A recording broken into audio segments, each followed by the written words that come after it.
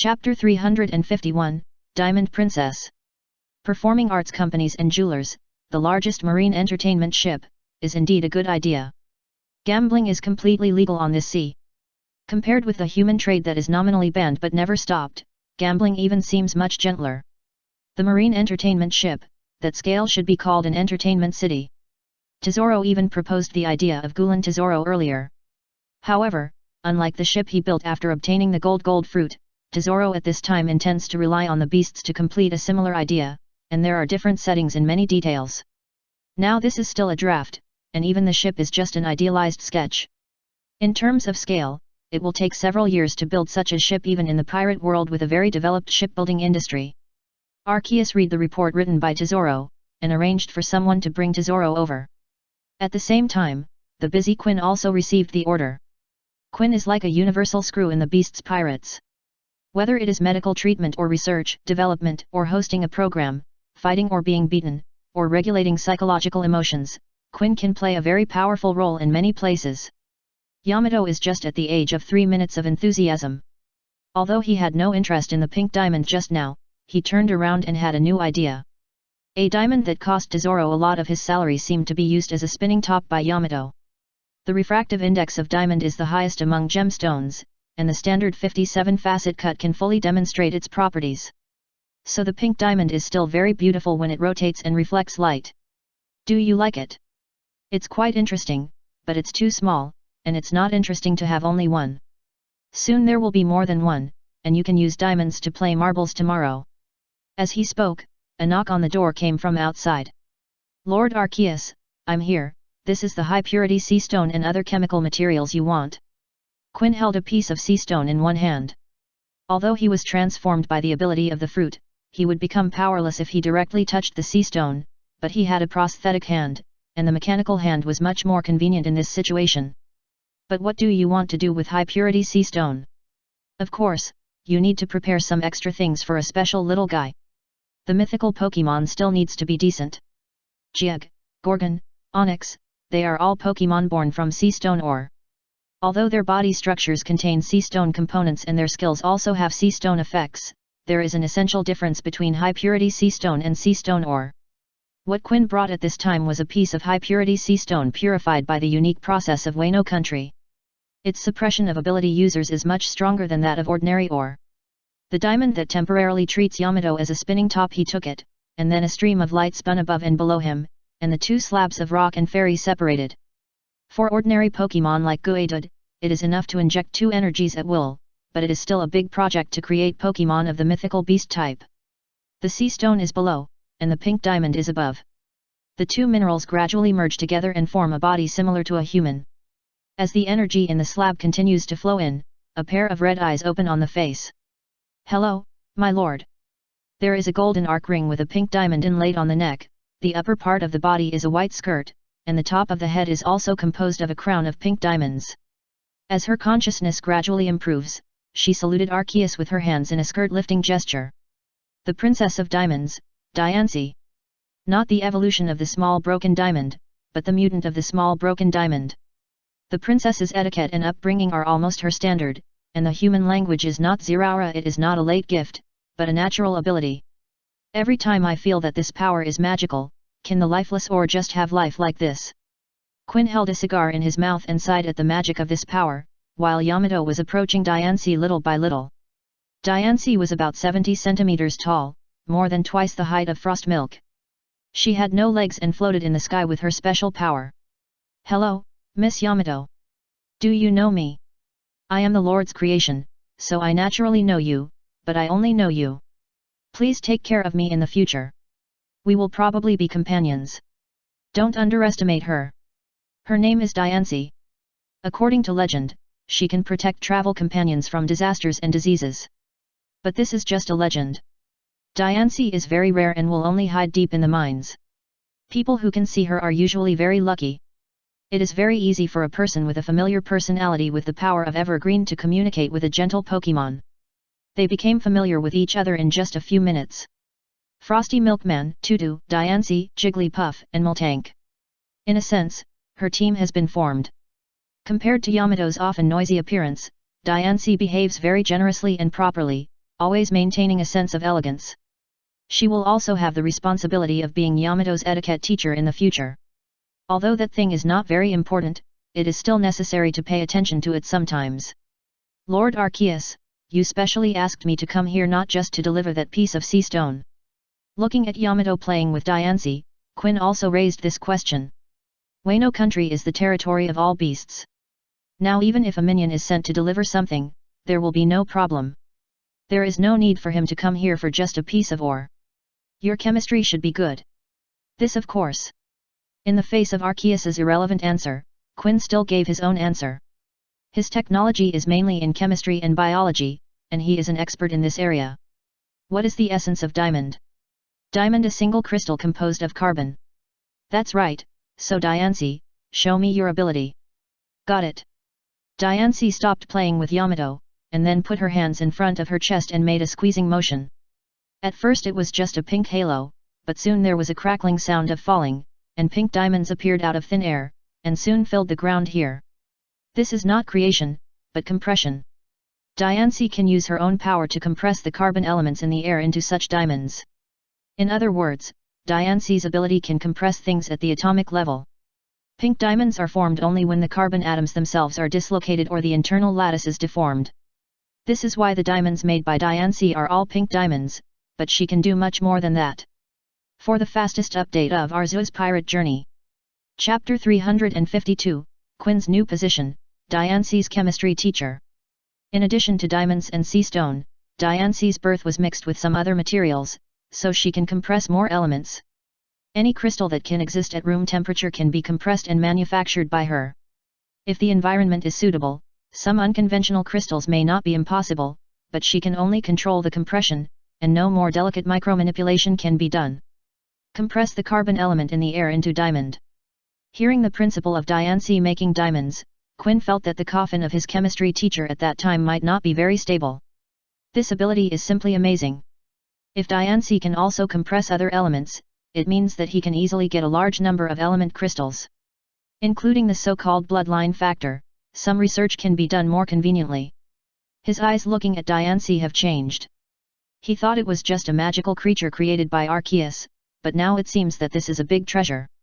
Even if Diancie can't do more horrible things, she can only compress the elements in the air, then she is also a supermodel atomic compressor. Apart from anything else, Diancie is likely to be able to find a bug in the thermal power plant and recompress the carbon elements in the smoke into a combustible object. That is her innate ability.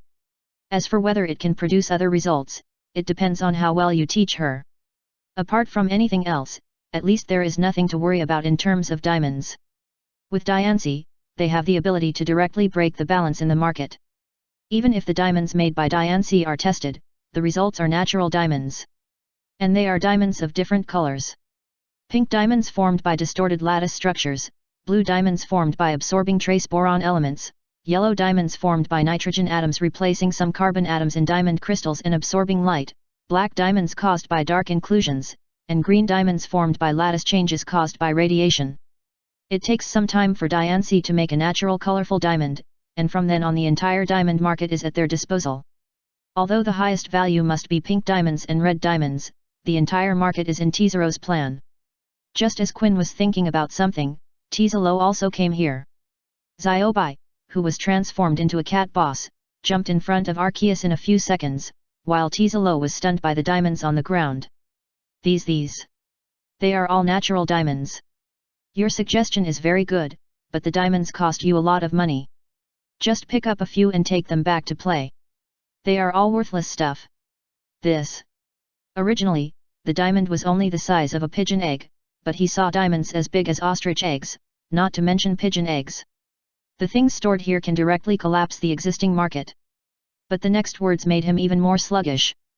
Quinn, grind those that are similar into marbles and give them to play with. The remaining powder make it into handicrafts as year-end bonuses. Anyway, another year is almost over. Looking at the room full of diamonds, their fate is to become toys in the end. Although the price of diamonds itself is related to hype, such a large amount of diamonds flooding into the market is bound to cause collapse, so only a part of them will become the foundation of the jewelry company. It's not the first time we meet. Do you need to be so nervous? The people below report that you have performed very well, especially at the negotiation table, you don't give in at all. No, no, thanks to the background of the beasts, those people dare not go too far. Yamato also saw the very respectful Tesoro. Looking at Tesoro, she seemed to remember something. Brother Tesoro. Happy birthday, Miss Yamato, but it seems that my gift is a little insignificant. Although his main purpose was his plan, the pink diamonds all over the floor made him feel that his gift was too cheap. No, it's a very good gift. After all, the pink diamond is also one of Diance's bodies now, but Yamato's next sentence surprised Tesoro. I suddenly remembered that you owe me 300,000 belly. She is not stingy. For her, 300,000 belly is nothing, but this is a matter of principle. If it is given, she will never ask for it, but since it is borrowed, then it must be paid back. This Miss Yamato, don't worry, I just took the initiative to invest in a part of the financial products for you. This is the income of the 300,000 belly over the years. If you don't believe it, you can take a look. Tesoro took out a passbook from his arms. It was a certificate stored in a bank in the territory of the beasts. In 2 years, the 300,000 belly has increased more than 10 times. These 300,000 are a lifetime favor, I will never forget it. Okay Yamato, take Diance to meet your new friends, I have something to discuss here. Okay, got it, Godfather, by the way, can you stay up tonight? It's up to you, but I won't interfere with tomorrow's training. Forget it. If there is no training from Kaido, it would be no problem for her to stay up all night with her energy, but with Kaido around, sleep is indispensable. Yamato took Diance away from here, and Quinn also found something and took away most of the diamonds. He was ordered to polish marbles. Although it was a bit extravagant to use diamonds to make marbles, it was no problem. Come on, tell me in detail what your development plan is. After the child ran back to play, Arceus also talked about business with Tesoro. Now their information network and sphere of influence are not small, but these are all illegal links.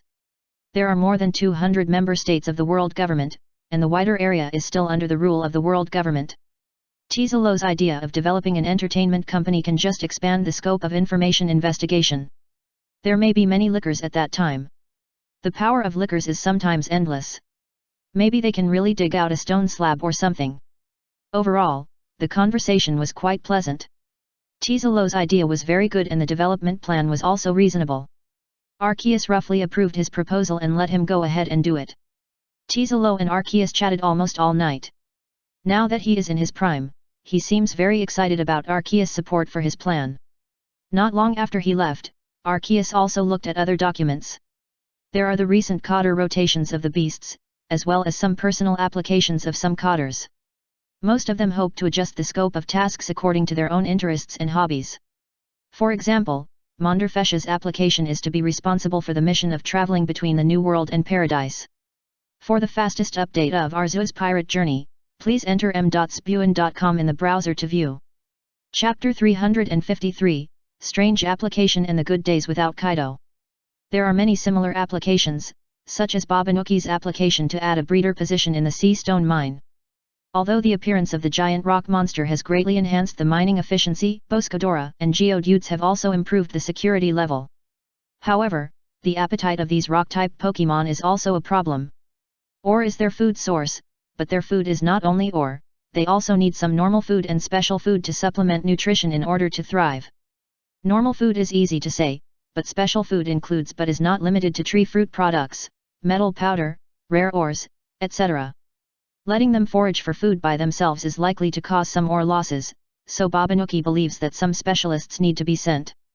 Zaime's cotton farm applied for the deployment of some special personnel or equipment that can fly or control the wind. Although there are some Millennium Dragons to assist now, the Wind Fairy and the Shuttlecock Cotton still get lost occasionally. Although they will be sent back soon, it is better to avoid it as much as possible. These are basically legitimate reasons for application. Even Monderfish's reason is very serious. Although he can't fly, he can dive freely as an aquatic ability user. Jack is more than 8 years old.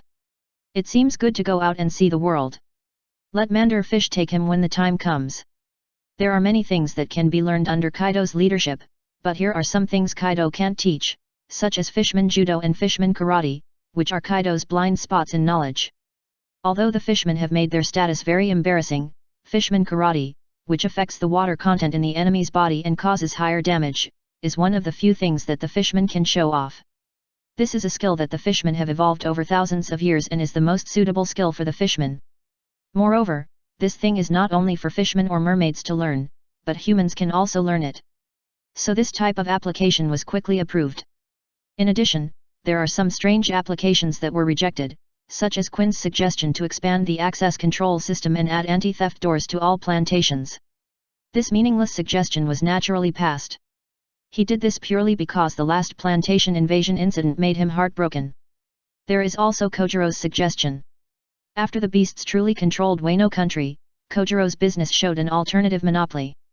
In terms of Wano country, there are indeed no other merchants who can compete with it, but Kojiro's existence did not destroy this market because he has become a special state-owned enterprise. However, his application was to find something for Hyogoro to do, because now Hyogoro would train Kojiro whenever he had nothing to do, and he would still train Kojiro when he had something to do. He was not a decadent old man who was tortured in the mining field because all his family members and younger brothers died and lost his spirit. He was still the famous gangster boss in his prime, and his strong-armed color and good swordsmanship often made Kojiro miserable. And this application was naturally not realized. Hyogoro now had nothing to do. As before, he would stabilize some public security issues and mediate some conflicts and disputes in the Flower City. He also cooperated with the new policy plan formulated by the beasts. Although he did not wave the flag and shout, he did not take the lead in making trouble. He just watched it all silently, so training Kojiro was where he could play his greatest value. In terms of armed color, there are more than one people who are stronger than him in the beasts. It just saves a lot of time for him to teach Kojiro. After all, this is a world where strength determines everything, so strengthening strength is also a necessary part, even if he is essentially just a businessman. A new day has arrived as promised. Every year, her birthday is a fixed day off for Yamato, but nothing will change the next day. However, there was an extra bed in her room yesterday, a bed made entirely of diamonds. That was Diance's place. Yamato thought it was unnecessary because her bed was big enough, and it would be no problem to have another Diance besides Frosty. However, Diance refused this and made this diamond bed on the side. Diamonds were the most familiar objects to her, but there were also new sheets on it. Her room was similar to a large duplex structure, occupying a large area in a Nagashima. After entering from the door in the corridor, there was the room where the Jigglypuffs lived, and then in Jigglypuff's room was their bedroom. In addition to the original 3 little ones, there were many empty rooms. Some of them were prepared for the latecomers. Originally, they lived alone, and Jigglypuff also served as the dormitory manager. If there was any movement in the room, they could find it and rush over at the first time. 1. But the door is not necessary. For a creature called Kaido, the floor, ceiling, window, and outer wall are all places for raiding. But today is different. A few minutes before the alarm rang, Shayna had already arrived here. Lakey. Several Jigglypuffs watched Shayna stop her work. This duplex room is not just a bedroom. Except for the lack of a bathroom, the kitchen and other equipment are all available. Jigglypuffs are just preparing breakfast on a daily basis. They have no problem with a simple breakfast. Meat, eggs, milk, vegetables, and simple carbohydrates are very little compared to the small mountain of food at noon and at night. At first, Riko also helped here, but she changed her residence last year and returned to the Yakuo. But this time she is no longer a simple chores, but the person in charge of the entire Yakuo. In terms of treating the widows of his former comrades, Kaido did not treat them unfairly or exceed anything. Well, today I am in charge of this place, or I have been in charge of it for a while. Lakey. As the minute hand turned to the 7th position, the alarm clocks in each room rang on time, and everyone came out within 5 minutes. According to Nan, Yamato had a happy look on his face.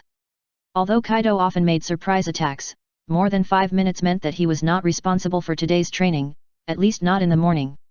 Sister Shayna, are you here to train today? Yes, Mr. Kaido left last night and he probably won't be back in a short time. Okay. Worried about Kaido? That kind of emotion probably won't appear in her heart in this life.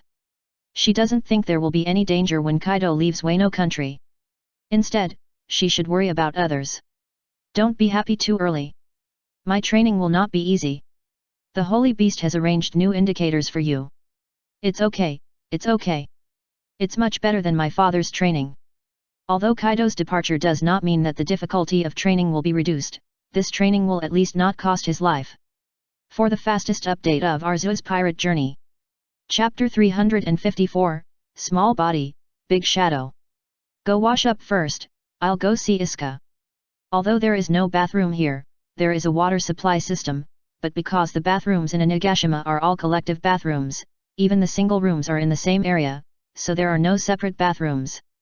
There are many baths and natural hot springs in Wano country, which are enough to meet the needs of most people. For Yamato and others, it is just a few more steps of stairs. This time is not too early, and Shayna had some understanding of Iska's biological clock when she was on the ship before, so she should have woken up at this time. Shayna pushed the door directly in. The door of this room did not have a lock. After all, the existence of that thing seemed a bit redundant here. The alarm clock in the room was also making a sound, but Iska did not wake up because of it. It seems that she slept late. There are some tear marks on the pillow, and Shayna has some speculations about the reason. Yamato did not forget her at his birthday party yesterday, but she also had her own complete family just a few months ago. Although her parents could not give her such a grand birthday celebration, they would celebrate for her. A fire destroyed everything for her. It only took a few minutes for her to go from being happy and content to being alone. Such examples are far from isolated. There were pirate attacks, rebellions within the kingdom, cleanups by the world government, and the spread of war.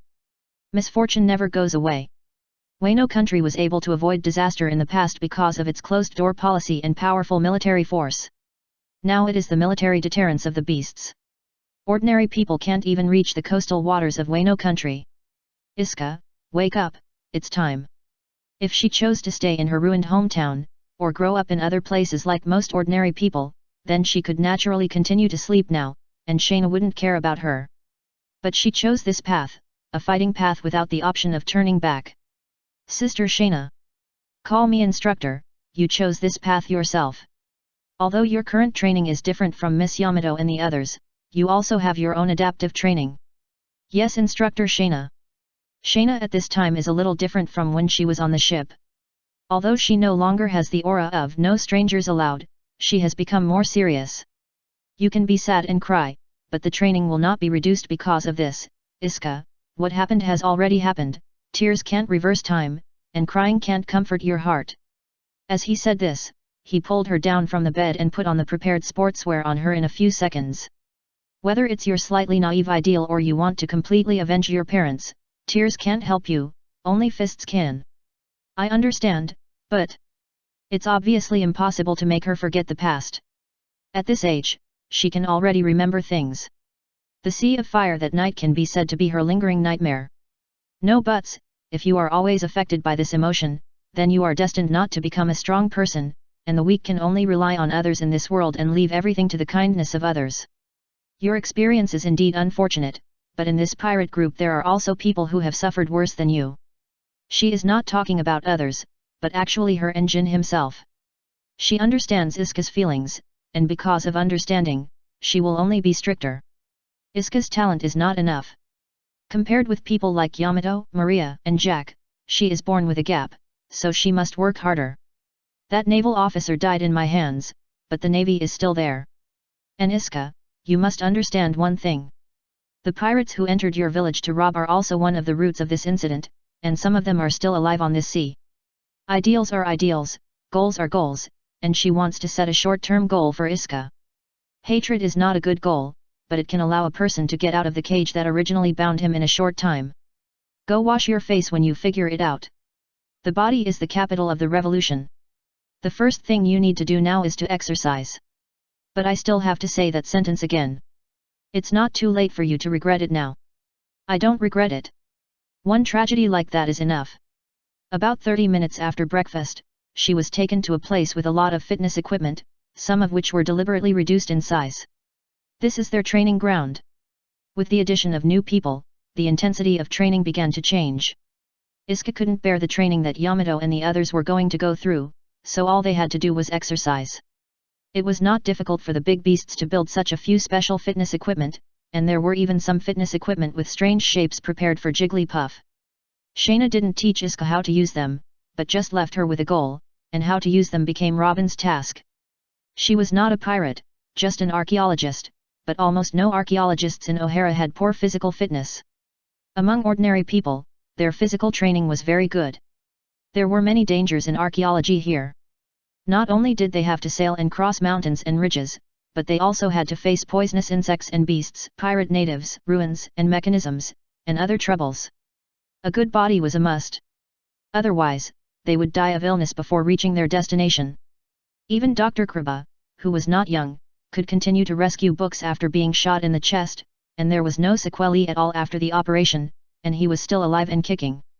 Moreover, the combat power of the flower fruit is closely related to her physical fitness. The strength of her arms determines the upper limit of the strength of her branch arms. While Robin was explaining to Iska how to use those fitness equipment, Shayna's training also began. As before, you can use whatever means you want, whether it is given to you by Mr. Kaido, given by the Holy Beast, or you can use everything you have figured out, including your abilities. Although I can't use fire, I will use wings this time. At first, Yamato and the others didn't understand what Shayna meant by this, but when the training began, they realized how big the difference was between Shayna with wings and Shayna without wings. For the Lunaria tribe, wings are natural limbs like hands and feet, and air combat is what they are best at. In the previous training, Shayna didn't use wings, which was equivalent to tying her arms. Now she freed herself from the restraints. Even though she had control over her strength, she still didn't hold back during the training. Even Yamato was knocked out by her punch. You can't do that, Miss Yamato. You have to understand that flying enemies mean a whole new way of fighting. For the fastest update of Arceus Pirate Journey. Chapter 355, The Difference Between Effort and Life. Flying means a three-dimensional combat space. Even with the air-staying physical technique of Moon Step, it is still fundamentally different from the ability to fly, and Shayna used her fists most of the time before. And 70% of her skills are in her legs. This time she liberated not only her wings, but also her legs. In this case, the pressure faced by Yamato and the others doubled directly. And when he found that Shayna's attitude was very different from before, Yamato took the lead in starting his own changes. Instructor, you are serious. When have I ever been slack in training with you? I'm just more serious today. Due to habitual problems, it is easy for people to overlook a problem about Shayna, that is, she has been in the form of a capable person, enjoying the bonus brought by the flame chicken whether it is attacking or anything else. With their wings and legs freed, the training Yamato and the others faced was not much easier than when Kaido did it himself, except that they didn't have to worry about being sent to the hospital. Shayna would control her strength, and the skill of holding back was not difficult for Kaido, but he had never done it before because he felt it was unnecessary. In Kaido's opinion, only by hurting the opponent could he have enough experience and lessons. As for being sent to the hospital, for him, there was no difference between being sent to the hospital and being hurt. Rubbing his stomach, Yamato's center of gravity moved slightly downward, and the still strong Aegean number 5 was also taken in his hand. At the same time, Maria and Jack also changed their abilities, and the scene suddenly became a battle between 4 people with abilities. As 3 people who have been training together, Yamato and the others naturally have their own cooperation. While Yamato rushed forward, Maria also threw out her electric net in her hand. The appearance of the electric net skill almost changed a generation. For example, it gave the metal chrysalis, which can only harden, a new skill that can be mastered. Maria tried to restrict Shayna's actions with the electric net. The 3 of them had a clear division of labor. Yamato attacked, Maria assisted, and Jack was a large meat shield. As the electric net flew out, Yamato's attack followed one after another, but unlike Kaido's brute force, Shayna chose to use soft power to resolve Yamato's attack. Miss Yamato, attacking is not just about brute force. Shayna took advantage of the situation and grabbed Yamato's wrist and threw her directly towards the electric net thrown by Maria. Although it would hurt for a while, she was sure that this level would not pose any threat to Yamato. The shortcomings of the 3 people's lack of coordination were also reflected at this time. Seeing Yamato being thrown back, Maria wanted to take back the electric net, but in a panic, she accidentally injured Jack on the side, and finally was hit by Yamato who was thrown back. The first attack of the 3 was resolved in this way. It's a good idea, but I'm not skilled enough. I'm not the type of person like Mr. Kaido who can only act recklessly. You have to learn to adapt. To be precise, Kaido is not only reckless, but most opponents can be solved by reckless. For example, facing the attack of Yamato and others, Kaido will choose to take it with his face and then hit back directly. But Shayna is different. Even if this attack does not cause much impact on her, she will try to avoid it. The change of fighting style made Yamato and others unable to adapt in a short time. Continue, it's not time to rest yet. If you don't attack, then it's my turn. Under Shayna's verbal threat, Yamato and others continued to fight. As for tactics, they can slowly explore them in the battle. On the training equipment on the side, Isuka was sweating profusely because of the training target, and her hands and feet began to ache. She had much more rest time than Yamato and others, but the training ground there made her terrified. For example, Jack transformed into a great bronze elephant and tried to restrict Shayna's movements, but when he wrapped his trunk around one of Shayna's legs, he found that she still lifted her leg effortlessly, and then threw Jack heavily to the ground. This training ground was on the first floor, and the fighting field they were in was all simple grass. If she saw it correctly, there seemed to be a big hole in the grass, and she felt the ground shaking. Even the body of the great bronze elephant was thrown like this, and Jack felt dizzy, but he did not let go of his nose and hands. Of course, this only made him hold on for a few more seconds, and the result did not change. Are you scared? Is their usual training so hard? Hard, in fact, this is a relatively easy training method. You may not have seen the training brought by Mr. Kaido, but you should add some salt water, which will make you lose weight. Water. A row of arms rose from the ground and passed the drinks prepared in the rest area. I am the user of the flower fruit, and I can create limbs in other places like flowers. Since coming here, Robin has become more and more confident in her abilities, and no longer shy away from anything. Even when facing newcomers, she can use her abilities naturally. No one is afraid of her abilities, whether it is her biological mother who has been separated for a long time or the people here. Even some locals in Wano country cannot accept it, but they will not show any negative emotions. Thank you. Looking at those arms, Isuka was just stunned for a moment, and then took what Robin handed over. The training here is still going on intensively, and Quinn's chemistry class is also starting. He took out some hand-drawn diagrams and explained some elemental components to Diancie. Some cotters began to leave Wano country and return to their duty areas, while Tesoro and Stella toured Wano country. Each island has a completely different scenery. This is the magic brought by the sea.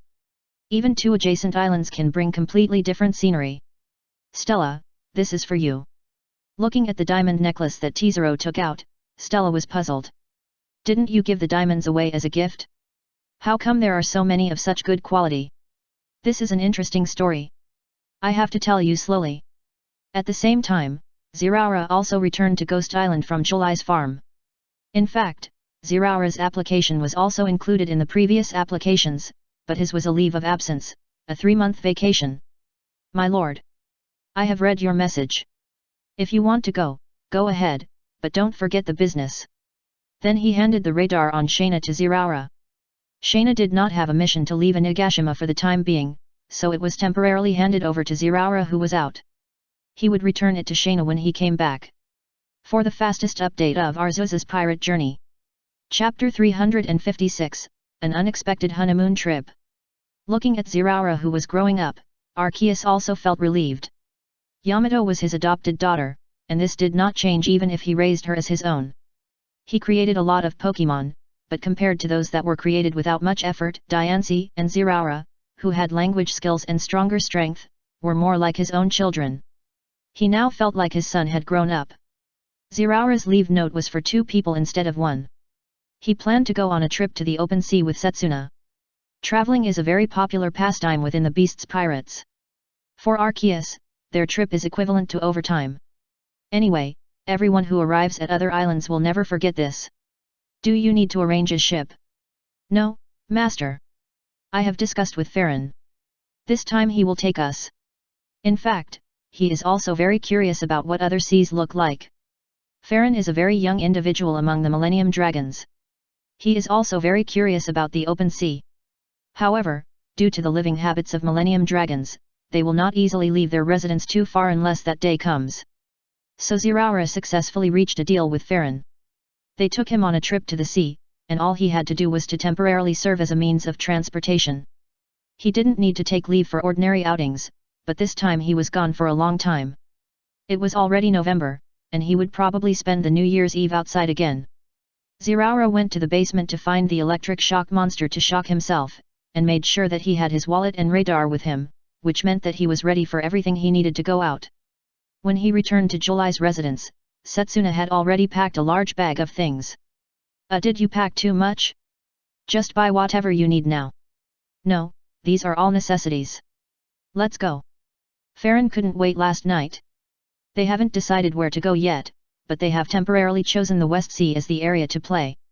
However, their first stop is not the West Sea, but Zoo. Zoo's location is not fixed because the Elephant Master moves. This time it just happened to walk to a relatively close place, so Farron didn't take long to bring Setsuna and Ziraura to Zoo. Because Setsuna and Ziraura bring back some new things from time to time, Zoo has also changed a lot. The most intuitive change is some hanging chicken coops. The fur tribe does not eat mammals with fur, so most of the meat comes from fish and sea beasts, which depends entirely on the mood of the Elephant Master. The height of the Elephant Master makes it rare to see even flying birds, so Shauna specially brought back a batch of chicks. This has greatly improved the quality of food in Zoo. In almost 2 years, those chicks have grown up. Although they don't eat chicken very often, eggs have basically become popular in Zoo. The food of the chicks is mainly some insects. They are all free-range chickens that grow in the original ecology. However, this also gives the children of Zoo a new job, which is to pick up eggs in the forest before the rain of grace from the Elephant Master comes. Those chickens have learned to return to the nest regularly to avoid the impact of the rain of grace. This is the adaptability of organisms. Chickens that cannot adapt to the environment of Zoo have long been eliminated. Farron folded his wings and landed on the elephant's back, then he turned into a rough man over 8 meters tall. After eating the primitive fruit, his other form was smaller than his original form, but he was still a little giant. Even Yang Jizikon was much shorter than him. Farron, do you need to rest? It took several days to fly to Zoo. Although Farron was deceived into working for free, he had to follow the instructions. Just take care of his condition. No problem, these few days are nothing. When flying back to the ancestral land, the Millennium Dragon may not stop for a month. Their endurance is outstanding among flying creatures. Then we will continue to set off later. You wait for us here. After settling Farron, Ziraura found Setsuna's house with ease, and then saw Setsuna with a helpless look and Wanda hugging her thigh. After she accidentally let slip the story of the trip, Wanda, who had never left Zoo, always wanted to go with Setsuna and Ziraura. The changes in Zoo are not just the extra chicks. The things she brought back also wrapped something like a satellite dish. It is a unique device for receiving telephone bug signals. Through it, TV programs from the Red Earth continent or some countries can be received in Zoo. However, what programs can be seen depends entirely on the moving location of the Elephant Master. After all, many countries are still in a primitive society. Let alone TV, even making a fire is a problem. Wanda, who occasionally saw the outside world, developed a strong curiosity about the outside world. She wanted to go out before, and now she couldn't help it after hearing what Setsuna said. In the end, Setsuna couldn't refuse, and was worried that Wanda would sneak out and suffer the same misfortune as herself back then. After discussing with Ziraura, he still took her out with him. Whether or not to meet the savior is a probabilistic event. Even Wanda was brought along, which meant that the nature of this trip had changed. In order to free up his hands, Ziraura simply invited Hatch and Ling to come out together. The original honeymoon trip turned into a family trip. Seeing that the team had grown from 2 people to 5 people in less than a few hours, Farron blinked in confusion. Sorry, Farron, there are a few more people temporarily. Can you do it? If not, he planned to fly with Setsuna himself. Flying is not a difficult task for him. Yes, but no more, no more. The weight is not a problem. These few are nothing to a Millennium Dragon. The main problem is the area occupied.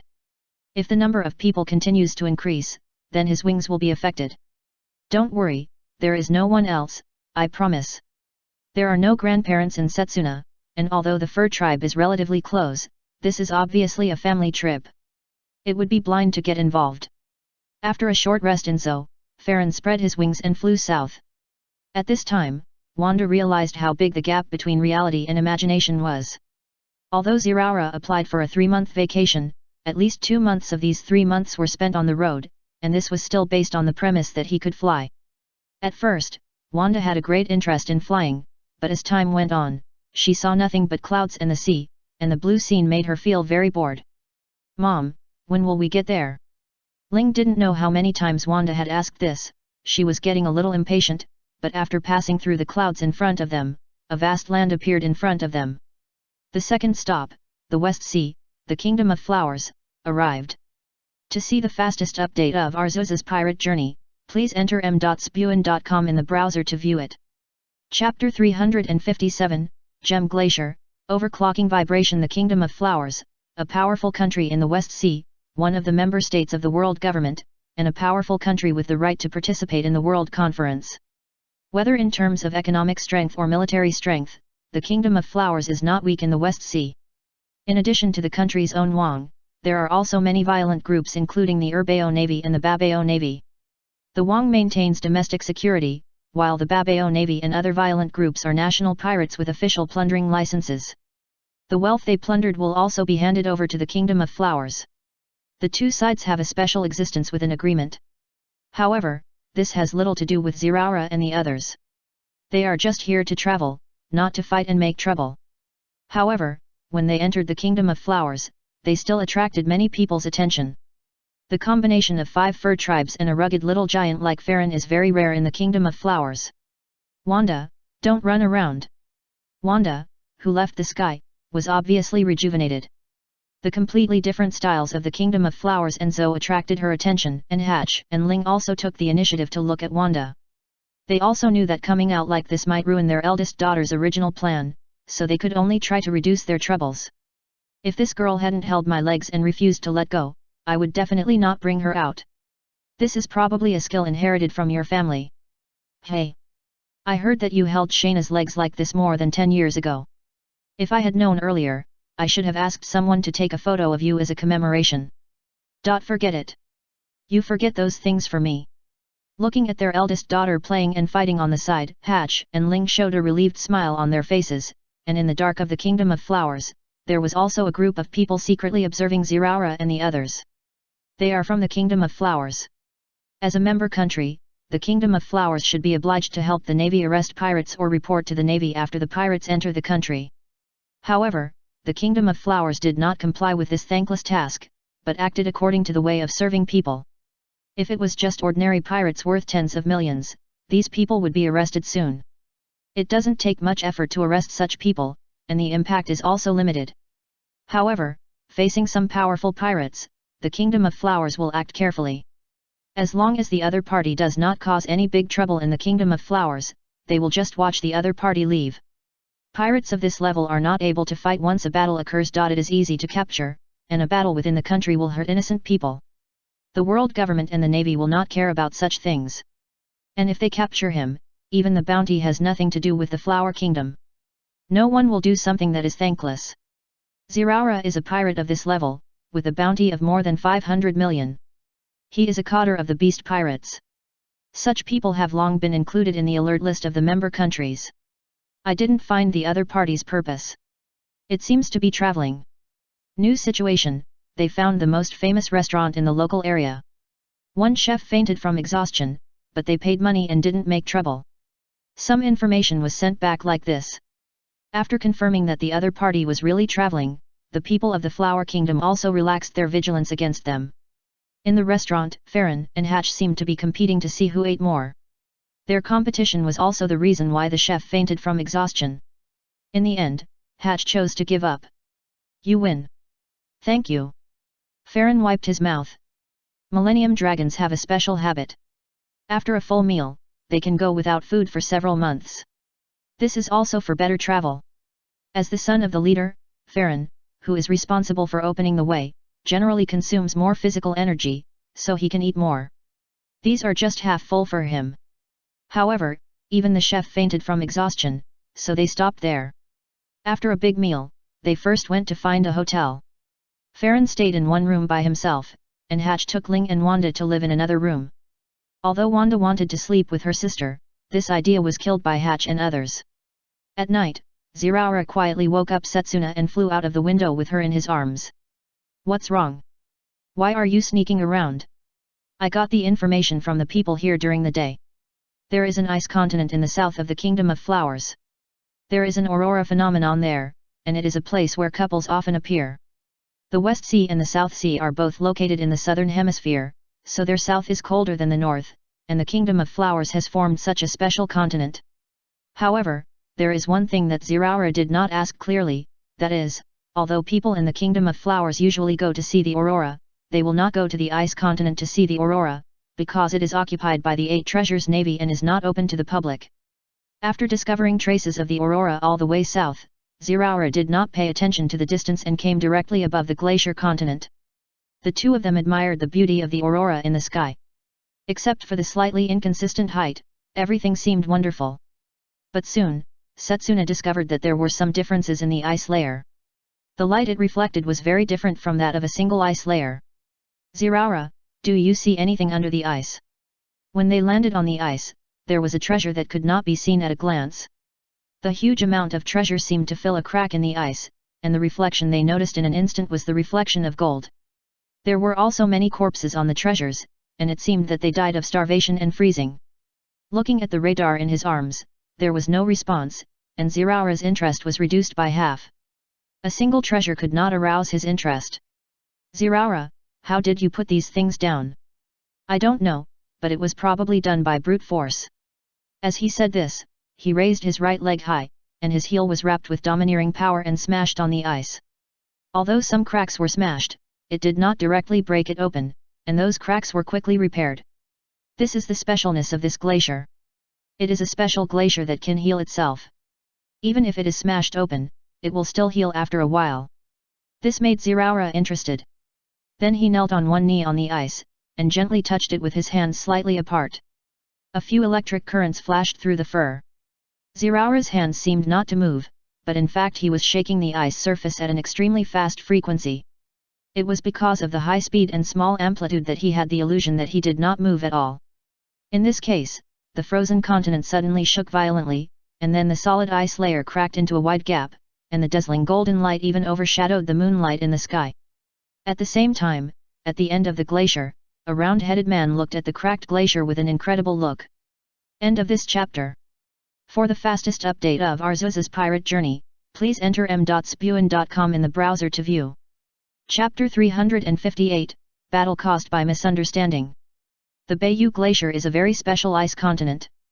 No matter it is a knife, an axe, or a flame, it cannot be destroyed. The way to open it is to inject a huge force into a point.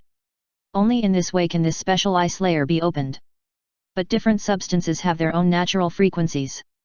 When the vibrations in the outside world are close to their natural frequencies, the objects themselves will resonate with them, resulting in breakage.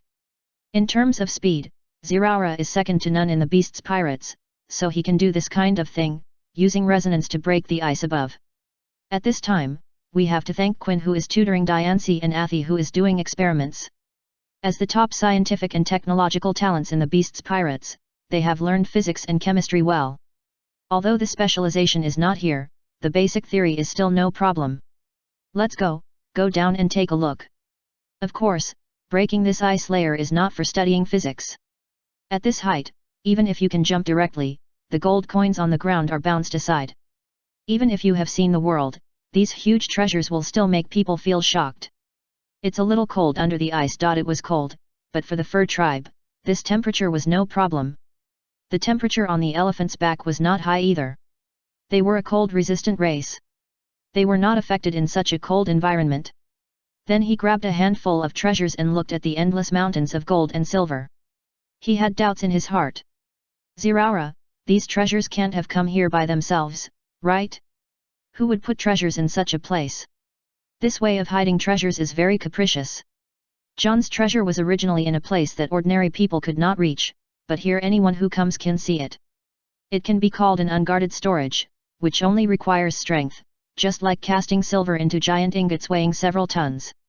As long as the other party can't move it away, it's okay to put it outside. I don't know, but I will know soon. He looked above the ice layer, and he had sensed that someone was approaching here quickly. What Shauna said was right, treasures will not run together by themselves. These treasures are the accumulation of several generations of the 8 Treasures Navy of the Flower Kingdom, and the person running over is the semi-retired leader of the 8 Treasures Navy. The pillar of the 12th generation King Jiao. 10 years ago, the bounty on the gang leader reached 542 million baileys. He was known as the Cone Pepper. He was also a well-known figure in the sea. However, he bumped into Garp and lost his proud cone head in a punch during the duel with Garp. Perhaps the Flower Kingdom used its status as a member country to put pressure on the world government. The defeated Pepper was not arrested, but was taken back to the Flower Kingdom by his subordinates. However, the loss of his proud cone head led to a tragic consequence. He could no longer open the Jewel Glacier and could only look at the treasures from a distance. The reason why the Cone Pepper was called Cone was because of his weird head. Now that he lost his cone head, his heart was half cold. From then on, he lived a semi-retired life in the Flower Kingdom. The most common thing he did was to teach his grandson. It was also something that Pepper often did to reminisce about the past at the Jewel Glacier. Although he couldn't touch it, looking at the treasures under the ice could calm his heart a little. Anyway, no one in the Kingdom of Flowers can break the ice. Only those who have learned the secret of the 8 punches and obtained the title of the Cone Dragon Cone Nail can break the ice. But today, the solid ice suddenly cracked, and the gap was larger than the one he opened before. In the past, he only opened a part of the gap, but this time the cracks covered a large area of the glacier. Could it be? Looking at the cracked ice, the strong man stood up and searched along the crack. Although he lost his cone head, his heart was not dead. He could still use skills such as domineering. His strong body ran along the ice, and soon he saw Setsuna and Ziraura on the treasure mountain. "You 2 treasure thieves, stop it." Being able to break the gem glacier proved that the opponent's strength should not be underestimated, but when he saw that the opponent was on his treasure, the rationality in his mind seemed to evaporate. Just now, he was able to restrain his impulse and didn't go down, because he knew that once the glacier closed, he would be trapped below if he couldn't break the glacier. But when he saw the man who looked like a treasure thief, he couldn't help it. His beard was still black, but with some white beard. There was a breath flowing on his body, and even his beard was floating. Then Qing Jiao jumped high, wrapped a layer of domineering on his head that was rounded by Garp, and then aimed at the person below and smashed it down. 8 punches, Wudu. Looking at the big guy who suddenly fell from the sky, Ziraura pulled up and floated directly in the air, and Qing Jiao smashed into the treasure mountain below. "That we are not treasure thieves, this is actually a misunderstanding." Qing Jiao just heard the cry of the treasure thief clearly. She came out to travel, not to rob people's treasures. She was even more curious about this ice layer than the treasure. "Ah, ho, it's hard to believe such words, little devil of the fur tribe, the Jade Glacier is not a place for outsiders to set foot on, not to mention that you are standing on my treasure." Qing Jiao chuckled a few times, obviously not listening to the words. He climbed out of the treasure and aimed his head at the 2 people above again. "Ziraura. Yeah, I understand. It's impossible to be beaten. Since this angry person can't listen to them, let's make him listen." Qing Jiao, who has retired, pays little attention to the outside world and doesn't know much about Ziraura's identity. When he adjusted the angle and launched another attack, Ziraura and Setsuna had already separated in the sky on both sides. Setsuna can also fly through electromagnetic floating, but it can't reach the speed of Ziraura. After thinking about it, she didn't take off the bow on her back, but transformed into the form of Lucario. Unless the purpose is to kill, she will not use the bow, so she will choose this enhanced fighting posture. Ability users, little brats. You were still playing house games while I was venturing into the sea, 8 punches, hunting. This time, not only his head, but also his hands were covered with armament haki. His seemingly bulky body was very flexible. In the blink of an eye, he had jumped to a higher position, and then punched Ziraura. However, Ziraura was faster than him. Although his fist was much smaller than that of Green Pepper, the dazzling electric light soon flashed on the ice. To see the fastest update of Arceus' pirate journey. Chapter 359, Is this guy a masochist? Green Pepper was beaten bald by Garp, although he lost his proud cone head, his armed color did not weaken. Ziraura and King Jiao's fists collided frequently. After a while of probing, Qing Jiao hit Ziraura with his head again. Although the 8-punch fist is called a fist, each generation of users has different ways of using it. Qing Jiao uses his head and Lao Cai uses his feet. This set of boxing is more like a special force generating technique. Facing King Jiao's downward attack, Zeraora did not meet it head-on, but used the advantage of flying to avoid the edge and kicked the opponent's head from the side. Boom! There was a thunderous roar on the Bayou Glacier. Qingjiao did not expect that Zeraora did not take it hard, but chose this way. With its own downward momentum and Zeraora's kick, he directly hit the ice surface. Boom! Boom! The Bayou Glacier is not only solid, but also very smooth. Qingjiao slid a long way on it before stopping. In the process, some icicles on the ice were also broken by Qingjiao's body. These icicles were different from the glaciers below and did not have such a solid texture. The huge sound was the sound of the icicles collapsing. However, this was the effect of Zeraora's use of force. There was a clattering sound from the collapsed icicles, and Qingjiao's figure crawled out from it. The broken icicle fragments on his body kept falling off. Except for a lot of damage on his clothes, he didn't look injured. Ah, cunning kid, but you are still a long way from beating me like this. Treasure thief! I said we are not treasure thieves. This is just a misunderstanding. We are just a little curious about the ice layer, and we came here to see the aurora. Can people of this age not be so impulsive? Looking at the furious Qingjiao, Zeraora's tone did not change. If Qingjiao was just at this speed, he would never be able to touch him. However, Qingjiao still did not listen to his explanation, but continued to attack Zeraora from various angles, but in the end, Zeraora dodged. Little ghost, what are you afraid of? If you have the ability, take me. Are you afraid of being able to open the Gem Glacier? I just don't want to cause trouble on the trip. Zeraora still recognized the two big characters Babao on Qingjiao's clothes. The Babao Navy is the local snake of the Flower Kingdom. Zeraora, who came here to travel, naturally did not want to affect the mood of Setsuna's family. Setsuna had almost the same idea. She thought that Qingjiao should be able to listen to her words after calming down, but they underestimated how much Qingjiao valued the treasures here. When he couldn't attack Zeraora, he changed the target of his attack and aimed at Setsuna on the side. He didn't believe that these two fur tribes had such strength. But although Setsuna was not as good as Zeraora, she was not a show-off. When Qingjiao rushed towards her, a strange light flashed in her eyes. Fighting skill, see-through. If defending is another version of the barrier fruit, then seeing through is the observation haki that can predict the future for a short time. The location, plan, strength, and how to block the next attack of Qingjiao, similar information flashed through Setsuna's mind. Then Setsuna's claws extended and flowed with a metallic luster. The crossed metal claws successfully blocked Qingjiao's attack, but due to the huge impact force and the smooth ice surface, she was knocked out for a long distance. It was beyond Qingjiao's expectation that Setsuna's thin body could block this headbutt, but a strong electric current sound broke out in the air. Zilla Zilla, before he could turn around, Zeraora kicked him. You guys don't listen to explanations at all. He didn't mind playing with Qingjiao slowly, provided that he didn't affect Setsuna. Ah, are you angry? Seeing you standing on my treasure, I feel the same as you do. After hearing what Qingjiao said, Zeraora suddenly understood something. It seems that normal means are useless. I can only make you lie down first. If you can do it, try it, but you are like a loach, I'm afraid you don't have the ability, right? The braid-like structure behind Zeraora began to float with the electric current.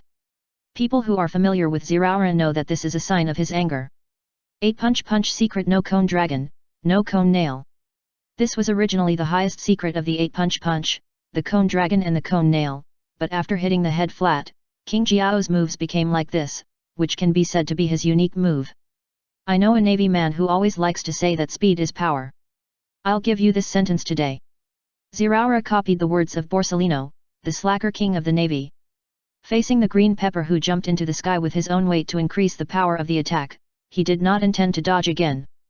The electric current surrounded his body, and almost all of his limbs entered the state of electricization, but that was not elementalization, but the plasma of the plasma lightning fist.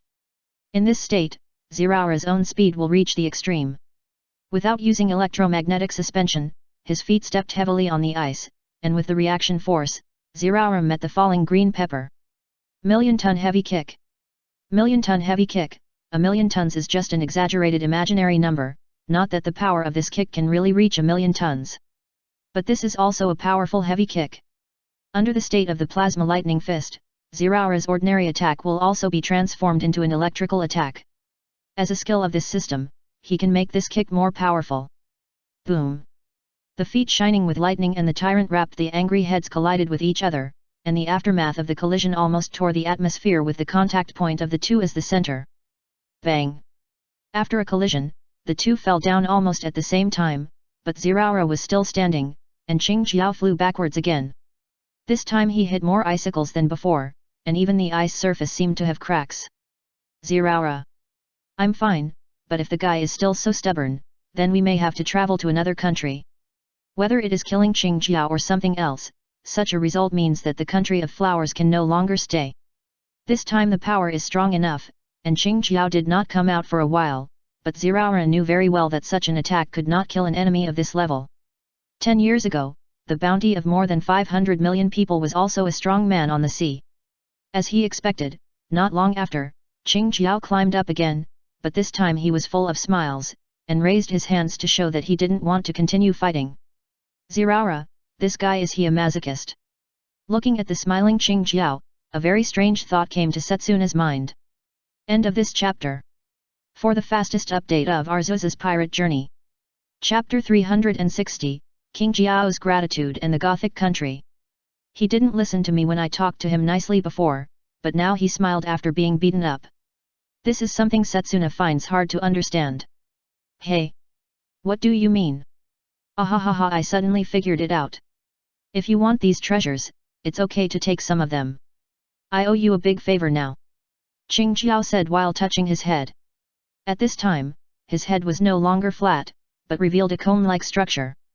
Ziraora's kick just now kicked out his cone head again. For Qing Jiao, as long as he can get rid of this cone head, it will be a great favor to him.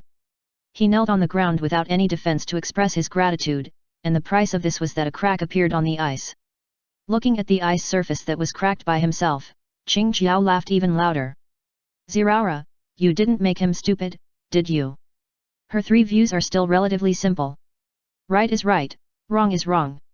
If these treasures belong to Qing Jiao, then this misunderstanding can be accepted instantly, because she will feel guilty for making this old man stupid. Probably not, but I think this guy is not the same as humans. Looking at the changes on King Jiao's head, Ziraora couldn't understand it. Is that thing just a piece of bone, or is it a special keratin layer like a rhino horn? He is thinking about this biological problem. After all, normal structures will not undergo such changes. Ah, sorry, I'm so happy, please listen to my explanation. Qing Jiao explained to them the reason for his head, but to sum it up, King Jiao's words can be summarized in 2 sentences. He cherishes this cone head. Garp is a bastard. That's it. Because of my head, I value these treasures very much, so I didn't listen to you for a while. I'm really sorry. Please feel free to ask if there is anything I can help you with. Listening to King Jiao's explanation, Ziraora and Setsuna were a little bit unable to accept it. After all, King Jiao's reason was beyond their understanding. However, since he said so, Setsuna was not polite, and the wave power in his hand condensed into a stone slab. Have you seen this? Even your cone head can't break it. Qing Jiao touched his beard, thought about it, and gave a negative answer. Do you want this? I'll find it for you after I deal with some things. It's been 10 years, and it's time to make a comeback. After leaving an address for Qing Jiao, Ziraora left with Setsuna. They didn't accept King Jiao's suggestion to give them treasures. It would be a bit inappropriate to ask for these treasures at this time. I don't know if they are really treasure thieves. However, looking at the direction they left, Qing Jiao showed a thoughtful expression. The next day, when they just came to the first floor from the hotel, they were shocked by the scene in front of them. What are you going to do? Looking at the group of people in front of him, Hatch almost pulled out his knife. Please don't get me wrong. We are entertaining you according to the leader's order. All your expenses in the Kingdom of Flowers will be covered by our Babao Navy. Here are the famous attractions in the Kingdom of Flowers that we have summarized. Do you have any places you want to go? These are King Jiao's orders. As the largest local snake in the Kingdom of Flowers, the Babao Navy knows most of the areas in the Kingdom of Flowers very well. The fur tribe is rare, and it is not difficult for Qing Jiao to find out where the fur tribe is. Last night, after he returned to the base, he gave orders to other Babao Navy members to find this group of people, entertain them with the most enthusiastic attitude, and meet all their reasonable needs. The various treasure navy in the Kingdom of Flowers are also vaguely in a competitive relationship. When the others saw that their retired leader had regained his vitality, they immediately gave orders according to King Jiao's requirements. Hatch and Ling didn't know what was going on, but Ziraora and Setsuna seemed to have some understanding of the reasons for all this. That weirdo seems to be quite interesting. And the matter was not over yet. After a while, they actually saw Qing Jiao again, and this time Qing Jiao was holding a brochure.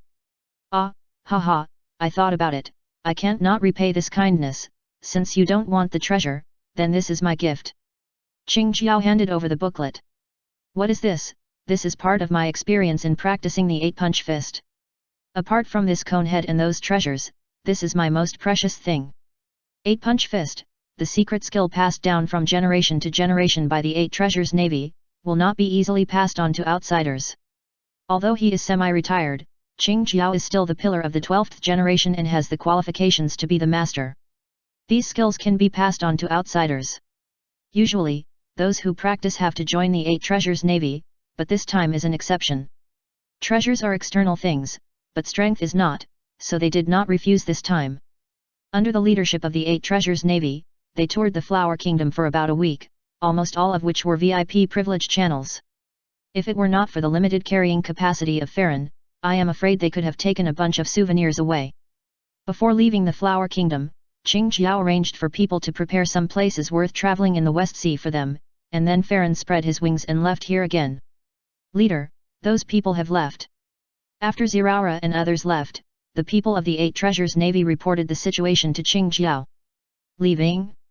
He is really an incredible young man. No wonder he is a cotter of the man called the Emperor of the Sea. He is young and promising. Touching his head, Qing Jiao sighed slightly. After returning, he found out the other party's identity after a simple investigation. Although he has retired for many years, looking at the bounty, he is a person with a bounty of 8 million higher than his own. In addition to the other party's identity, his impulse almost caused trouble, so he continued to show goodwill. Although repaying a favor is part of the reason, there are also factors in this aspect. Order the people below to pay attention to such things. It seems that there is nothing wrong with getting in touch with the other party. Yes, leader. By the way, the leader of Urbeo's navy has asked you to discuss marriage today. You should set off. A few days later, Farron was still flying in the air. The purpose of the trip was to experience different scenery, so they were not interested in countries similar to the Kingdom of Flowers. After a few days of travel, they also arrived at a new destination, a special country dominated by Gothic elements. And when they arrived here, it seemed that Halloween activities were being held here, and the streets were full of all kinds of weirdos. End of this chapter. For the fastest update of Arceus pirate journey. Chapter 361, Moria reappears. This country exudes a dark atmosphere. Although they are the fur tribe, their appearance here does not attract the attention of others.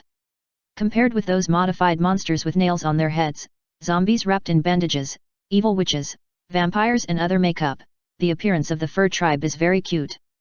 This is the celebration of this country. As far as traveling is concerned, they came at the right time. Various lanterns carved from pumpkins are piled up on the streets. Except for the different painting styles, the liveliness here is comparable to the fire festival in Wano country. The iced pumpkin juice is ready, please enjoy it slowly. The waiter dressed like a vampire brought the pumpkin juice up. The time for the celebration here happened to be the harvest season of pumpkins, so the streets and alleys were full of various pumpkin products. Why hasn't Dad come back yet? The roasted turkey was served, but Hatch was gone. He said he was going to the bathroom, but he just disappeared. He's not in the bathroom. I don't know where Uncle Hatch went. The waiter at the restaurant didn't notice him. After all, there are quite a lot of werewolves here. Ziraora looked around helplessly. Vampires and werewolves were the most common costumes, and many people wore wolf head masks and the like. I'll deal with this guy when I get home. The fork in Ling's hand was deformed by the pinch, which shows that Hatch's life will not be very good after returning home, but the most urgent thing is to find out where Hatch went. Setsuna, you stay here with your aunt, I'll go out to look for your uncle. Yet. On the other side, Hatch came to a place full of crosses. It is not difficult to see from some wreaths and tombstones that this should be a cemetery. This is a feature of this country. The cemetery is not independent, but scattered among residential areas. Similar cemeteries can be seen near ordinary houses or under the castles of nobles. What led Hatch here was a white ghost. He just saw the ghost pass through the body of a child, and then the child suddenly knelt on the ground, muttering that he should not appear in this world.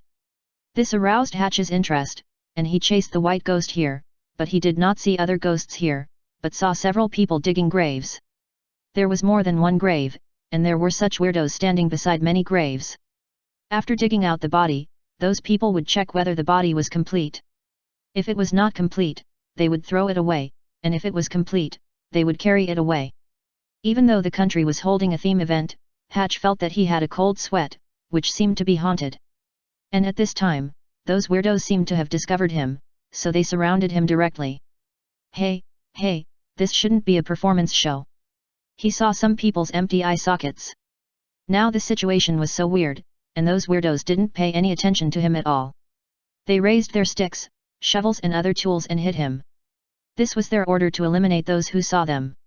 Of course, Hatch would not take a beating without fighting back, but with a casual wave of his hand, one of the men's heads flew off. Hatch did not he thought that he had killed someone, but then he found out that he was wrong. The thing whose head was blown off actually fumbled to put its head back. Damn it, there are zombies here. We have to tell them quickly. Looking at the zombie whose head and arm were blown off without bleeding and even surrounded him, he suddenly remembered the salt for exorcism that a so-called witch had sold to him before. With a try-it attitude, he sprinkled a handful of salt at the zombie in front of him, and he didn't expect it to be effective. The flying salt foam entered the zombie's mouth, and a black thing immediately ran out of the zombie's mouth. The zombies around saw the salt in Hatch's hand and stopped, and couldn't help but retreat. Haha, Ling and the others always say that I buy things randomly. It seems that this salt is really effective. Return it. Return it for me. At this time, Hatch showed what it means to rely on salt. Relying on the bag of salt in his hand, he really made away, but when he was about to leave, a big man blocked him and didn't seem to be afraid of him. Seeing this, he grabbed a handful of salt and threw it over, but it didn't work this time. Hehe, I'm not one of those zombies. I didn't expect there would be a fur tribe here. Let me see if you want your corpse or your shadow. The bounty is 320 million Bailey Moonlight Moria. Although he hasn't taken Hog back under his command and developed his zombie army, he has already begun to collect some powerful corpses and shadows for future preparations. When he was defeated by Kaido, all his men died in battle. Moria came to the West Sea after stealing the corpses of strong men such as Ryoma. After a period of decadence, he thought he had figured it out. Because he was alive, he would lose. Then as long as his subordinates were immortal, he would not lose anything. Therefore, he began to look for powerful corpses to make zombie soldiers, but ordinary corpses made of soldiers were meaningless, so he has been quietly looking for the corpses of powerful people in various places in the West Sea. But it was very difficult. Some countries like cremation, and the corpse decays very quickly. His ability could not turn the skeleton into a soldier. Later, he found this place, a country that is used to preserving corpses with formalin or making mummies. Previously, he was collecting some information about the dead strong, and took advantage of this Halloween to start his own tomb robbing activities. But he suddenly found a fleeing shadow. When Moria came over, he happened to see Hatch who was using salt to repel the zombies. The fur tribe is much stronger than ordinary humans, whether it is a shadow or a corpse. A pair of large scissors appeared in his hand, and the sound of clacking and the surrounding background made it look a little scary. Hand over your shadow. Use battle to test the opponent's strength. If it is strong, take the shadow, if it is weak, take the body. The large scissors are divided into two scissors and slashed at Hatch. However, after hearing Moria say that he was not a zombie, Hatch was no longer afraid of him. He was just timid because he had heard that zombies were contagious, but he dared to resist Moria, a big guy. If Kaido were here, he would see that Moria was much weaker than a few years ago. At that time, his physical skills could still compete with Kaido, but now he would be killed instantly when facing Kaido. Even Hatch, who was so powerful, could not defeat him immediately. If it was him a few years ago, he would never do this even if he didn't use his fruit ability. Feeling that Hatch was not so easy to deal with, Mariah also planned to activate his fruit ability, but at this moment, a thunderbolt suddenly fell from the sky. End of this chapter. For the fastest update of Arceus's pirate journey. Chapter 362, Mariah's Shadow, Ghost Princess Perona. Uncle, are you okay? Zeraora didn't have those concerns. He directly used thunder and lightning to clear out those tool zombies. Looking at Hatch, who was fighting with Mariah, he also locked his enemy directly. No matter what the reason was, his father-in-law was fighting with others, and he must help his father-in-law. So a thunderbolt hit Mariah directly. The high-voltage volts made Mariah's body twitch a little, but he didn't lose consciousness. Just as Zeraora was preparing to deal with Mariah's next attack, he found that Mariah took 2 steps back. Although it was very subtle, for a strong man, this should never happen, and the root of this was that Moria was afraid. The battle 3 years ago almost became a nightmare in his heart. When he just escaped from Wano country, he would see his dead companions and Kaido's face as soon as he closed his eyes. Although he always warned himself that he could take revenge on Kaido after finding more powerful corpses and forming an invincible undead army. But the reason for this idea is that he has begun to fear Kaido in his heart. It is precisely because he lacks confidence in his own strength that he wants to rely on external forces. For 3 years, he did not exercise his body but was decadent and put all his energy on finding powerful corpses. Even if he did not admit it, the slight retreat of his steps after seeing Zeraora was evidence. In other words, he was not simply afraid, but could not face that reality, so he hypnotized himself and started to find the corpse of Ounce and other useless things. Because of his complicated feelings towards Kaido, Mariah knows all the members of the Beast's Pirates very well. He knows any pirate of the Beast's Pirates who has a bounty. Kaido's subordinates. The Zeraora in front of him made his expression a little awkward too, not knowing whether it was anger or fear. His hands holding the scissors were shaking at this time. You are Moonlight Moria. Moria almost disappeared after the defeat. He recalled for a while before remembering this person. Uncle, be careful, this guy is not easy to deal with. Even if Kaido was not particularly serious at the beginning, Moria was a person who could fight with the normal Kaido for a period of time, so Zeraora was very vigilant. Is it difficult to deal with? Yet. Hearing this, Hatch took out a piece of moonstone. In order not to drag his feet, he directly entered the Moon Lion state. Shadow Horn Gun. Looking at the 2 people in front of him, the shadow under Moria's feet squirmed for a while, and then turned into a spear blade and stabbed Zeraora, but was pinched in his palm wrapped in domineering. At the same time, his expression showed a hint of confusion.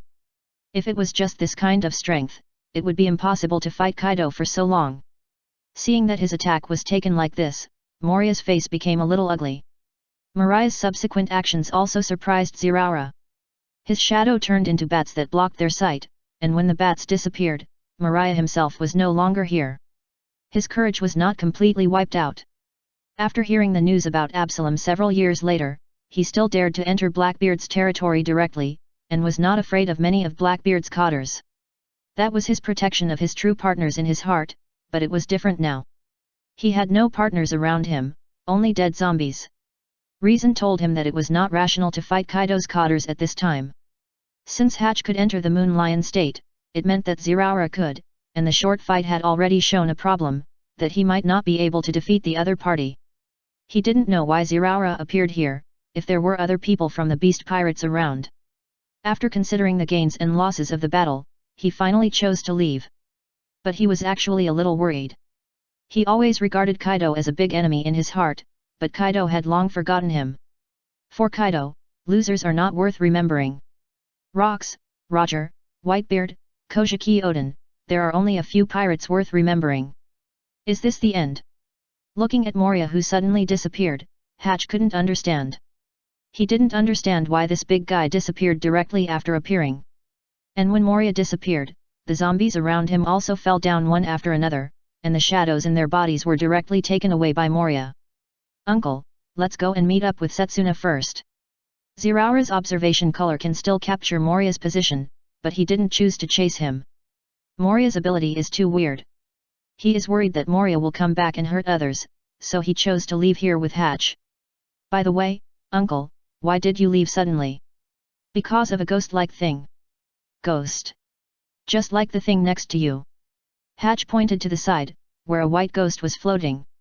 Seeing that Hatch found it, it not only did not run, but also went directly through Hatch's chest. I'm not a proud wolf, I'm just a dog, just wasting the air of this world. Looking at Hatch, who suddenly became listless, Ziraura felt that the ghost was amazing. Through Setsuna's description in a period of contact, he understood that Hatch was a particularly conceited person, and hearing such words from him was no less than the joke of the century.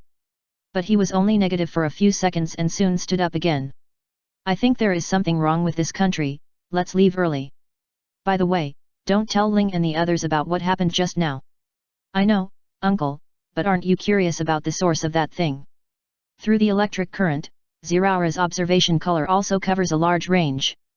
Most people in this country went to participate in the celebration, so he quickly found a breath nearby. Led by Ziraura, they soon came to another cemetery, and in an abandoned tomb, they saw a little girl with pink hair holding a teddy bear. Perona, if the timeline had developed normally, she should have been picked up by Moria, who came here to look for corpses, and raised by Moria. But because of Ziraura's appearance, Moria left the country early, and she naturally lost the chance to meet Moria. According to the tradition that the beasts have always followed, Ziraura felt that he should try to pick up a child and take it back. After all, the ability to make Hatch passive looked very interesting. Little sister, why do you live in this place? Kyle, a former professional player of the Shenhua Continent Club, traveled to the time before the game was launched with the players panel and became a mixed-blood succubus. However, Kyle always felt that the way he raised the fourth disaster as a leak was a bit wrong. The way other NPCs cut players' leaks, unfathomable strength, top plot background, hidden stories behind, rich and diverse skill teaching methods.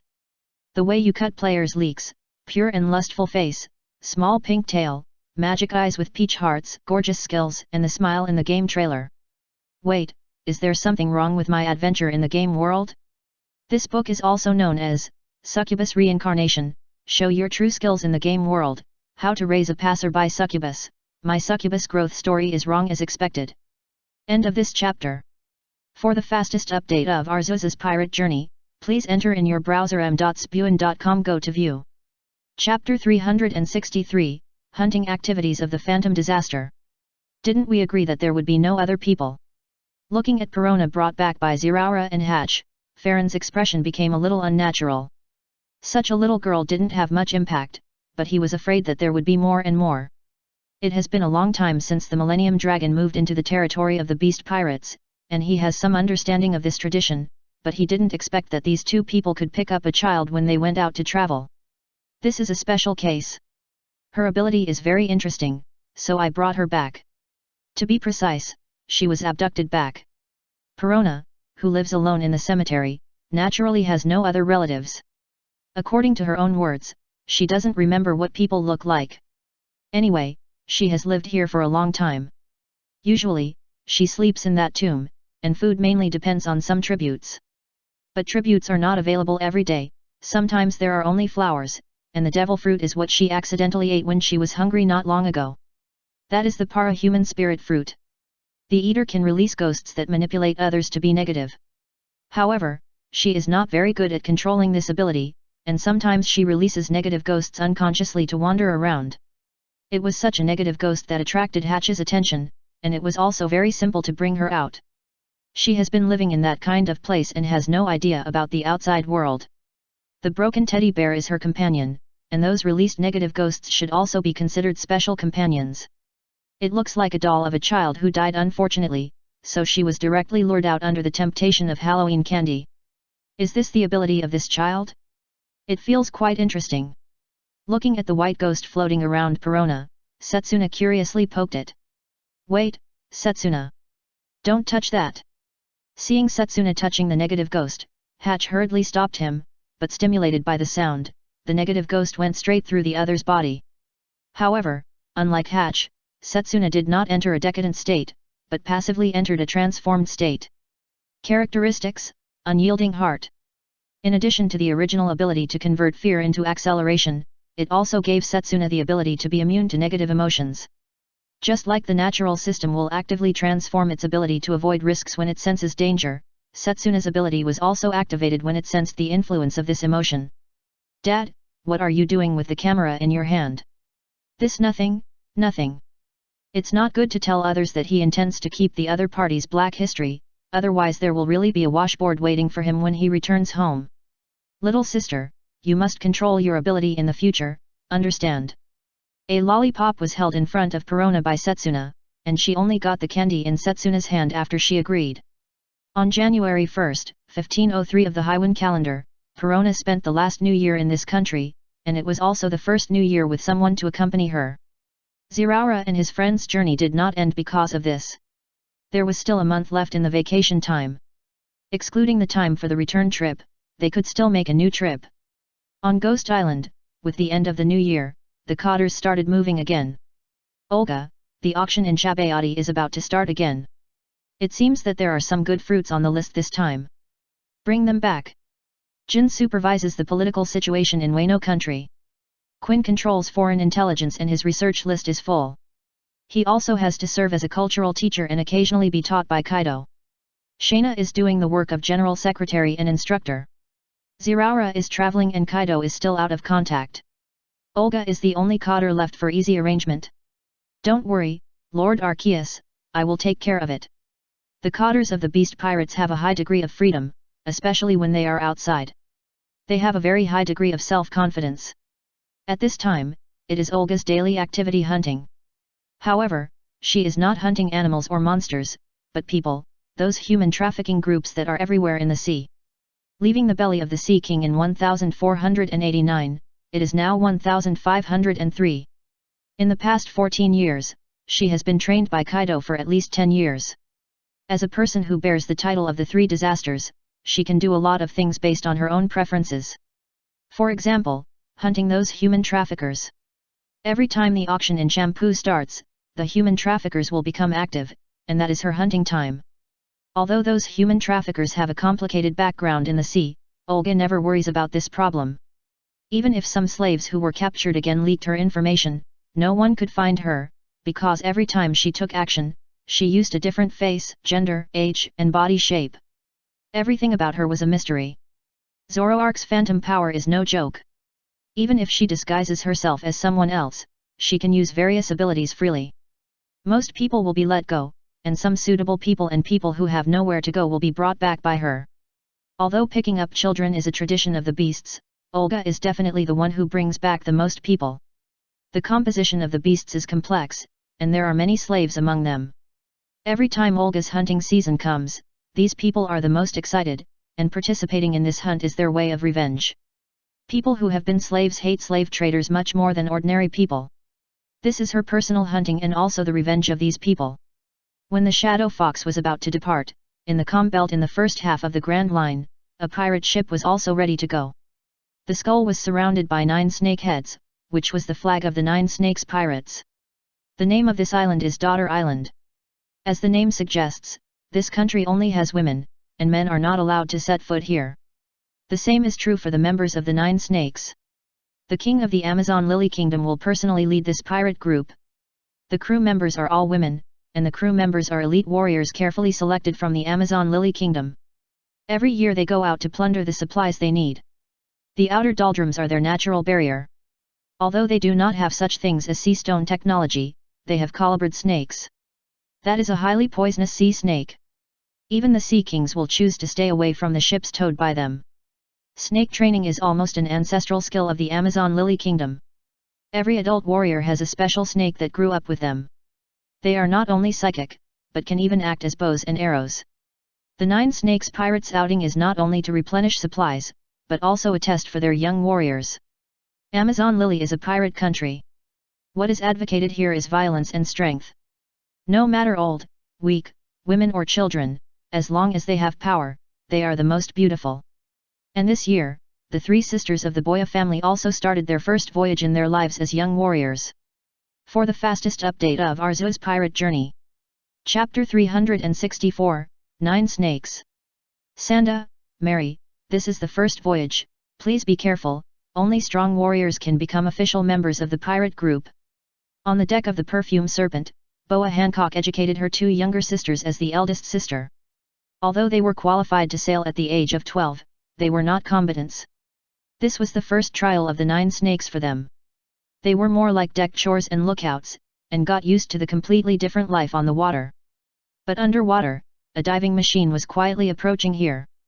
There were also great differences between slave traders. Ordinary slave traders only abducted on land, but these people dared to take action directly at sea. To be precise, they came for the 9 snakes. At the human auction in Champu, the rarer the population, the higher the price it can sell. This rarity does not only refer to the rarity of the race, but also includes the rarity of its identity. For example, the members of the Daughter Island are a plus point in the price. The poison of the water snake can scare off the sea kings, but it cannot scare off the greed of humans. Especially this year, Champu bought these people at a higher price. In order to capture slaves, these people even used submarines. Under the perfume water snake, the slave trader's submarine turned off the engine. Although the water snake pulling the boat looked down to observe the bottom, a dark iron shell in the sea water did not arouse its vigilance. In the eyes of the water snake, the difference between submarines and reefs is not very big. Unlike conventional submarines, this submarine is obviously a black technology. The people above confirmed through the observation port that the water snakes did not pay attention to them. The submarine opened a special hatch, and several people in diving suits walked out of it. The surface of the diving suit is coated with a liquid of special ingredients, which can remain in the sea water for a period of time. This is the material that helps them avoid the snakes. They only have 3 minutes, and they will be exposed if they exceed 3 minutes. Although they are brave enough to kidnap slaves on the ship of the 9 snakes, they are not brave enough to fight against the 9 snakes pirates head-on. That is also a country where domineering is popular among warriors. If they confront them head-on, they may die miserably. Those who took action were also very nervous. According to rumors, men who took the initiative to enter the territory of the 9 snakes did not survive at all. So after seeing several young figures on the deck, they did not pay attention to each other's faces, and took action directly. The 3 Boa sisters who set sail for the first time were kidnapped by human traffickers. When the people on the ship reacted, everything was too late. A few days later, on the Shadow Fox, Olga had arrived at a sea area, and the Shadow Fox also disappeared in the sea under the influence of her ability. She was waiting. As for where this news came from, the beast fruit is also a king-level figure in the underground market of the New World. The personal relationships of these slave traders are complicated, and they can always find out some intelligence. This is also the reason why Olga hides her identity when doing things. Sometimes she may encounter acquaintances when hunting. If her identity is exposed, it may affect other transactions. As for now, even if someone has doubts, it is a very unwise behavior to offend the beasts without solid evidence. Olga, this is the information of the auction. The ancient species of the dragon fruit, the Pachycephalosaurus form, and the ancient species of the dragon fruit, the Spinosaurus form. These are the 2 fruits that have been exposed. Yinla Shabe gave the sorted things to Olga. Unlike Shayuna and Mand Fesh, whose assistants are the givers, Olga's assistant is Yinla Shabe. Although she is a lizard, after her intelligence is improved, as a 1,000-faces chameleon with the talent of an agent, Yinla Shabe is more stable than ordinary people when doing things. Is the type so clear? It seems that the budget needs to be increased. The devil fruit with a clear type is much more expensive than the devil fruit of unknown type. As for those fruits that will affect the selling price, the auction house is not a fool. They would only say that the type of fruit is unknown, or even mislead them, making them think that it is a natural fruit so that they can sell it at a higher price. The fruit that can reveal its name must be the type that can increase the price. Although it is an animal type, a slightly rare ancient species can also be sold at a high price. However, according to the news received by Bei Xiao before, the devil fruits that appeared in this auction were not 2, but 5. It can be said to be a rare event. It is also a difficult task for the auction to collect 5 devil fruits. Our general the budget is 1.2 billion. It is not difficult to get these 2 fruits, but it is not certain for the others. However, Olga, according to the news, there will be celestial dragons participating in this auction. Those termites? It's okay, as long as the escort is not that woman. As the person with the strongest escape ability among the 3 disasters, as long as she does not meet Crane, she is confident that she can get rid of the others. However, according to the news from the beasts, Crane is on a mission in the North Sea during this period and should not appear in Champu. The beasts' pirates have no respect for the existence of celestial dragons from top to bottom. Most of them are useless and have no fighting power. In Kaido's eyes, they are at the bottom of the contempt chain. What he despises most is people who can hold high positions without military power. For Olga, as long as those celestial dragons don't mess with her, then she can do anything. Sister, the slave hunting team's ship has appeared, but there seems to be a small boat of the world government next to them. In the observation tower on the high tower, the lookout looked at the flags of the two ships and reported his situation. The slave hunting team did not have a special flag, but they had their own company. In the Red Earth continent, such companies are called human career agencies, and such logos are for fear of being intercepted by peers. What should I do, sister? Should I wait for them to leave? Leave? Of course not, just do it directly. Since they are here, let's stay together. Where is the gunner? The position has been calculated long ago. The Shadow Fox has been parked here for several days, and the position of the nearby sea area should have been calculated long ago. Don't worry, Sister Olga, if you miss one shot, I will clean the entire Ghost Island for a day. The gunner began to adjust the artillery.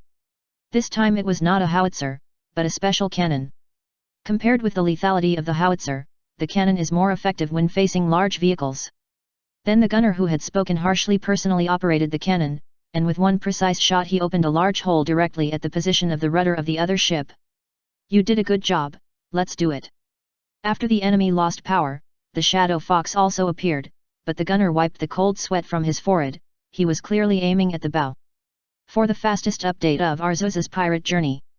Chapter 365, a 3-second silence for the face-similar monsters in this world. Clang! Clang!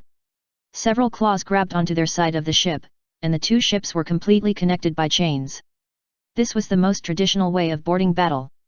As the people on the ship pulled the chains hard, the distance between the two ships began to close. The tonnage of the Shadow Fox is several times larger than that of the slave ship. The people on the ship can easily slide down the chains, and their goal is also very clear. Except for the slaves with chains, all the living people on the ship are their targets. A few minutes ago, the people on the ship were still laughing and discussing how much money they could make from this business, but in an instant, misfortune completely befell them. The slaves in the cabin had no idea what was going on, but when they heard the shouts and killings, many of them smiled. It would be a good thing if the slave traders went to hell before themselves. At this time, a panicked footstep came over.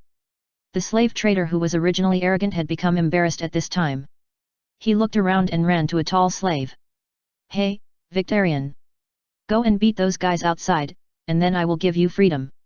There are not only beautiful female slaves here, but also some slightly stronger war slaves, most of whom are captured pirates or soldiers from non-member countries. The celestial dragons like to buy such big guys to guard their homes, and some people will buy similar people to act as death warriors. The guards on the ship seemed vulnerable to the attackers, and he had no choice but to come up with this trick. Victorian was a defeated pirate, but he simply ignored the words of the slave trader. Can't you hear me? You won't forget what this is. He took out the remote control in his hand, which was the controller of the explosive collar. For those more dangerous slaves, they had already installed slave collars. Press it, if you have the ability, press it. At worst, we will die here together. Do you think I will believe your so-called freedom nonsense?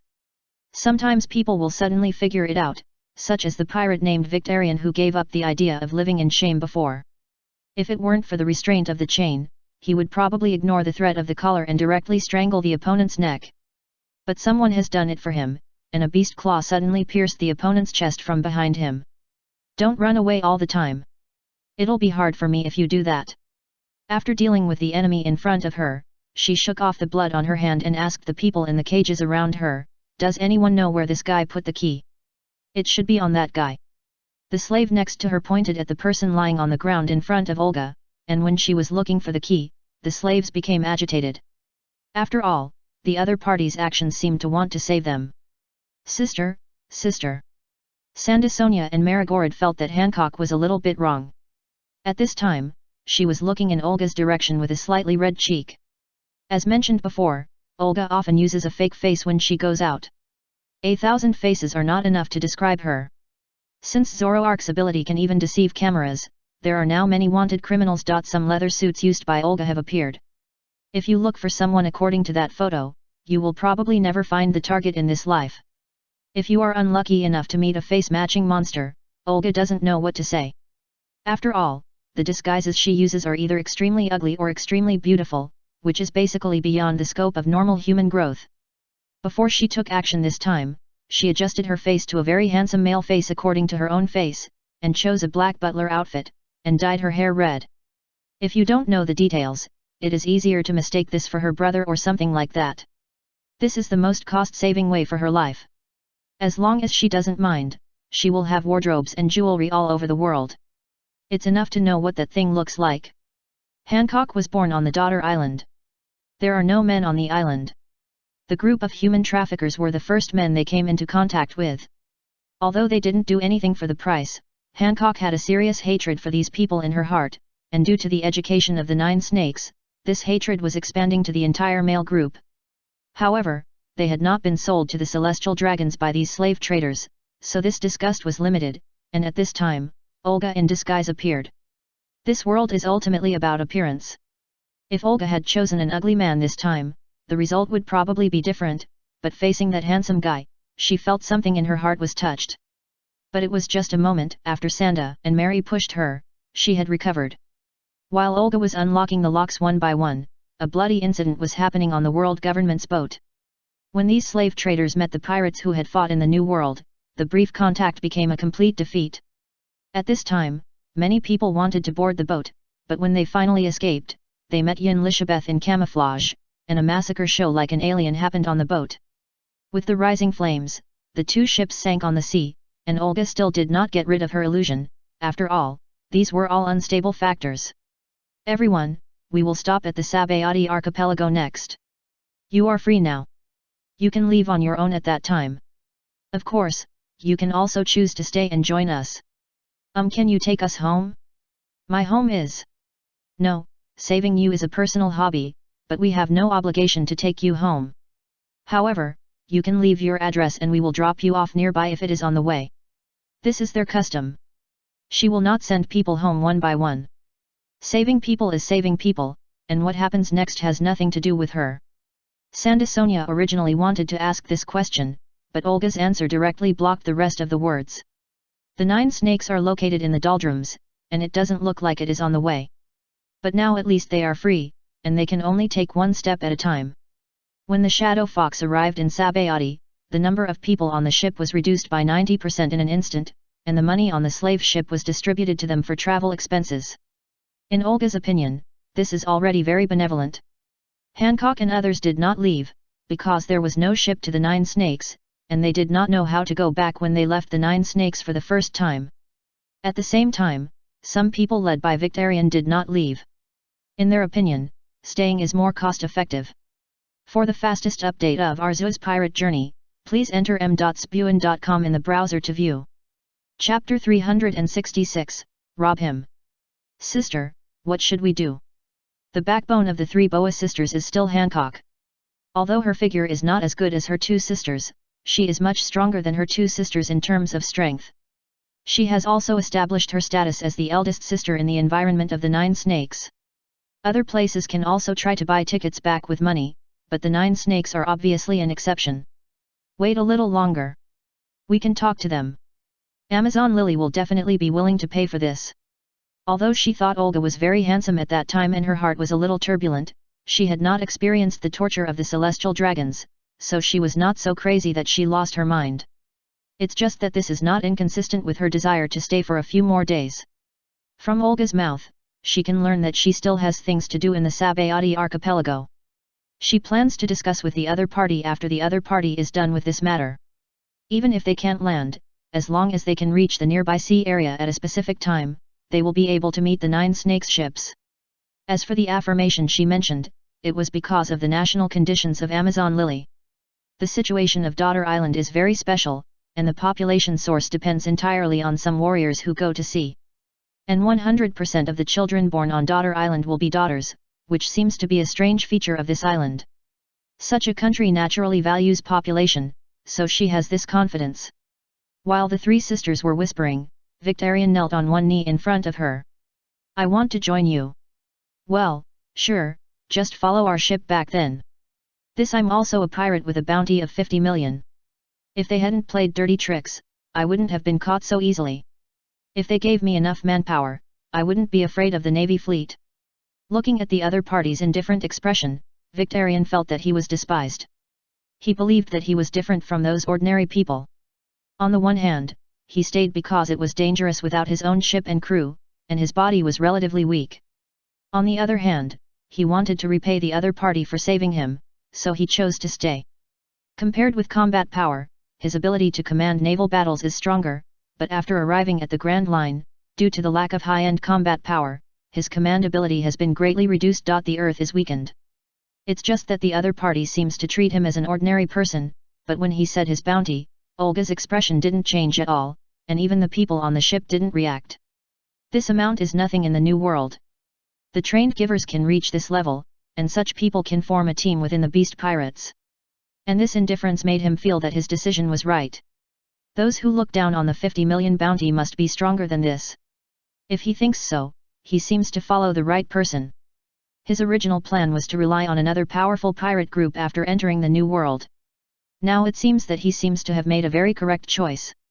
Some people were left to watch the ship, and the rest went directly to the auction.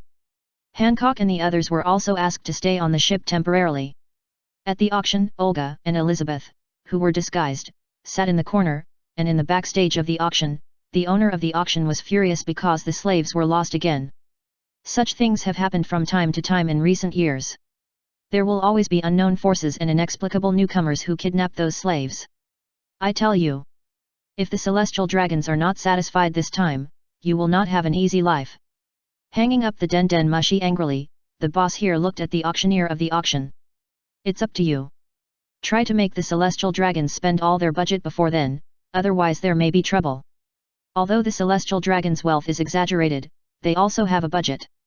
If they are allowed to spend all their budget in advance, some things that follow may not happen. As celestial dragons, they can certainly rob openly, but that will make them lose face in the celestial dragon community, so most celestial dragons will choose the normal auction process. Anyway, money is just a number to them. Crafts, gems, jewelry, these things opened the prelude to the auction. In addition, there are some slaves. Although some of them were lost, this is the auction itself, so there are naturally other slaves. This boss even went to the human auction next door to buy a few. Compared with them who sell everything, the human auction has more slaves. After all, they only sell slaves. It was smooth at the beginning, but when the devil fruit appeared, an accident occurred. The reserve target of 1.2 billion berries is 2 devil fruits. Originally, this is sufficient funds. Even if it is an ancient species and only an animal type, this number can be said to be more than enough. However, today Olga encountered something very annoying.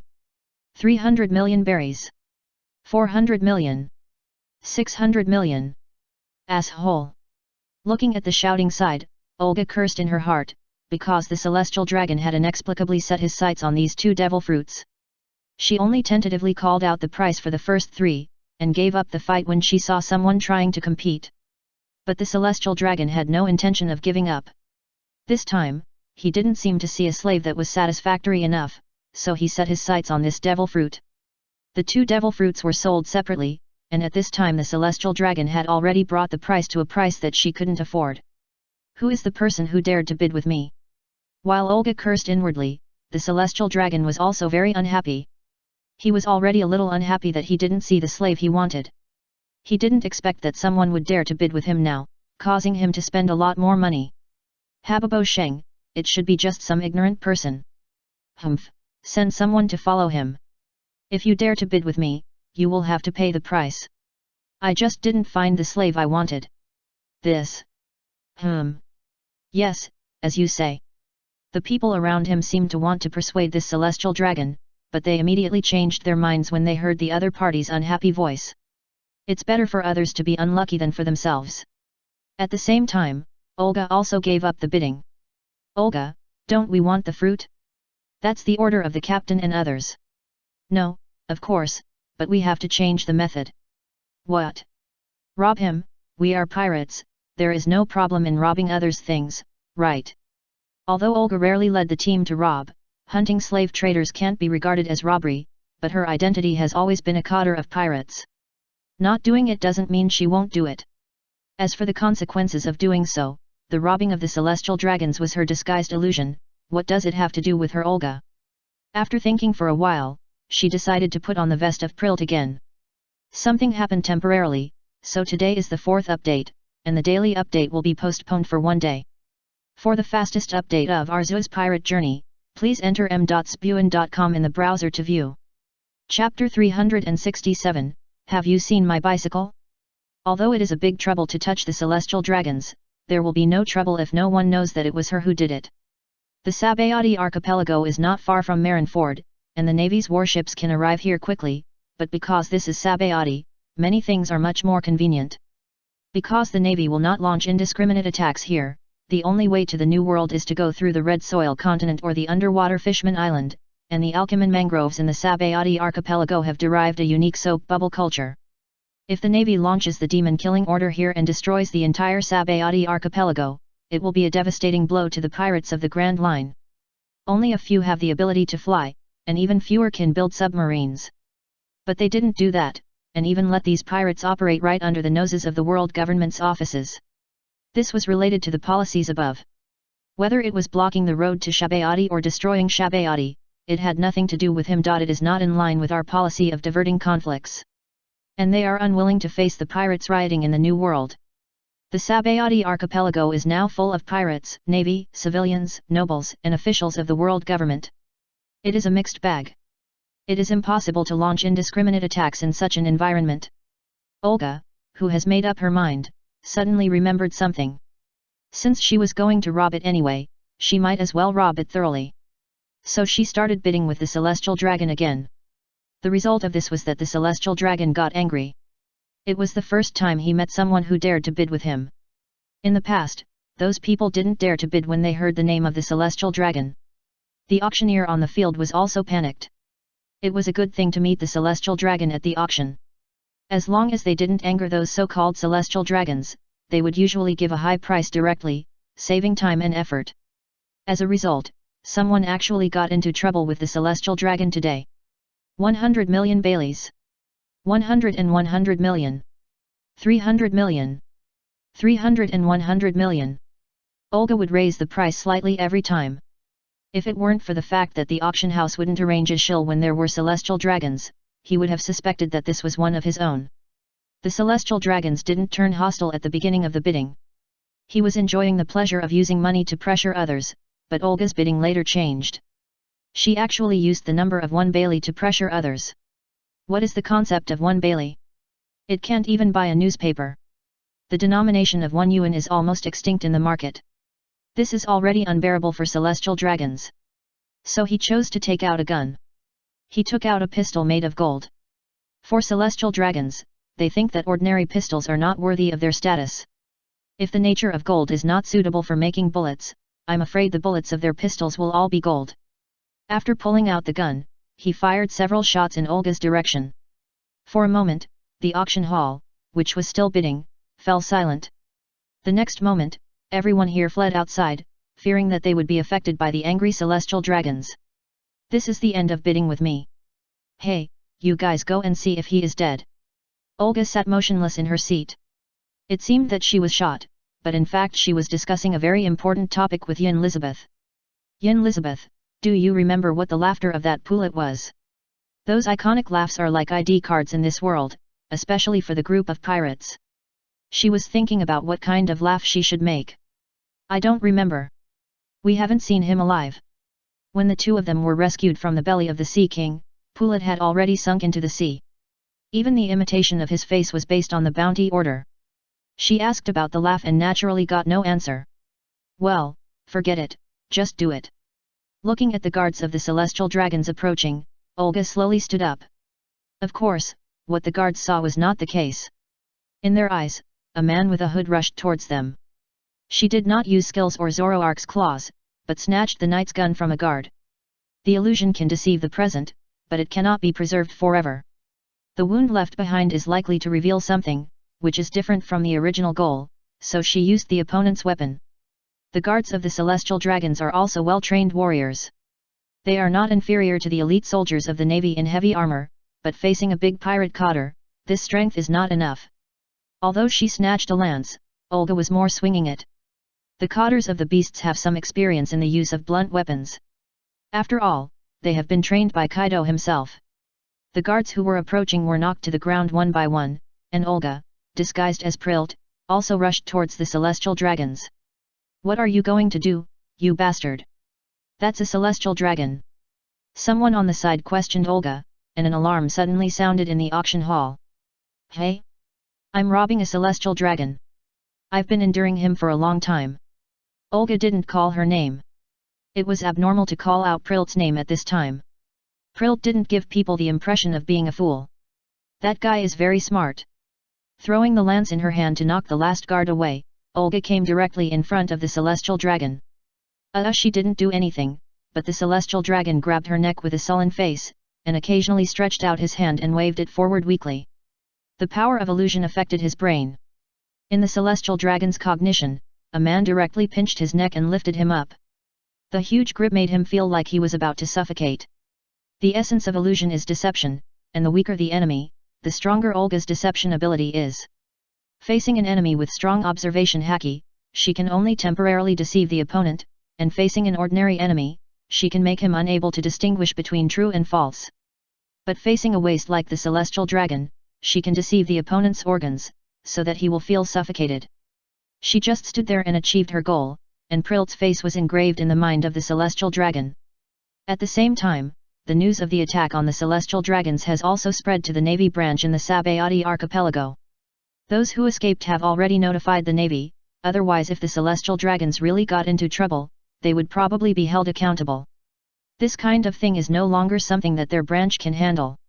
According to convention, the Navy Admiral needs to be dispatched when there is a problem with the celestial dragons, but at this time in the Navy headquarters, Sengoku looked at Kyuzan in front of him with a grim face. "Kyuzan, what are you still dawdling about?" "Sengoku-san, I'm looking for a bicycle, have you seen it?" Watch Arceus Pirate Journey for the fastest update. Chapter 368, No-Cost Business Makes Money Much Faster. The current Navy Admiral is still Sora, and Sengoku is still the Admiral of the headquarters. Logically, this kind of thing should be dispatched by Sengoku himself, but Sora is in a meeting in Marijoa at this time, and Garp has asked for a few months of maternity leave for himself on the grounds that his daughter-in-law is about to give birth. Sakazuki and Borsalino also have their own tasks. Zifa is leading his new recruits in the open sea, and the Navy headquarters must have an in-service admiral to stay. So this task was given to Kyuzan, who is still a candidate for admiral. As a vice-admiral, his strength is far beyond that of ordinary vice-admirals, but it is not time to take over as admiral. The Navy's plan is to let the three of them take over as admirals at the same time as representatives of the new generation of the Navy, which requires Sengoku to be promoted. Although the rank is not enough, the strength is almost enough, but when Kyuzan received the order, Sengoku found that this guy was still slacking off. Bicycle. Hearing Kyuzan's reason, Sengoku felt his temples throbbing. This Kyuzan began to make him worry like Garp. "Yes, Sengoku-san, I always ride a bicycle when I go out, you know that. The warship is ready, immediately, now, immediately set off. If there is any problem with that celestial dragon, you can wait to be nagged by Marshal Kong." According to Kyuzan's usual way of traveling by bicycle, he might be dead by the time he arrives at his destination. Yes, let's go now." Kyuzan walked out slowly, not showing any sign of being anxious at all. When Kyuzan just got on the warship, Olga had already got her spoils. These guys are really rich. As a celestial dragon, he has various payment methods such as check payment, but this celestial dragon carries a lot of cash, which is to satisfy his desire. Signing a check and hitting someone with cash bring completely different experiences. A suitcase was stuffed with 100 million belly banknotes, and there were 40 such suitcases. This celestial dragon just went out with a huge sum of 4 billion belly. The devil fruits that he had auctioned off were already in the hands of Yin Elizabeth. Looking at the suitcases, she grabbed 3 with one hand, and Yin Elizabeth also strung 5 suitcases on her tail. A total of 11 suitcases and 5 devil fruits were directly snatched away. "Let's go, Yin Elizabeth, it's time to retreat." "Understood." After the two rushed out of the auction house in a dignified manner, they left there in a nearly invisible way, leaving only a dummy assembled with wooden sticks. After Olga's ability was added, the dummy was temporarily regarded as Prilt, and a group of Navy were fighting wits and courage with it, and this method was similar to Prilt's ability. It's really profitable to trade without any capital. It's much easier than making money. Lord Arceus said that the most profitable way is written in the code. It depends on whether you have a conscience. On the way back, Olga and Elizabeth also discussed the huge profits brought by the robbery. They were supposed to exchange 1.2 billion berries for 2 devil fruits, but in the end they were forced to not spend a penny and made 1.1 billion berries plus 5 devil fruits. Although the money was numbered, the world government would definitely find clues if it tried hard to track it down, but the most lacking thing in the new world is a place to launder money. The things obtained by robbing the member countries, the navy, and the world government must be laundered before they can be circulated safely. It's rare to use Prilt's vest once, and it would be a great waste if it is not used to the fullest. The two appeared on the Shadow Fox almost out of thin air, and Prilt's image once again became the same as when he was hunting slave ships before. Big sister? How come you guys are so fast? Nothing, just robbed some things, dive immediately, it's time to go back to the new world. The Shadow Fox had completed the coding when it arrived at Shampoo Land. Under Olga's order, the Shadow Fox dived directly and headed towards the new world. For Victorian, who had already planned to join the other side, this had no effect, but it made Hancock and the others' previous ideas problematic. Amazon Lily is not in the new world. If they go directly to the new world like this, it will be even more difficult for them to go home. But it's too late now. The coding is a one-time project. If they float up and are exposed to the air now, the coding will break directly. They don't have time to wait 3 days for recoding. So Hancock and the other 3 were taken underwater directly. Especially when they told Olga this reason, Olga's expression became helpless. Why didn't you say it earlier? She didn't expect that these people stayed on the ship for this reason. I have good news and bad news. Which one do you 3 want to hear first? Then what's the good news? The good news is that it should be no problem to send you back. It is not difficult for the beasts' ships to cross the doldrums. If there is really extra money, the ships passing by there can send them back at any time. What about the bad news? It should be a good answer, but this turn of events gave them a bad feeling. Bad news, the bad news is that you can't leave until 3 years later. The rules of the beasts are that they have a 3-year silent period. After they have quietly done something big, unless they are confirmed to be trustworthy, these people are not allowed to leave within 3 years. Olga had just robbed the celestial dragons wearing Prilt's clothes, so those who stayed on the ship were naturally temporarily deprived of the right to go out. As for 3 years later, the memory of the sea is very short. As long as the initial limelight is over, the subsequent handling is not as serious as it was at the time. For example, a straw hat who beat up a celestial dragon seemed to have forgotten what happened 2 years later. But in a sense, those celestial dragons are still very resistant to beatings. 3 years. No freedom, limited movement, this seems to have become a new slave life. Don't get me wrong, unless you are a defeated pirate, we don't do that kind of thing, but if you are from the 9 Snakes, would you consider joining?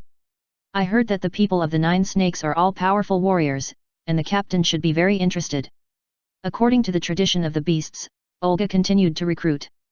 Kaido never has too many powerful warriors. Well, can't we just leave?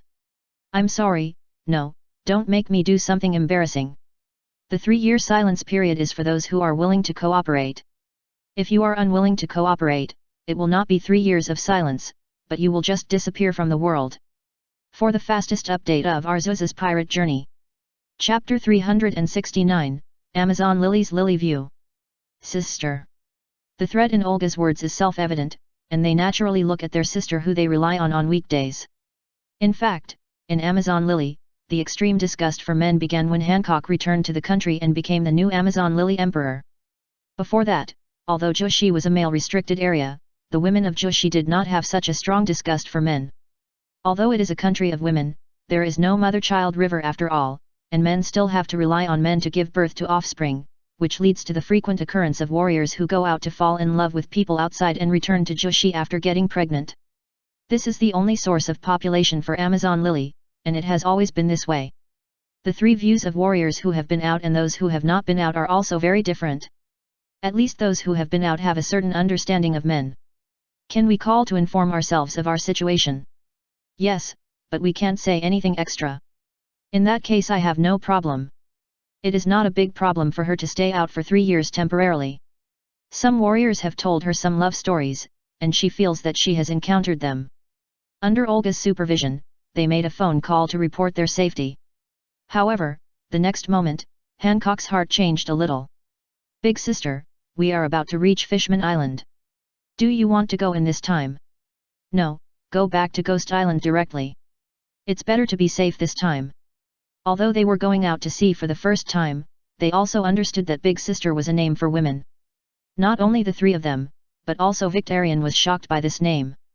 Then Olga's face twisted and turned back to her own appearance again. Naturally, her height also dropped sharply. The slow growth brought by pure gold was a matter of course. Victorian joined the group temporarily. If the three sisters were taken back to stay silent for 3 years, they would have contact with her sooner or later. In this case, there was no need to hide forever. Woman. What's wrong with a woman? Look carefully, Olga is a pirate with a bounty of 480 million berries. Your 50 million is nothing. These little brothers always like to carry their big brother's bounty order, which seems to be more effective in deterring others. Seeing this bounty order, Victorian was not afraid, but excited. This seemed to be the opportunity he wanted. As for Hancock, her budding heart was broken, but not completely broken. Because she was born in Amazon Lily, this was her first time to go to sea in 12 years, and Amazon Lily has a special situation. Because there are no men, some women have close relationships, and in the eyes of the 9 snakes, this is a very normal phenomenon. Even in the eyes of many people, women should find women. Excuse me, do you have a girlfriend? Hey! In this situation, Olga faced a very strange question. When Olga had already crossed the Fishman Island and entered the New World, the warship with Kuzan arrived late. Even though he wasted a lot of time before setting off, he still arrived here quickly through the revolving currents occupied by the Navy. After all, the Sabayati archipelago is not too far from the Navy headquarters. Vice Admiral Kuzan, Vice Admiral Kuzan? Vice Admiral Kuzan. Ah, I heard it, don't rush me. Kuzan rubbed his ears impatiently.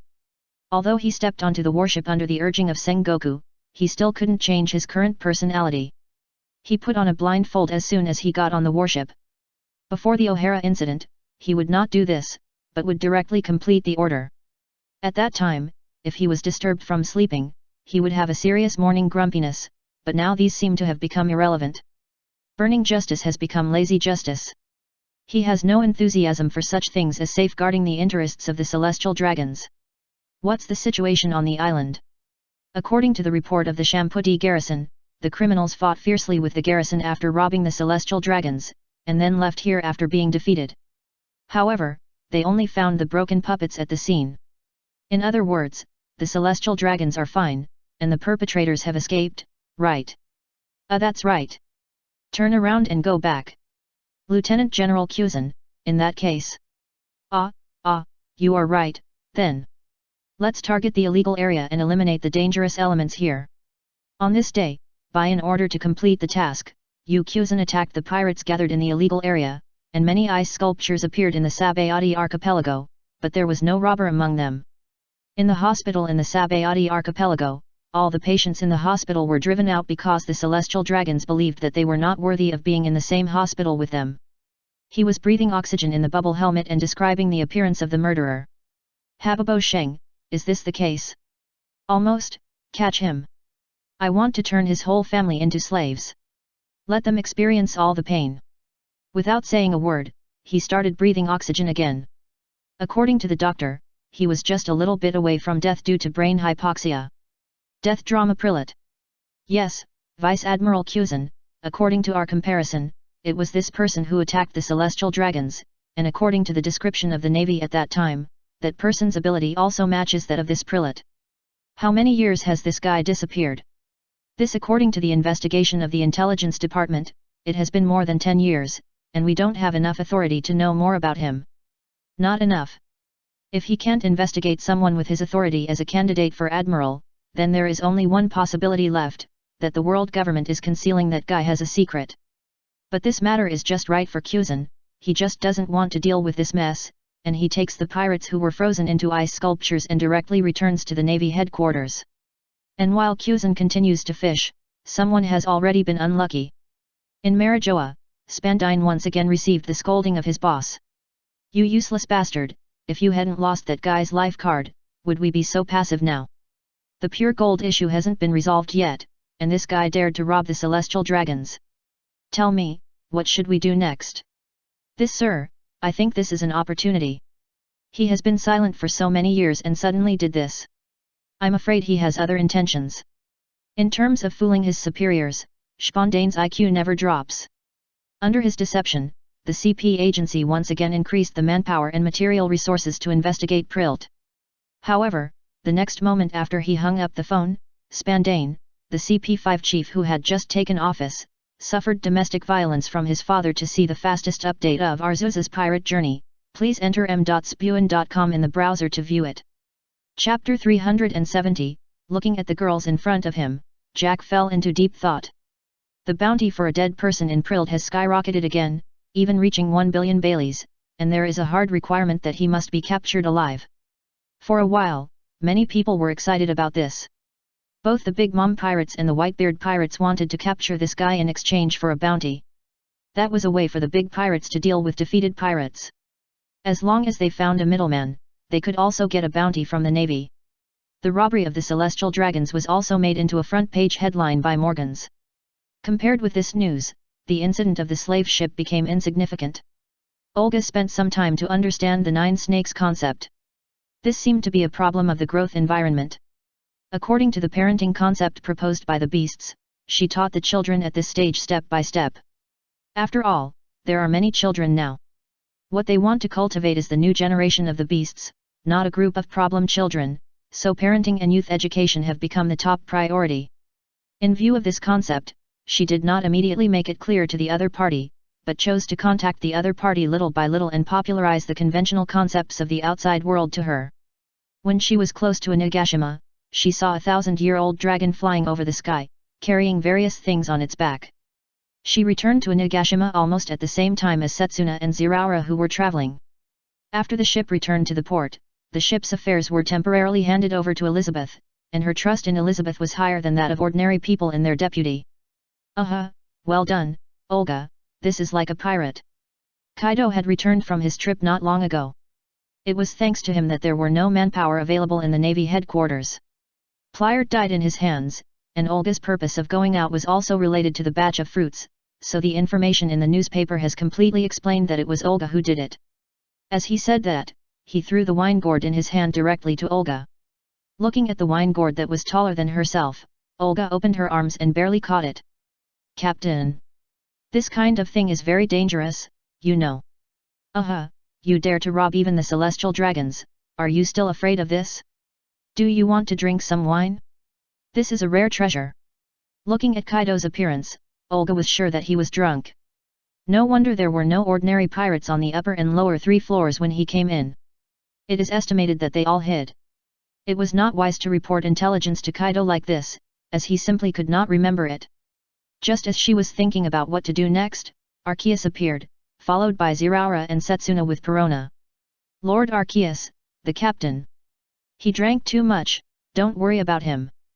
Nakin tried to brew some wine with tree fruits, and this guy drank it directly. Before she finished speaking, Olga saw that Kaido had already started to sleep soundly. To be precise, it was not wine, but medicinal wine. Nakin tried some tree fruits and herbs, and accidentally made some powerful sleeping potions. Kaido's physique was already superior for being able to indirectly act crazy when drunk. You go traveling, can you bring back a child? This child is called Paroka. Rona, the user of the superhuman fruit, is a ghost that can make people passive, so we brought her back. Since Perona couldn't control her ability at the beginning, Setsuna was always with her. When she found out that the other party was not a disguised werewolf, but a real werewolf, she was not afraid, but very excited. The country where she was born has a Gothic style, and the environment she grew up in is very special, so she has always liked this kind of things, especially furry things. Especially after Setsuna sewed the toy bear for her, she almost regarded the other party as her biological mother. Hello, little guy, do you want to eat jerky? Having not seen meat for almost 200 years, Olga has a special obsession with meat, so the snacks on her are all of this type, and there are also some dried fish, which are not only her snacks, but also Elizabeth's snacks. No, thank you. There have never been so many people in the cemetery. Originally, it was okay with only Setsuna's family and Ziraura. Since returning to Wano country, she became a little scared when she saw the group of people in front of her, and she has been hiding behind Setsuna. You're still shy, Lord Arceus. Actually, I brought back a few people this time, and there are 3 girls who are apprentice pirates of Amazon Lily. Olga told about her journey, and also mentioned the names of Hancock and the others in her so-called deal. Listening to Olga's report and looking at Perona who was brought back, Arceus could only say that they really inherited the fine tradition of picking up children from the beasts, and the identities of the children picked up were becoming more and more complicated. Perona is a bug-like negative ghost. It is difficult to deal with this rule-like ability without strong enough domineering, plus a future pirate queen. Although according to a certain law, Hancock's combat power is proportional to Luffy's injury, but this cannot deny her own talent. And Amazon Lily really has a great significance to the beasts' pirates. Even if there are many female pirates in the beasts, they are still not proportional to men. After all, only a few of these pirates have married ordinary people. They are more suitable for families like pirates. The place with the most female pirates is Amazon Lily. If it develops well, it seems that it is also good to have a social gathering with the other party. Find a suitable opportunity to let Kaido move the island back directly. Well done, Olga. Olga didn't seem to understand why Arceus suddenly said this, but asked about the next arrangement. Then, Lord Arceus, how to deal with those 3 people? Let you take care of them first. Didn't you say that their sister has a good relationship with you? Then get along well with them. But her concept seems to be a bit abnormal. It's good that your concept is normal. Of course, I don't care if you are led astray, as long as you can convince Archie. After so many years, Olga's thinking is no longer a child, and he is still relieved about this. For the same reason, Perona was handed over to Setsuna and Ziraura. They are different from the other people who were picked up. Hancock and the others will be sent back to 9 Snakes as promised in 3 years. As long as they leave enough ties in these 3 years, it will be enough. Perona is simply shy and not suitable for Kaido's training method. After deciding their arrangements, Arceus also let Yamato and the others meet. After all, they are all of the same age. However, looking at the girls of different colors in front of him, Jack's expression became a little unnatural. To see the fastest update of Arceus's pirate journey, please enter m.spuin.com in the browser to view. Chapter 371, The Fake Harem Male Protagonist and the Transformation of the 2 Dragons. 1, 2, 3, 4, and 4 more. Yamato, Maria, Robin, and Jack originally grew up in a group of girls. The lack of feminine personality is due to his personal worship of Kaido. Iska was also brought back later. Now there are 4 more, which makes Jack very distressed. He urgently hopes that a younger brother will appear soon to share this pressure with him. Men should stand in front of women and not let them get hurt. This is what Mandar Fish said to him. At that time, he was honing his defense, so Mandar Fish said this to him. But he always had a doubt about this sentence. At that time, he pointed at Yamato and asked Mandar Fish his question. Brother Mandar Fish, do you really think Yamato needs my protection? Well, that's an example. Anyway, as a man, you have to take responsibility. This example of Yamato made Mandar Fish unable to refute. After all, she got too much, plus Kaido's training, let alone her peers. Ordinary adult men are not her opponents. The ideal young sister now has Gothic Lolita and 3 sisters. The childhood sweetheart buff has been stacked up, but this is not a harem show, he is not the male protagonist, and his name does not contain the word.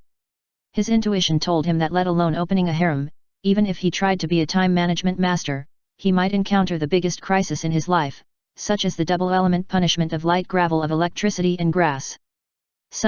Which is why he can still train with the girls. After the personnel arrangement, the rest is naturally the things. The money brought back is not difficult. It will be enough to let Olga change clothes and launder money in other pirates' territories after a while. His focus is on the remaining 5 devil fruits. In addition to the original Spinosaurus fruit and Pachycephalosaurus fruit, the remaining fruits were also quickly identified, and they happened to be the 3 recorded in the illustrated book. The result was not unexpected. It happened to be the one that the 3 sisters of Hancock had eaten. 3 fruits, but the record of the sweet fruit only has the name, no specific ability.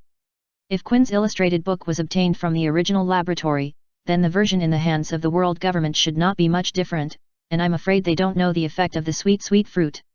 The cobra and python forms of the remaining 2 snake fruits are clearly recorded, but this means one thing, if you want these 4 fruits to appear in the eyes of everyone, you have to change them. He didn't move the fruits that originally belonged to the 3 sisters, and it was still unknown whether to give them the fruits. If they joined the beasts directly, it didn't matter, but they were going to return to the 9 snakes, which depended on their development in the past few years. But these 2 dragon fruits were different. When they first saw the news, they had already been arranged. The one that is closest to the Pachycephalus in appearance is undoubtedly the warmer dragon, but the fruit was snatched back, and the attributes of the warmer dragon are indeed a bit worse. The one with a dragon in the name is not necessarily a dragon. In the end, this fruit did not choose the warmer dragon, but a real dragon, double-axe war dragon. As for the remaining Spinosaurus, the transformation direction is more complicated. Those with the word dragon in their names may not be dragons, and those without the word dragon may also be dragons, such as a fake earth dragon, Garcomp. It is called a shark, but it is actually a real dragon. The reason why he chose Garcomp as the transformation target of Spinosaurus is because he thinks the back of Spinosaurus is similar to that of Garcomp. In addition to Zoroark, Zeraora, Diancie, and the Daolong reserve prepared for Yamato, these 2 fruits are the 2 more powerful ones he has transformed in recent years. With more and more perfect power and more reserves, these 2 fruits must be prepared for the core members in the future, so they are naturally strengthened. Double-axe war dragon and Garcomp, no one here can recognize that their prototypes are Pachycephalosaurus and Spinosaurus. Kaido, it's almost done, you should be drunk enough, right? When the strength reaches Kaido's level, the control of the body is very powerful, and the skill of life return is not exclusive to CP. He gets drunk more to enjoy the feeling of alcohol paralyzing his nerves. If he wants, he can sober himself up at any time. Ah, you've been drunk for less than 3 days. What's wrong? Hearing this, Kaido, who was still snoring, opened his eyes directly. Although his face was still drunk, his eyes were not confused at all, and he was very clear. No big deal, what do you think of this wine? The wine is good, but unfortunately not many people can drink it. He would get drunk directly if he didn't control himself.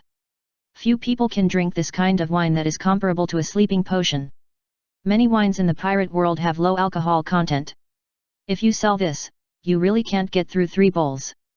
However, considering the number of young people in the pirate world, this kind of wine is very useful in some special occasions. In that case, we just need to improve the formula. It just so happens that the beast fruit is planning to expand several branches, and add a wine business. While Arceus and Kaido were studying the expansion of the beast fruit, the new girls returned to their homes with their temporary parents after a brief meeting. Olga lived directly on Ghost Island, and Archie also saw the 3 children picked up by her daughter. Perona followed Setsuna back to Daowin Farm. Although there were bungalows here, it was still easy to arrange a place to live. However, Perona didn't seem to be used to the place here. What's wrong, don't you like it here? I don't like it. It's bright. Bright? Then where do you want to live? Setsuna instinctively learned from Ling back then. Although she is still preparing to get married, she has already thought of what to name her child. Now it's just preparatory practice. Well, next to a dark and damp castle, it would be best if there is a feeling of resentment, and there are ghosts singing songs that curse the world next to it. Faced with Setsuna's question, Perona thought about it and then gave an ideal living environment. This is the influence of her growing environment, and it is almost fixed now. After all, she grew up in this environment for the critical years. However, this environment is a little difficult to satisfy here, that is, the underground of a Nagashima. The room can't be so gloomy. For the fastest update of Arceus's pirate journey, please enter m.spuin.com in the browser to view. Chapter 372, This is 100 Beasts. Perona's ideal living environment is hard to find here. Even the largest-scale Linghao cemetery can't do this. Although Linghao has more snowy days, there are also sunny days. Moreover, the snowy environment is not what Perona likes. If she was born in Linghao, she would most likely die in the extremely cold weather there. The closed country of Wano is a paradise for the top of the country, but not for the bottom. If it weren't for the warm climate of her birthplace, the chances of surviving in a cemetery with a stuffed bear are very low. However, there are always more solutions than difficulties. There are no ghosts singing songs that curse the world, and there is no humid environment here. There are no castle-like buildings in Wano country, but it is not difficult to create a gloomy room. After covering the windows, you can use black cloth to make some decorations. Although this may lack sunlight, this is a world where missing teeth can be restored by drinking milk, so this problem is not a big deal. While Setsuna was studying how to arrange a new home for Perona, the three Hancock sisters also came to the residence of Inagashima under the leadership of Olga. As a cotter, she has more than just power and exclusive activities rooms, including independent residences like large flats in Inagashima. It was very easy for her to arrange 3 more people. Hancock and others lived in a place different from Yamato and the others, after all, their positions were different. Okay, you 3 will live here temporarily. When the time comes, we will naturally send you back to Nine Snakes. If you change your mind and want to stay, you can tell me at any time. The style of the beasts is now easy to enter, difficult to upgrade, and no exit. It is not difficult to join the beasts. As long as you have a certain talent or show the corresponding value, and there is no problem after the preliminary review, then this person will become a member of the Beasts Pirates. Difficult to upgrade is relative. It is difficult to gain a position within the beasts without sufficient strength, but as long as you are strong enough, then the position is only a matter of time. The so-called no exit means that traitors and quitting midway are not accepted here. Even if it is an ordinary pirate, as long as he does not choose to quit after joining the beasts, he will be properly placed now. This is true for both the pensions for the dead and the placement of the disabled. Many of the grassroots security in Wano are in the charge of this type of pirates. For example, Hafet, who is responsible for the purchase of agricultural products in Kuri, is a pirate who can no longer fight after being disabled. But it is impossible to quit halfway. That kind of behavior is no different from rebellion. If the reason is appropriate, then the location of the station can be adjusted, but if you don't want to do it, you will be liquidated. The world of pirates is not a playhouse. There is no reason to come and go as you want. Of course, it is not completely impossible to leave. As long as you can defeat all the big bosses in a row, this person has the qualifications to quit the pirate group. Unless it is someone like Nakin, she used her unique skills and abilities to exchange for a special identity working in the beasts. The freedom of such people who do not join the beasts but work for the beasts will not be restricted. Sister Olga, do you live here too? My room is next to it, and my father is across the street. You can find him if you have any problems. Although he doesn't look serious, he is still quite reliable. However, he is basically not here during the day. There is a doctor living in the room on the side. You can find her if you feel unwell. Next to Asi is Nakin's room. Olga couldn't say the relationship between the two, but they often played tennis together. By the way, these are your 3 ID cards. You can enter and exit Inagashima at ordinary times, but don't approach some places without permission, otherwise. She raised her hand and scratched her neck, and the meaning was very straightforward. Well, we know. Amazon Lily also has a forbidden area. If you enter the forbidden area without permission, you will have to go to the arena. As a pirate country, it is easy for Hancock and others to accept these systems. Under the gaze of Hancock's not quite right eyes, Olga left here. She wanted to see if her father had done anything during her sailing. Sister. She's gone. Olga closed the door and left, but Hancock's eyes hadn't left the door yet, and Sandasonia and Marigorod next to her called her back again. Without 3 years of slavery, the two's figures had not changed. Although Sandasonia's head was a little rounder than her sister's, Marigorod, as the younger sister, was more like Hancock. In the original timeline, she started to eat sumo hot pot to gain weight for strength, and finally developed a strong-armed color, but the price was that she became very round. I know, okay, Mary, Sanda, get ready to live here. The people of the Nine Snakes should not be too worried when they know the situation. As she said this, she looked at the furnishings in the room. Although this was Olga's private space, it didn't look like anyone lived there. She usually lived with Elizabeth, a lizard. But the first batch of slaves she brought back also served as servants after settling on Ghost Island, and the place has always been kept very clean. From the windows here, they can almost see half of Wano country. The completely different seasonal scenes of Linghao and Baimei appeared in their eyes.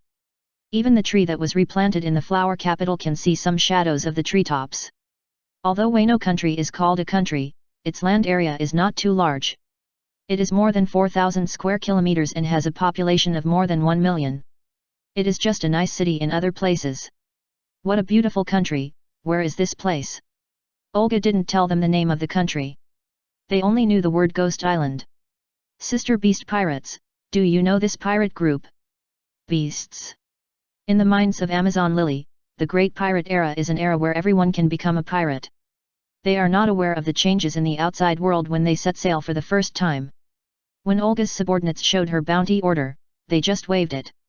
They didn't have time to see the specific information. Now Mary saw some bounties on the wall. It is a very popular way among pirates to use the bounties of the captain and his companions as wall decorations, but sometimes it looks strange and gives people the feeling that they want to exchange the bounty for the other party. The bounties of Arceus and Kaido are placed side by side in the first row. 1, 10, 100, 100 billion. 1 billion. Looking at the two bounties on the wall, both of which have reached 10 digits, the three sisters who went out to sea for the first time were shocked, which was far beyond their understanding in the 9 snakes. Today, they saw for the first time what the Overlord-level pirates on the sea looked like. End of this chapter. Watch the latest Arceus' Pirate Journey the update.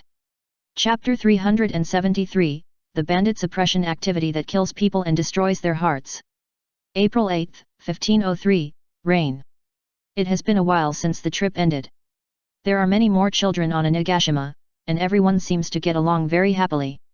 Setsuna looked at Perona, who was lying by the window watching the rain, and then continued to write.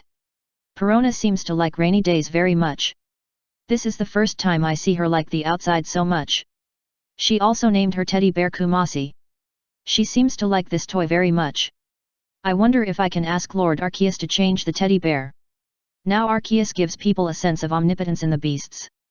He gives people the ability to control the weather. For most ordinary people, it is almost the authority of gods, especially for the people of the Arceus cult. As time goes by, a group of fanatics gradually appear. Kaido should be found for fighting, but some things that humans cannot do, in their opinion, can only be done by Arceus. For example, giving some life to inanimate objects. Although Arceus sometimes does not show up, this is reasonable in their opinion. If the god always appears in front of people and solves all problems like a machine, they will feel something is wrong. Leaving a layer of mysterious veil gives people more room for imagination. The rain drips along the eaves and drips on the ground. Outside, you can still see farmers working in straw raincoats. This is the basic life of farmers. Such weather does not mean that they can rest, but they can do things that they cannot do on sunny days. Raising children seems to be good. After writing here, Setsuna stopped writing and temporarily put away the diary, because Perona seemed to have an urge to play in the rain. While Setsuna was taking care of the child, Olga on the Ghost Island was very worried. It was not that she or her father had done something wrong, but that Yin Elizabeth was pregnant. After returning from going out before, Yin Elizabeth's belly inexplicably swelled up, which made Olga feel very wrong, and there was no veterinarian in the Pokemon Center. They couldn't figure out what was going on. But through special instruments, they confirmed that there was something in Yin Elizabeth's stomach. At first, Olga thought Yin Elizabeth was sick, but in the end, she remembered the scholars of O'Hara on the Sky Island. If she remembered correctly, there was a paleontologist among them. Although paleontologists are not veterinarians, they can also be used. In any case, the scholars of O'Hara have real materials. After comparing the literature, they came to a conclusion that Yin Elizabeth was not sick, but pregnant. You are pregnant? I don't know. Aren't you male? No, I have always been female. Then why don't you refute when others call you he? Isn't it the same meaning? I just don't care. Yin Elizabeth's rebuttal left Olga speechless, but then she reacted to a more critical problem. No. How did she get pregnant? There is no other basilisk lizard. She was sure that Yin Elizabeth had never mated with other lizards in the more than 100 years she had been with her, so it was impossible even if it was delayed. Well, Miss Olga, the basilisk lizard is an ancient species. According to some records and research in the literature, in order to continue the tribe, even if there is no mate after adulthood, there is a certain probability that basilisk lizards can give birth to offspring alone. They are a very special kind of creature. Hearing this reason, Olga suddenly understood something. She was not the only one who was affected by pure gold before. Yin Elizabeth was also the same, that is, Yin Elizabeth was still an underage lizard at that time. It just reached the maturity of the lizard not long ago, and this happened recently. How many times will this happen? We don't know. If it's a document, then it's only once, but specifically you can look at her specific performance. But it's oviparous. Can we observe some newly born basilisk lizards? This opportunity is too rare. Let's talk about it later. She has been shocked recently. Yin Elizabeth seems to have never cared about gender.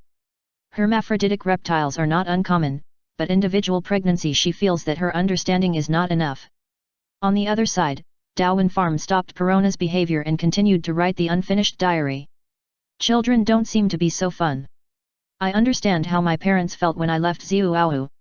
Speaking of which, there were actually mountain bandits a few days ago. Ziraura originally wanted to deal with them directly, but there seemed to be a better arrangement above. This time she finished her diary completely, put the diary back into the cabinet, took out an umbrella and planned to take Perona to the cafeteria of a Nagashima for dinner. Compared to cooking by herself, going to a Nagashima is the easiest way. Just as she was thinking about what to eat in the evening, some people in the flower capital looked gloomy. What's wrong? This is your mission. You three don't think that the Maskets can just do nothing. In front of Denjiro and the other two, Jin handed them a transfer order very coldly. The specific content was to let them lead the Shinzengami to wipe out the thieves' gang on Toyama. Ziraura could easily wipe out the people on Toyama, but those people were left behind. The purpose was to let these samurai recruited from Wano country fight for once. However, the leader was handed over to the three retainers of the Hara Kojiki family. In name, this made sense. As retainers of the general, they have the obligation to lead the samurai to eliminate the rebellious bandits. After the death of Kojiki Oden and Ashuraduji, the bandits in the head mountain lost their leaders, and they were kept to train soldiers. It's just that they have been a bit honest during this period, so I didn't think of them for the time being. Now that the food reserves are exhausted, the unmanaged bandits are not good at planting, so they robbed the village again, and this matter was put on the agenda again. There is nothing wrong with simply suppressing the bandits, but he asked Denjiro and others to lead the team. He knew their relationship with Ashuraduji very well, and it was precisely because of this relationship that they led the team. You shouldn't be short of this little manpower, right? Why, as the general's retainers, you wouldn't have any connection with the bandits, would you? If so, your position as general seems to be in danger. Eliminate and arrest, this is your mission this time, a mission that must be completed. This is the order of your general. Yes. Looking at the order with the general's seal in front of them, they finally led the Shinzengami to Toyama in the rain under the supervision of the Shin Onue Bancho led by Koga Greenangia. For the fastest update of Arceus Pirate Journey. Chapter 374, The Passing of Time. The bandits in Toyama had once harmed Kuri for a long time. At that time, Ashuraduji was called the Monster of Kuri, and ordinary people had no way to deal with the Toyama bandits led by him. Later, Kojiki Oden subdued Ashuraduji, and the bandit problem in Kuri was naturally resolved. During the days when Oden was away, these bandits had some unrest, but they were suppressed by Ashuraduji who returned. However, today, when they are all dead, the bandits in Toyama have lost control. At first, they were still honest for a while because of fear, but as time passed, they finally looted again. Without a leader, these bandits could not make much noise. The strength of Denjiro and others was more than enough to deal with these bandits. The Shinzengami following behind them was much stronger than those bandits in terms of number and equipment. The supervisor was sent out just because they were not very confident about them. As for the order with Kojiki Hiri's seal, it was not really done by Jin this time. He just truthfully relayed what the bandits did in the country. Kojiki Hiri did not understand Toyama's things, so he signed the order very cooperatively. Outside the Toyama village, the rain kept hitting Denjiro's face, and the water splashed on his lenses, making his vision a little blurry for a while. After a period of training, the Shinzengami could still withstand the rain. As for Greenangia, this kind of weather was the most comfortable environment for him. Buzz! A sound in the air broke the unique silence under the rain curtain, and a huge water shuriken appeared in Greenangia's hand. As the shuriken formed by the water flow reached a certain size, Greenangia threw it towards the village gate. Boom! The gate was not a water-storing fire dragon. The flying water shuriken made a roar after touching the village gate, and the village gate made of wood was immediately blown to pieces. Do you still need me to teach you the rest? I will report all your performance truthfully. Denjiro and the others did not speak, but silently drew their swords. Kojiki Hiri was in the hands of the other party at this time, and they had almost no way to deal with this situation. This is also the way that the beasts use these three people. Their survival has a certain symbolic significance, but they are now unwilling to join the beasts' pirates, so they can only use this method to make them work passively. This is an experiment. Although they are not the top combat power, they are not weak on the sea. Some dangerous tasks such as assault missions can be handed over to them. They do it. In the mountain stronghold of Toyama, the bandits inside looked at the shattered gate and didn't understand what happened. The shouts and killing outside the gate had already been heard. The reward system for the Shinzengami was simple, giving money. Under the temptation of interests, they were merciless to those bandits. But this is not the most critical thing. These bandits are all subordinates of Ashuraduji. Looking at the leader, Denjiro, their eyes are full of doubts. Lord Denjiro. Surrender, the times are different. Looking at the bandits in front of him, Denjiro had no choice. For them, Kojiki Hiri is much more important than these people. In the end, some people chose to surrender, while some people who knew that they were guilty and could not escape the code of Wano country and those who were loyal to Ashuraduji did not do so. They picked up their weapons and launched a counterattack. This was a battle without suspense. The bandits only had some old-fashioned muskets in their hands. Whether they could fire on such a rainy day depended entirely on luck, while the Shinzengami had all the newly made equipment of Wano country. Together with the 3 former retainers of Odin who had to contribute, this group of bandits was quickly wiped out. The bandits who were originally criminals were fine, but the way those who were originally loyal to Ashuraduji looked at Denjiro and his people made Denjiro's vision even more blurred. The gears of fate are still turning, and nothing will stop because of the existence and extinction of an individual. Time came to the second half of 1505. The world government's search for Plilt has never stopped, but the clues came to an abrupt end after tracing to a black market in the New World, where Plilt last appeared. In today's New World, in addition to Whitebeard, Kaido, and Charlotte Linlin, there are the 3 large territories occupied are also scattered with many buffer zones and small territories. The location where Plilt disappeared is very dangerous. The nearest island is Hachinos, which was once Rock's territory, Beehive Island. According to normal development, Wang Ji should have occupied this island. As a remnant of Rocks, he survived until the war at the top and was eventually defeated by Blackbeard. This was also due to the contribution of a strange Navy Colonel Kobe. I don't know why this colonel was able to participate in such a large-scale battle. But now Wang Ji is dead, and the island has become more chaotic, which makes the investigation of the world government more difficult. On Ghost Island, Elizabeth quickly laid an egg, which was then sent to the Pokémon Center of Beasts and was taken care of by Jigglypuff. The biologist from O'Hara on Sky Island repeatedly requested and was qualified to observe the situation with a monitor. Several scholars worked in 3 shifts to observe the egg and witness this rare miracle, but they all underestimated the incubation time of the egg. Mander Fesh got his job transfer as he wished, and his appearance frequency on Fishman Island became more frequent. His younger brothers also observed their boss like those scholars, wanting to see when Mander Fesh could evolve. The 3 Hancock sisters gradually integrated into the life of Ghost Island. Olga felt that she had a very strange little sister. For example, she was a little restless when taking a bath with her. In addition to the addition of a lot of red crosses on the map, many things went smoothly, such as the plan proposed by Tizero.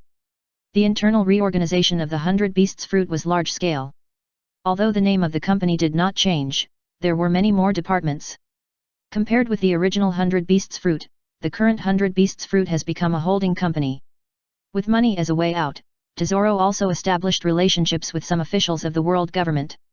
In this environment, it is inevitable to expand the business.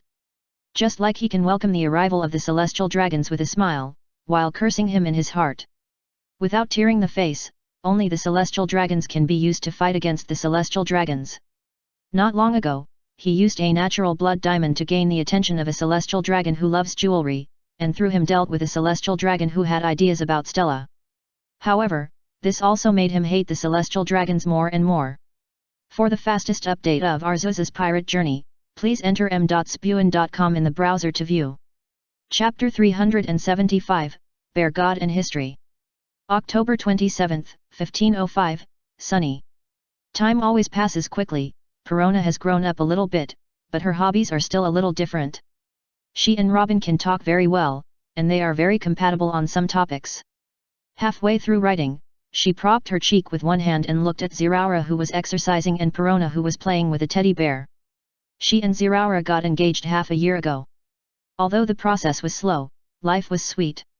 In fact, the life of the fur tribe was not that complicated. If two people liked each other, they would call a few friends and get married under the witness of the reign of grace of the Elephant Lord. But she lived outside after all, and was much more bourgeois than the natives of Zo.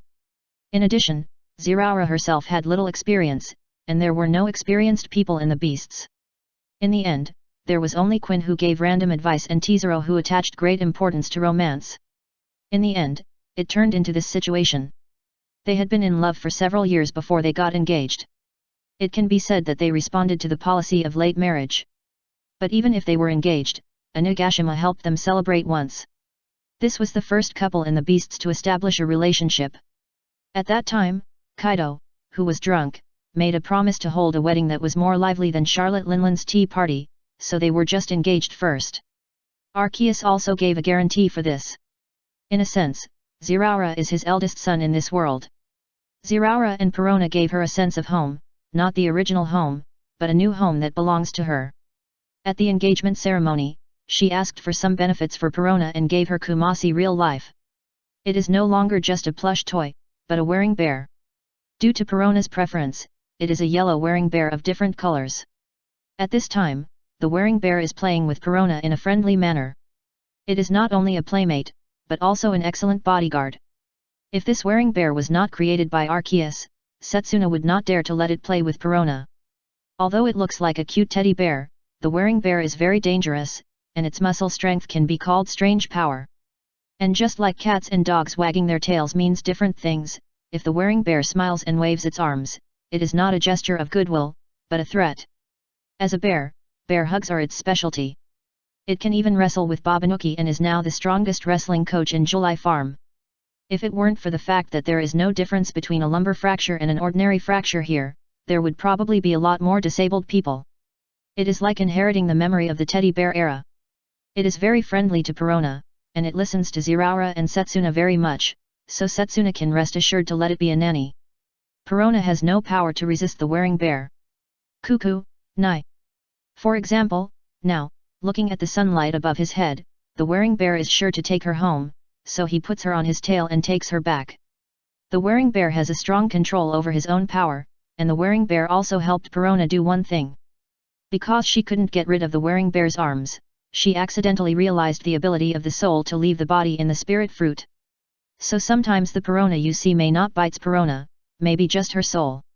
Wearing the appearance of a bear can be the biggest cover. After a few years, this pair of partners will surely bring enough surprises to the enemy, whether it is to protect Perona's body or to give a fatal blow when the enemy is passive. The loving hug of the bear god is not something that ordinary people can withstand. Last time I promised Wanda to take her to Wano country to play, I'll go there in a few days. After stopping writing, she opened a new layer of drawers, and the other layer was already filled with diaries. On Ghost Island, the new generation is still training. Hancock and others just borrowed the training equipment here. The 9 snakes have their own inherited training methods. They can be selected as new warriors to go out to sea, so they naturally remember this training method. 3 years of slavery have not affected Hancock's strength. Now with such independent training, there is naturally no problem with strength. These training devices are specially designed for people of this age. Although Hancock is older, there is not much difference in body size. Robin was still half finished, but she had a booklet in her hand. It was some data she had obtained after observing Pokémon over the years. The mysterious evolution aroused her curiosity, and so did some scholars in O'Hara. 5 years had made O'Hara's affairs gradually forgotten by the world, and some scholars also had the qualifications to enter the mainland of Wano country. They studied Pokémon during this time, and sometimes worked part-time as history teachers in Wano country. The beasts did not distort history much, but the result of the battle that night was thrown to the black charcoal snake. As for Kojiki Odin, they just told some things truthfully. For example, he threw his nanny out fiercely when he was 0 years old, started to go to red light districts when he was 6 years old, drank and fought with gamblers when he was 8 years old, was included in the gang blacklist when he was 9 years old, and was furious and burned down the gang casino, and was arrested for violent injury. At the age of 10, he entered the quarry as a prisoner to serve his sentence. At the age of 14, he modified the river course and caused a major flood, and at the age of 15, he set off the Harem rebellion in Wano country. In addition to the fact that changing the river course was a good deed, without Kojiki's identity, he should have died 800 times. After that, it was emphasized that he left Wano country irresponsibly and was deceived by Kurozumi Orakai. No artistic processing is needed, and the image of a fool appears. Even Kojiki Oden's retainers can't refute these. Robin exercises while studying academics, and Iska joins the ranks of exercise. Her target is Jack. At this time, Jack transforms into the beastman mode of the King Bronze Elephant and stands in place to accept Iska's attack. Not enough strength, what are you hesitating about? You can't stab me at all. This is also Jack's classic training method of being beaten. He is injured to use his ability. Cutting steel is the basic requirement, and Iska is far from doing this now, so Jack can be the target with confidence. And the Navy has not been idle in recent years. Newspapers often publicize the Navy's achievements, destroying a certain pirate group and saving a certain country. As for the way to save the country, a genius boy killed 500 hostages captured by pirates, and then killed all the pirates, solving the problem neatly. The rescue process was simpler than that of the Alpha Commando. If those soldiers had known the result earlier, they would probably have joined the pirates on the spot. However, Kaido found something in the newspaper. I'm going out for a while, and I'll be back soon. For the fastest update of Arceus's pirate journey. Chapter 376, Ulti and Page 1. This issue of the newspaper is almost all about the heroic deeds of the Navy and the world government. Kaido was originally there to see the jokes. He wanted to see which weakling was defeated again. The sea is an era of fighting, and it is reasonable for the weak to be defeated. But this time he saw some special news. The news on the newspaper that Kaido put down happened to be a report that the Navy had severely damaged a pirate in the New World, and finally the pirate fled in a panic. Seeing that news, Kaido had a bad premonition. There is nothing else, it's just that the person involved is his old acquaintance. When he first came to Wano country, he met his old comrade, Maria's father White. During the conversation with him, they mentioned a person's name Urant. Compared with Walter who fell into Wano country, Urant is much better than White. Although the bounty of more than 100 million is not outstanding in the New World, it is not very weak. After all, over 100 million is a threshold. Kaido tried to recruit him, but he refused. He did not join any pirates and has been wandering in the no man's land of the New World. The Navy G14 branch achieved significant results, and the alliance of pirates including Urant was disintegrated. This is the last newspaper Kaido saw. There is no exaggerated headline. It just describes what happened at the time very realistically. However, the pirate ship that escaped from the war made Kaido realize something. In the sky, Kaido, who turned into a blue dragon, was on his way. He knew the group of pirates. Betrayal among pirates was not uncommon. There were only a few pirate groups that could not rebel after the captain was defeated. And such pirates are often more difficult to deal with. Because compared with those pirates, such pirates have one more belief. Whether it is personal worship or personal charm, it is this factor that makes those pirates more difficult to deal with. After Rox died, the Rox pirates turned into birds and beasts and scattered because they were not of one mind from the beginning.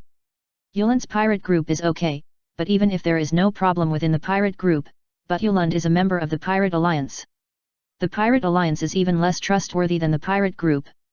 The Pirate Alliance is an untrustworthy alliance full of betrayals. There are very few pirates who have established absolute trust. The Red Earl who has always been alone is an example. He is somewhat wary of Charlotte Linlin. Now the one who cooperates with him the most is Arceus. More than 10 years of getting along have made them fully trust each other. The damaged ship in the Navy newspaper is Yulan's pirate ship. When everyone is evenly matched, it is an alliance. Once this balance is broken, the alliance will become an annexation. He also knows where Yulan's territory is. This trip is for this matter. And Kaido's guess is not wrong. In a certain sea area in the New World, a fight between pirates is happening here. Yuland is not only defeated, but although he did not die on the spot, he still died of serious injuries afterwards. Yuland's men haven't done anything particularly excessive, but other pirate groups are different. The Yulund pirate group without Yulund is a big piece of fat meat in their eyes. While they haven't recovered yet, some pirate groups that have preserved their strength in the previous battle with the Navy began to take action. Hand over the treasure. Yulund should have hidden a lot of things. That's right, Yulund is dead, you don't have to work for him anymore, right? Several groups of pirates are temporarily united and are exerting pressure. Their pirate groups have not suffered too much damage, and it is difficult to tell the winner from each other, so they are temporarily united to divide Yulun's pirate group together. However, from their positions, it can be seen that these people are also wary of each other. You bastards, if you hadn't retreated in advance, the captain wouldn't have been so seriously injured and died. What nonsense are you talking about? Did you guys get the wrong idea from Yulant? Where does the trust between pirates come from? You're just too stupid. You dared to rush so far ahead. Bang! Bang! 2 gunshots suddenly came, and the pirate who laughed at Yulant suddenly had 2 blood holes in his chest. Don't insult the captain. You're looking for death. A new round of battle was about to start, and the remaining members of the Yulant pirates put up a fierce resistance, but the disadvantage in numbers made their resistance seem extremely futile. In order to snatch what Yulant had left, they even brought out the cannons. This was to capture the stronghold that Yulant had dug in the mountain. Yulant was at least a regular army of the kingdom before, and he was much better at digging positions than those pirates who changed their careers halfway. The bombardment of the cannons caused rocks to fall continuously, and in the room of the bunker, a burst of crying could be heard continuously. A purple-haired boy with a fur hat and 2 small horns was crying while holding a big bump on his head. A rock that fell earlier left such a bump on his head. In front of him stood a girl with blue and pink hair, wearing a lace mask, holding a wooden stick full of nails in her hand, looking angrily at the door of the room. Don't be afraid, Xiao Pei, no one can hurt you, I will protect you. She is Ultai, and the one she calls Xiao Pei is her biological brother Peggy Wan. The siblings are the remaining children of Olant. Her words are both to comfort Peggy Wan and to comfort herself. It is too early for her to say this, as she is only 5 years old this year. The sound of artillery outside seems to have stopped. This is not good news, because it means that the battle is over. Soon there is a sound of kicking the door outside, and the seemingly solid door did not last long before it was kicked open. The pirates outside the door looked at the 2 children in the house and smiled dangerously. Boss! We found the 2 children of Olant. They look the same as in the photo, so I guess they can be sold for a high price. Olant had previously boasted about his children to others, which led to them being targeted today. The price of a cute little girl is never low, not to mention the characteristics of the horn. The rarer the thing, the more expensive it is. Ultai is not Yamato, and the rough stick is not Ken. Facing an adult pirate, she did not fulfill her promise to protect Page 1. After several attacks, she was trampled to the ground by the other party. Sister! He tried to attack the other party, but he seemed even more powerless as a 3-year-old child, but at this time, a new scream came from outside. The pirates at the door thought that there was a fight outside because of the uneven distribution of the spoils, so they carried the siblings and walked out. When he came outside, he finally heard what they were shouting. It's Kaido! Kaido of beasts! Ah! A hot breath was exhaled, and several pirates gradually turned into charcoal in the flames. Although betrayal is not uncommon, even pirates should be kind and righteous. Thunder Bagua. Ultai, like Maria's last name, is a translation problem. If you have a big objection, I will change it to Run Q tomorrow. If you have no objection, I will use this transliteration. For the fastest update of Arceus's pirate journey, please enter m.spuin.com in the browser to view.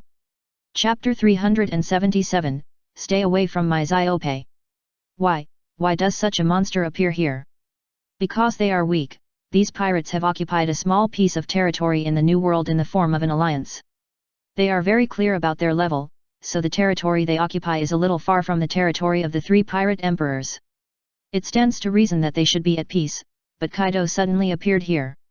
The world's strongest creature, Kaido without injury, the immortal dragon, this is the name left by Kaido's wandering around all these years. He will be defeated, but he has never left any wounds on his body, and he is just like an indestructible cockroach. His abundant physical strength and flying ability meant that even if those people could defeat him, they could not keep him, and Kaido would probably come back again after a while after leaving. Because he never brought his subordinates and ships with him when he was suicidal, and he often left after making a big fuss, with his strength, it was difficult for others to keep him without any worries. And it was impossible for all places to have people with matching strength stationed and guarded, so many people were unwilling to provoke Kaido now. These pirates couldn't figure out why they had attracted the monster Kaido when they stayed here honestly.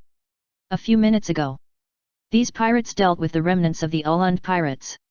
In fact, if Kaido had come a little later, these pirates would probably have fought because of the uneven distribution of spoils, but before they could fight, Kaido appeared in an extremely outrageous way. He could fly and obviously could fly down by stepping on the flame cloud, but he chose to release his ability in mid-air, and then directly played a high-altitude bungee jump like a heavy bomb, without a safety rope. This is what he discovered in the past battles. There are many powerful enemies in the New World. At least in this era of warlords, there are still many people who can survive his blow. And when those people crawl out of the deep pit he hit, the people around them will be shocked, so he came up with such a way to appear.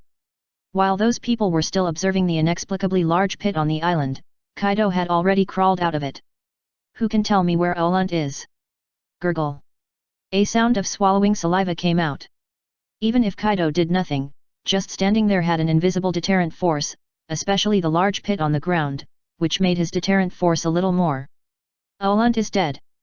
He was too seriously injured in the battle with the navy. If he offended you, then you are too late. They didn't know that Uland had a relationship with Kaido. After all, Uland never mentioned it. If we talk about the relationship, Uland was Kaido's old squad leader. Watching his former soldiers gradually become the strongest in the kingdom, become pirates, and gradually become legendary figures on the sea, Uland's heart is still quite complicated. He rejected Kaido's recruitment and chose this kind of pirate alliance. And those pirates never thought that Uland would know Kaido.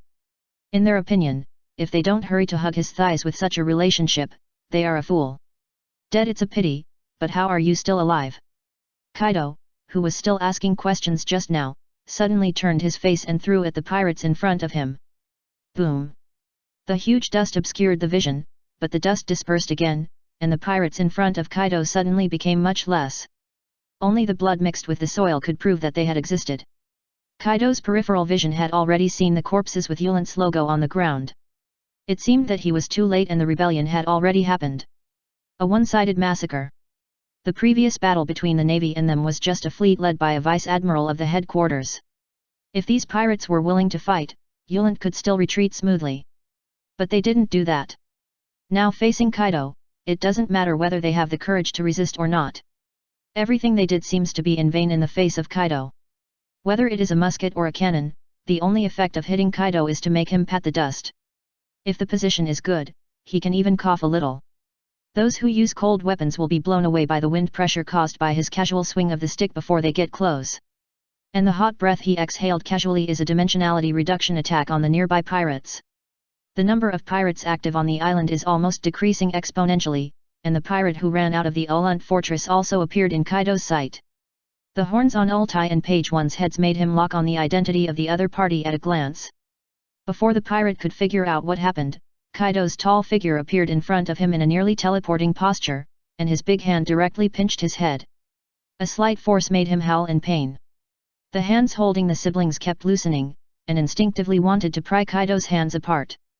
Looking at the siblings falling to the ground, Kaido did not catch them. Although Kaido came to find Uland's children, it was enough for him that the children did not die. It was normal for them to be injured. A few years ago, even Yamato was about to fall off the ship, and he would not even blink an eye. Even his own children were like this, let alone these two. You are Uland's children, right? Looking at the tearful Page 1 and the vigilant Ultai, Kaido made a final assertion.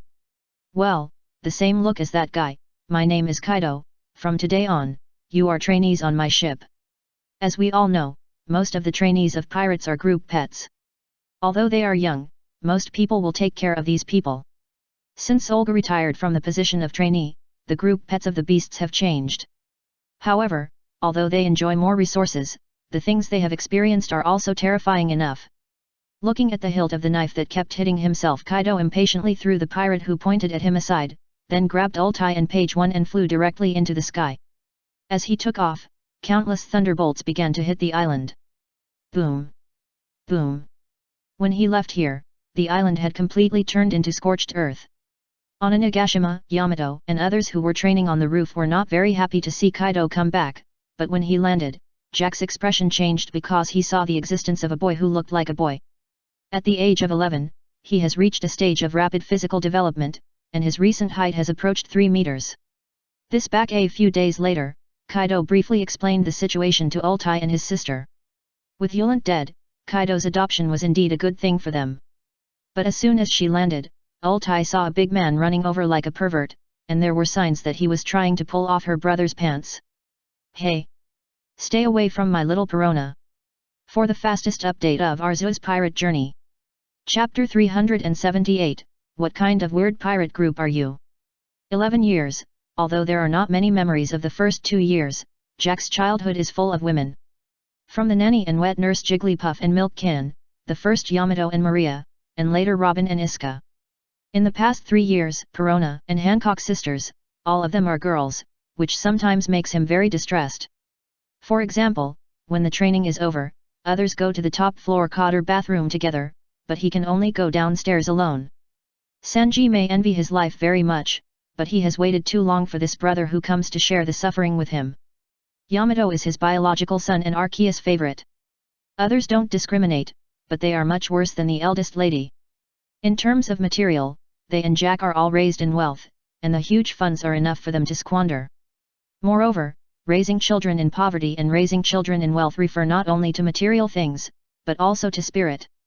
Raising children in poverty means letting children experience frustration from an early age, have more experience and exercise, learn to be independent and self-reliant, and have a tough and tenacious character. In terms of toughness, Jack has already done it. After all, he is beaten by Kaido every day, and a weak mentality can easily explode. However, he urgently needs a male companion of similar age, or a little younger than him. At this time, the appearance of Peggy Wan made him very happy.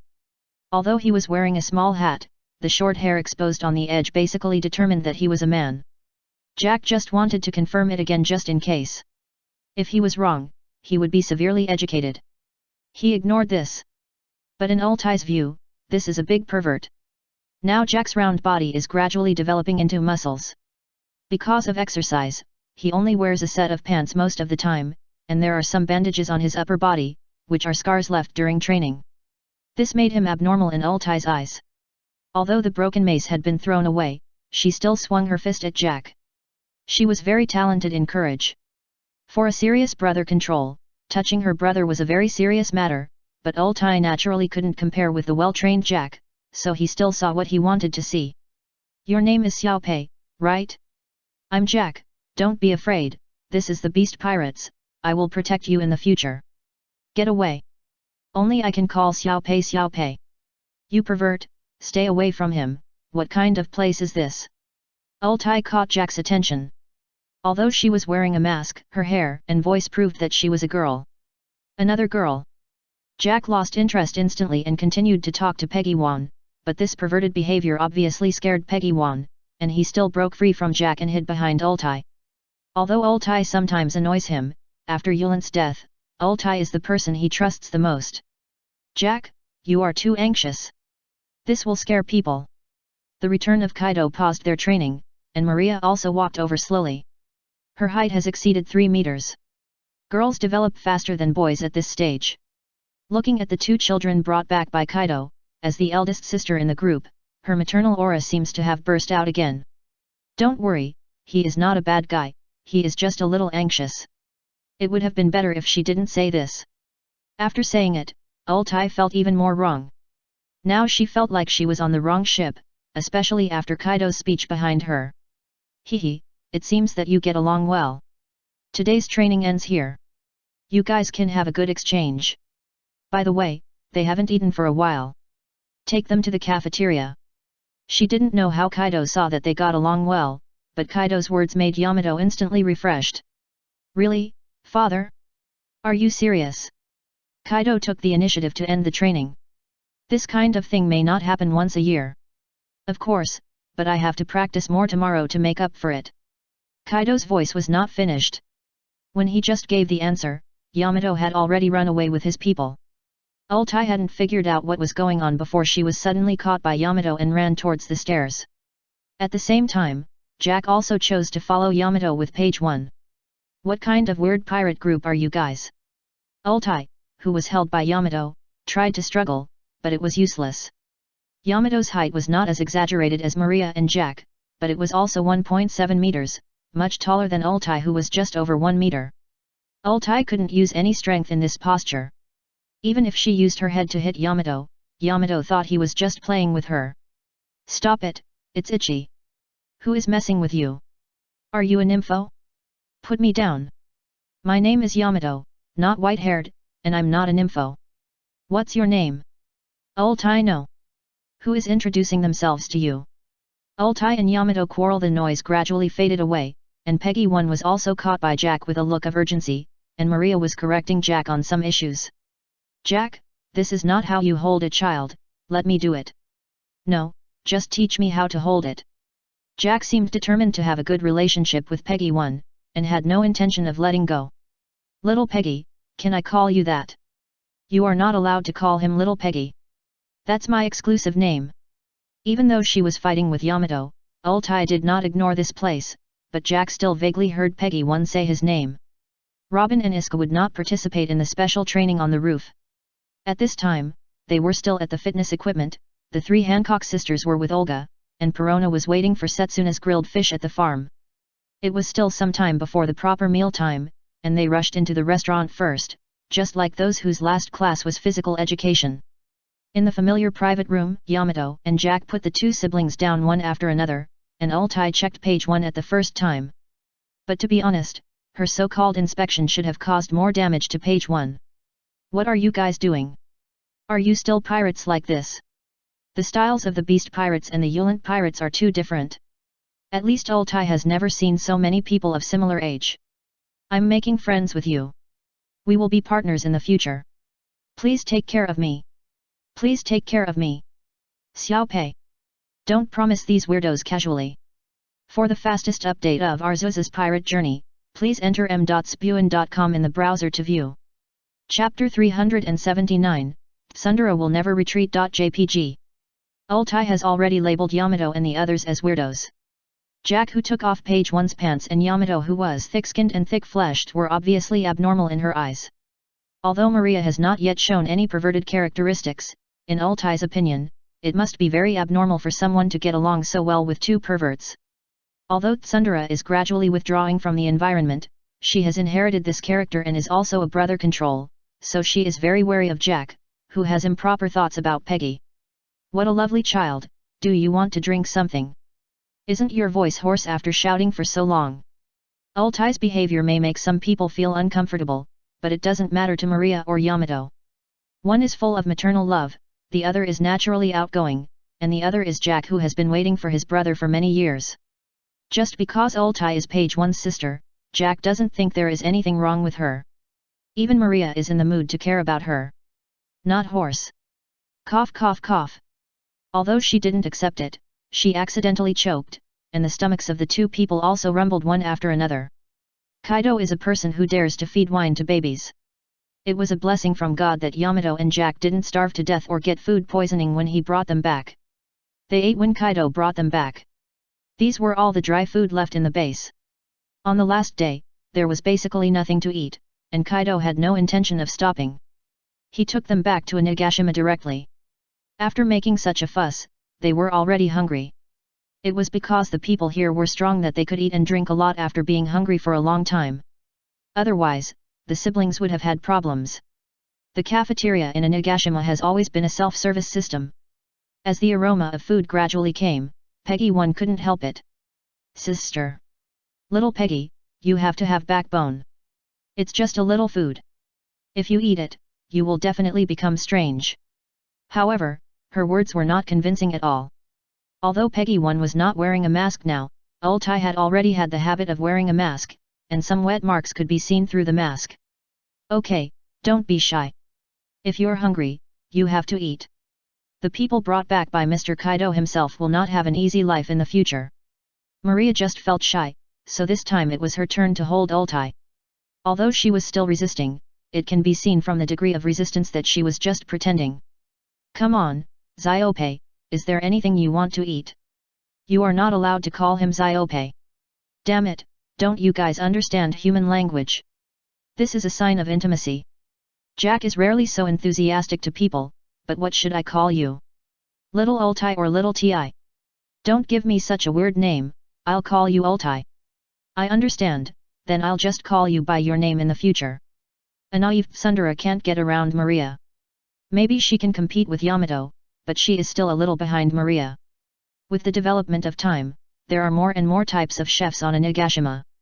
Foods from the 4 major seas and various countries can be seen here. New pirates will also tell the chef how to cook some of their hometown dishes to see if they can taste the flavor of their hometown. Meat is always the main theme, but Ultai and her brother seem to be very interested in starchy foods. Ultai's eyes are attracted by a machine that makes spiral potato towers, while page 1 is attracted by the freshly fried corn chips with a perverted spicy cheese sauce. Yamato, have you changed your taste recently? Looking at Yamato's food, Maria hesitated slightly. Recently, Yamato's diet has changed a lot, and he has a great love for raw salmon. In front of her is a large plate of salmon tartar salad, as well as a bunch of salmon sashimi and a pot of oden. These are all local foods of Wano country. They taste good, but the amount is usually not enough to satisfy her. Try something new. It's actually quite delicious. Do you want to try? Forget it, I'm not used to it. While Yamato was talking to Maria, Jack was fighting with Ultai for the right to feed page 1. I'm his sister. This must be done by me. You must be hungry too, your saliva is about to flow out, so go eat your own food first, I will help you take care of your brother. Before they could come to a conclusion, page 1 had already taken the food by himself, but the large bowl was a little unstable, and when he almost knocked over the bowl and chopsticks, someone lent a hand. To be precise, it was Round Hands, and several Jigglypuffs appeared here directly, which directly made Ultai and Jack lose this opportunity. This is an egg. Lakey. Looking at the Chandy Pokemon that appeared, Ultai felt more and more that she had come to a strange place. They are Chandy Pokemon, Pokemon created by my godfather, and the most magical creatures in the world. Godfather? Do you have a godfather? Is he the same as that idiot Kaido? Sister, it's not nice to call Mr. Kaido like that. Ultai came to this conclusion when Kaido gave her wine as if it were water. She didn't say bad things behind her back, she said it in front of Kaido, and Kaido just laughed at it and didn't take it seriously at all. Nothing, father is indeed a fool, but you are not allowed to say bad things about foster father. If Sister Shayna hears you, you will be miserable. Ultai didn't insist on saying anything. Tsundere is not brainless. When the other party directly said danger, she would not have to try. After all, this pirate group is too weird. Her tolerance for hunger has reached a limit. Looking at the almost cold potato tower, she took off her mask directly. She is not Kakashi next door. She still has a mask under the mask and can even finish the food in front of her at the speed of light. Others pretend to be masks, but he can take off the mask and change his hairstyle so that others can't recognize him. Aren't you pretty? Why do you wear a mask? Wear it if you like it, can't I? Ultai gave a very direct reason. Many people have their own original bodies, such as Luffy's supreme big slippers, Frankie's shorts, Mingo's glasses, and Ultai's mask can also be counted as one. There was nothing special about the face under the mask, just a very beautiful ordinary girl. Hunger made her not in the mood to argue with others, and she started to eat the food in front of her, but at this time, a group of pirates supporting each other also walked in. The two pirates seemed to be arguing about something, but the difference was that they had two numbers 41 and 40 on their bodies. To see the fastest update of Arceus's pirate journey, please enter m.spuin.com in the browser to view. Chapter 380, A New Numberer. You are really good. Of course, you just stay in your position honestly. Don't be happy too early, your position of number 40 will be mine sooner or later. The numbers on their bodies are proof of their status in the Beast's Pirates. They are the numberers in the Beast's Pirates now, and they are also the top people in the Beast's Pirates in terms of strength, except for the three disasters and other big cotters. Kaido has a plan for the top big boss, but it is difficult to divide more endowers in detail. In the end, Arceus chose a simple numerical system. Those with the highest strength are qualified to be numbered. The smaller the number, the stronger the strength, and the higher the status within the beasts. The way to determine the number is also very simple, fighting. Whoever wins the fight gets the number. Even if he becomes the number holder, others are also qualified to challenge him. There is a fixed time for the position change battle every month, and the winner can replace the loser. However, in order to reduce meaningless time waste, the challenge of ordinary members must be limited to 10. Only those who have obtained numbers from 91 to 100 are qualified to challenge 81 to 90. If you have obtained a single-digit number, you are qualified to challenge the big boss. As for the original complex titles such as the Real Fight and the Flying Six, they were cancelled in the optimization within the beasts. Under the big boss are 101 number holders. Compared with the disasters as the trident blades, these cotters are the ultimate cornerstone. The god benefactor and the giver are their ways of gaining power, and the number determines their status. Of course, there are also special cotters such as Sena, Ziraura, and Greenangia. Although they have no number and are not disasters, they are directly under Arceus and have a status and strength that is no less than the 3 disasters and those with single-digit numbers. What are they talking about 40 and 41? Numbers, those people are cotters in the pirate group. Yamato explained to them what the number is. This time Altai did not say anything, but listened carefully. This style is like a real pirate group. The replacement battle is not over yet, do you want to watch it in the afternoon? Kaido gave them a holiday in advance, and Yamato planned to establish a closer relationship with new friends, so he made this suggestion according to their wishes. After eating, Yamato took them to the second floor of Onigashima, which was her observation deck. The first floor below was completely transformed into a huge martial arts arena, and now someone was fighting a new round of duels on it. Loto. In the next round, number 16 Davigo challenges number 4 Babanuki. Loto, the match begins. Babanuki had no opinion on his deputy challenging him, which was a very common opinion among the beasts. It was a common thing. The two of them used their abilities almost at the same time. The arena had become a battle between the King of Leave and the armored warrior. In the end, Babanuki defended his position as the chief of the guards and defeated Davigo with a crushing blow.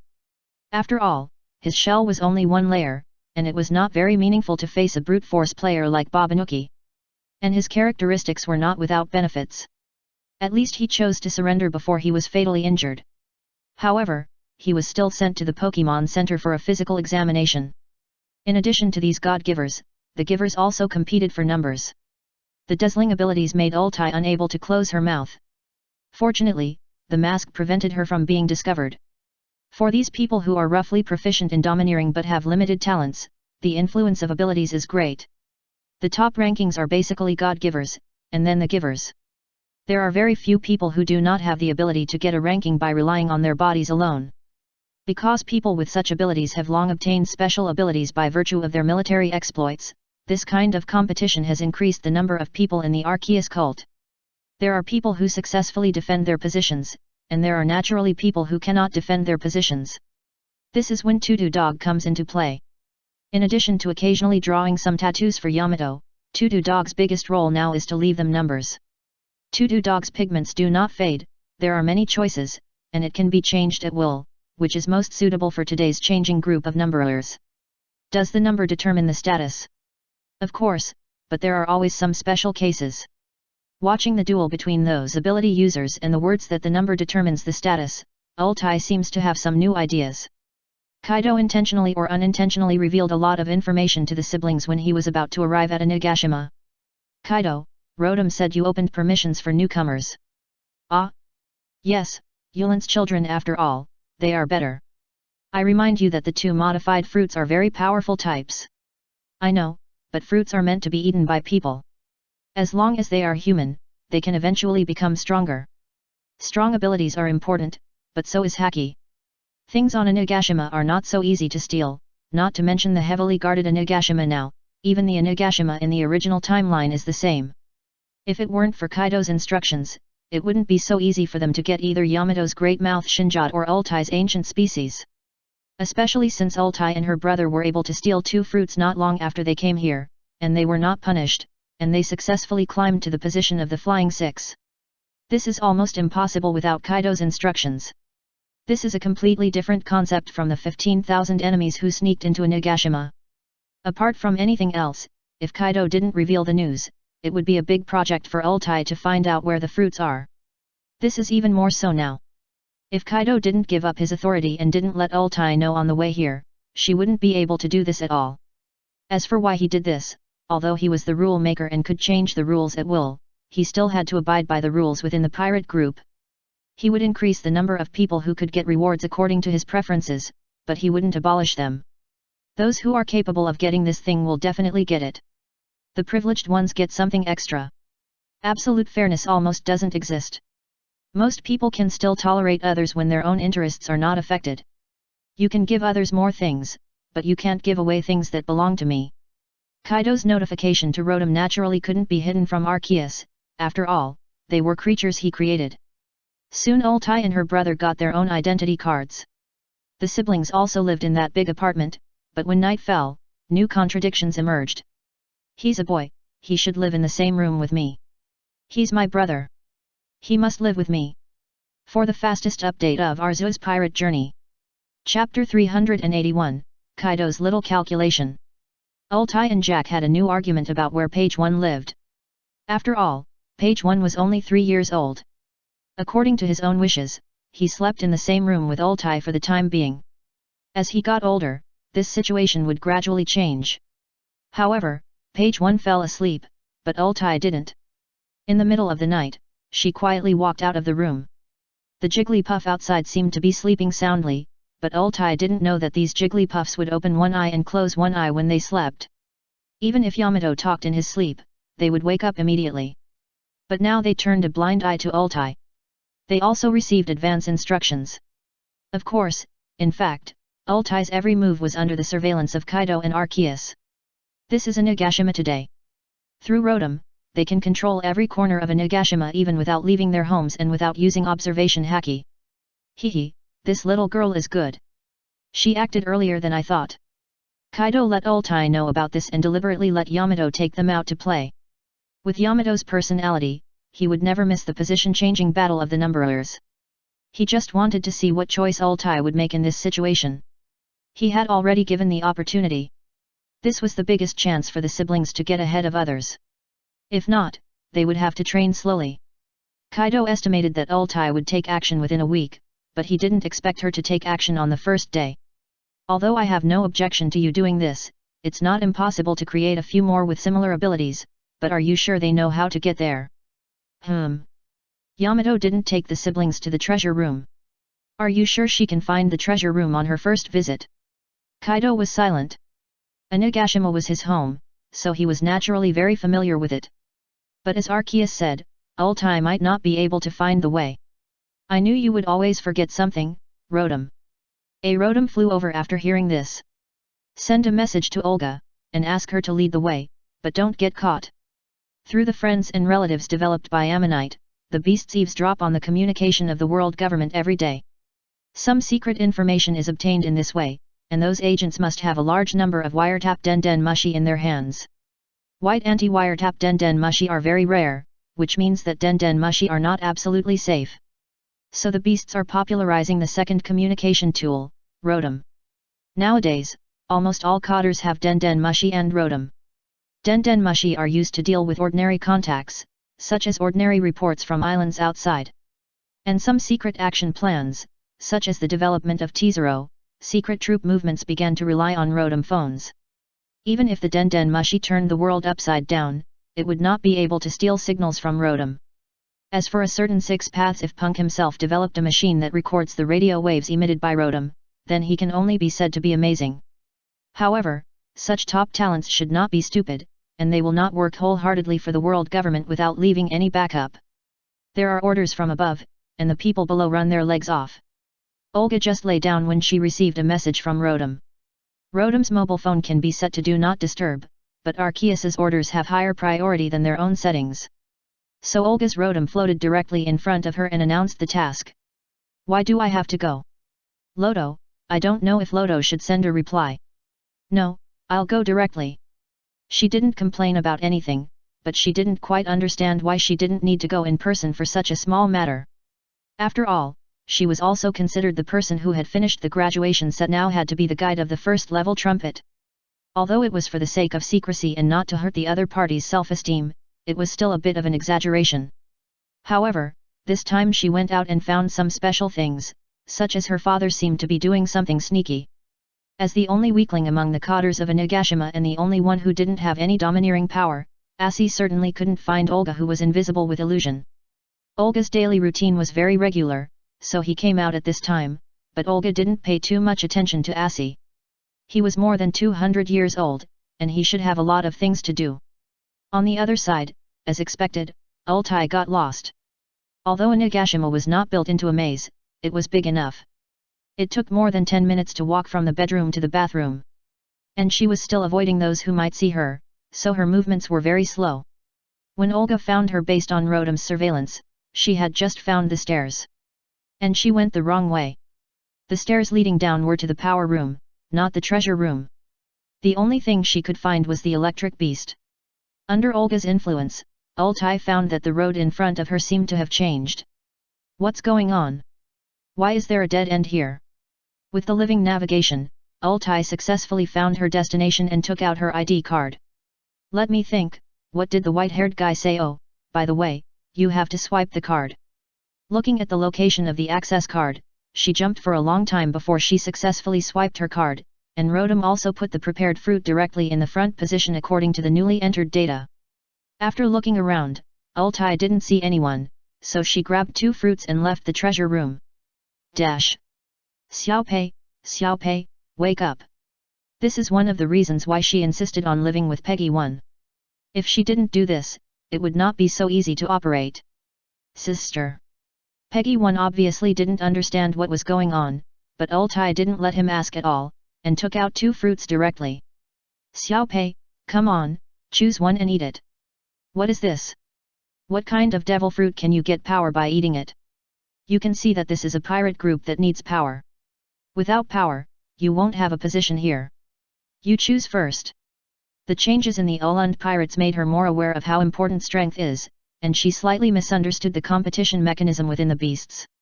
After all, those people who inserted themselves into the stage did not hold back at all.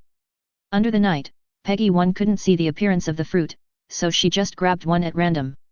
Come on, eat them all, don't leave any. She just wanted to destroy the evidence. Sister, it's so disgusting. After just one bite, Peggy 1's expression was almost distorted. Eat it even if it tastes bad. Be patient, Xiaopei. This is for the future. Then he pinched his nose and ate the fruit with the skin and flesh. For the fastest update of Arceus pirate journey. Chapter 382, There is love, but not much. There are many delicious things in the world. Due to the difference in human taste, the definition of delicious is different for everyone. Some foods even have 2 extremes, such as Houtunia cordata and coriander. People who like it can't do without it every meal, and those who don't like it feel uncomfortable when they smell it. But the devil fruit is different. Although it smells fine, it is even a fool would think it was unpalatable. Being extremely unpalatable is a common feature of devil fruits for everyone. Among all the known fruit power users, Yamato is the only exception. Arceus took great pains to modify the big mouth of the true god, so she couldn't understand what the so-called unpalatable thing was. Cough cough cough, such an unpalatable thing. After swallowing the last bite of the fruit, Ultai had a severe retching feeling, but she couldn't spit anything out. The fruit was just its external manifestation. As long as the first bite was swallowed, the power of the fruit would be quickly absorbed by the human body. Xiaopei, are you okay? I'm fine, but sister, why do you want to eat this thing? It's too unpalatable. Wait a little longer, the changes should come soon. Most of the ability users will know the ability of the fruit as long as they eat it.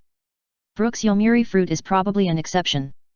After all, no one dares to try it casually because it can only be triggered by dying once. Unlike the animal system, the 3 basic changes can be mastered quickly even by a child after eating it. However, these fruits are now fantasy beasts, and it takes a lot of time to fully master the illusion power they bring. Ultai felt her ability first, and there was a wriggling under her skirt. Soon a green tail squeezed through the original clothes and slapped the ground. The green scales wrapped around the body, and the palms also became repair-long dragon claws, with scarlet claws at the front. In the form, she is not much different from the swollen-headed dragon ability user in the original timeline. However, the connection between the upper and lower jaws forms 2 battle axes that are slightly tilted at 30 degrees. The battle teeth that the double-axe dragon is proud of have super destructive power. They can easily chop off hard steel pillars. The position where the sharp teeth extend is just the outer edge of her mask. Her mask is very special. It is not a head-mounted or ear-hanging type, but more like an adsorption mask. However, this ability is not so simple. Quinn has proved one thing with the potion, that is, the body structure of the animal ability user can change, so the ability of this double-axe dragon there is something special. An unknown will made Ultai bring her arms close to her face, and then the pair of teeth fell off like assembled parts, and were attached to the scales on the outside of her arms to form two external axe blades. The fake Axe King, Axeman Monka, the real Axe King, Ultai. Whether using her head or her hands, she can exert the power of these war teeth. Although it seems a bit unscientific, referring to the use of rotating bone plates by Triceratops as helicopter rotors and the transformation of Quinn Brachiosaurus, Ultai's changes are not surprising. At the same time as Ultai changed, Page 1's body began to expand. The black and purple fine scales are all over the body. If you don't look closely, you can't see that this its scales, and when combined, they look like shark skin. It looks smooth, but it can actually cause serious scratches to the enemy. Because of the different fruit prototypes, his land shark is much larger than Ultai's, especially when he changes to the beast form. So for the first time since he was born, his height has surpassed Ultai, and it's nearly 3 times, but the houses on Onigashima are big enough, so these are not a problem. Wow, Peggy, you've become so big, that's great. Looking at the enlarged Peggy 1, Ultai didn't feel scared at all, but climbed directly onto his back. If she didn't have scales, she would probably be directly rubbed off a layer of skin. Now Peggy 1 can't control these things well. Sister? What are you doing? Nothing, I used to hold you in my arms, and now you can carry me when you grow up. In short, this sister loves her brother, but it may not be much, and it's very strange. At this time, Ultai grabbed Peggy 1's dorsal fin and lay on his back, swinging back and forth, and then Peggy 1 fell directly to the ground because he couldn't adapt to his new body. The noise made the siblings startled, but after waiting for a long time, it seemed that no one noticed that they were doing something big. Hey, these people are sleeping so soundly. Xiao Pei, how are you?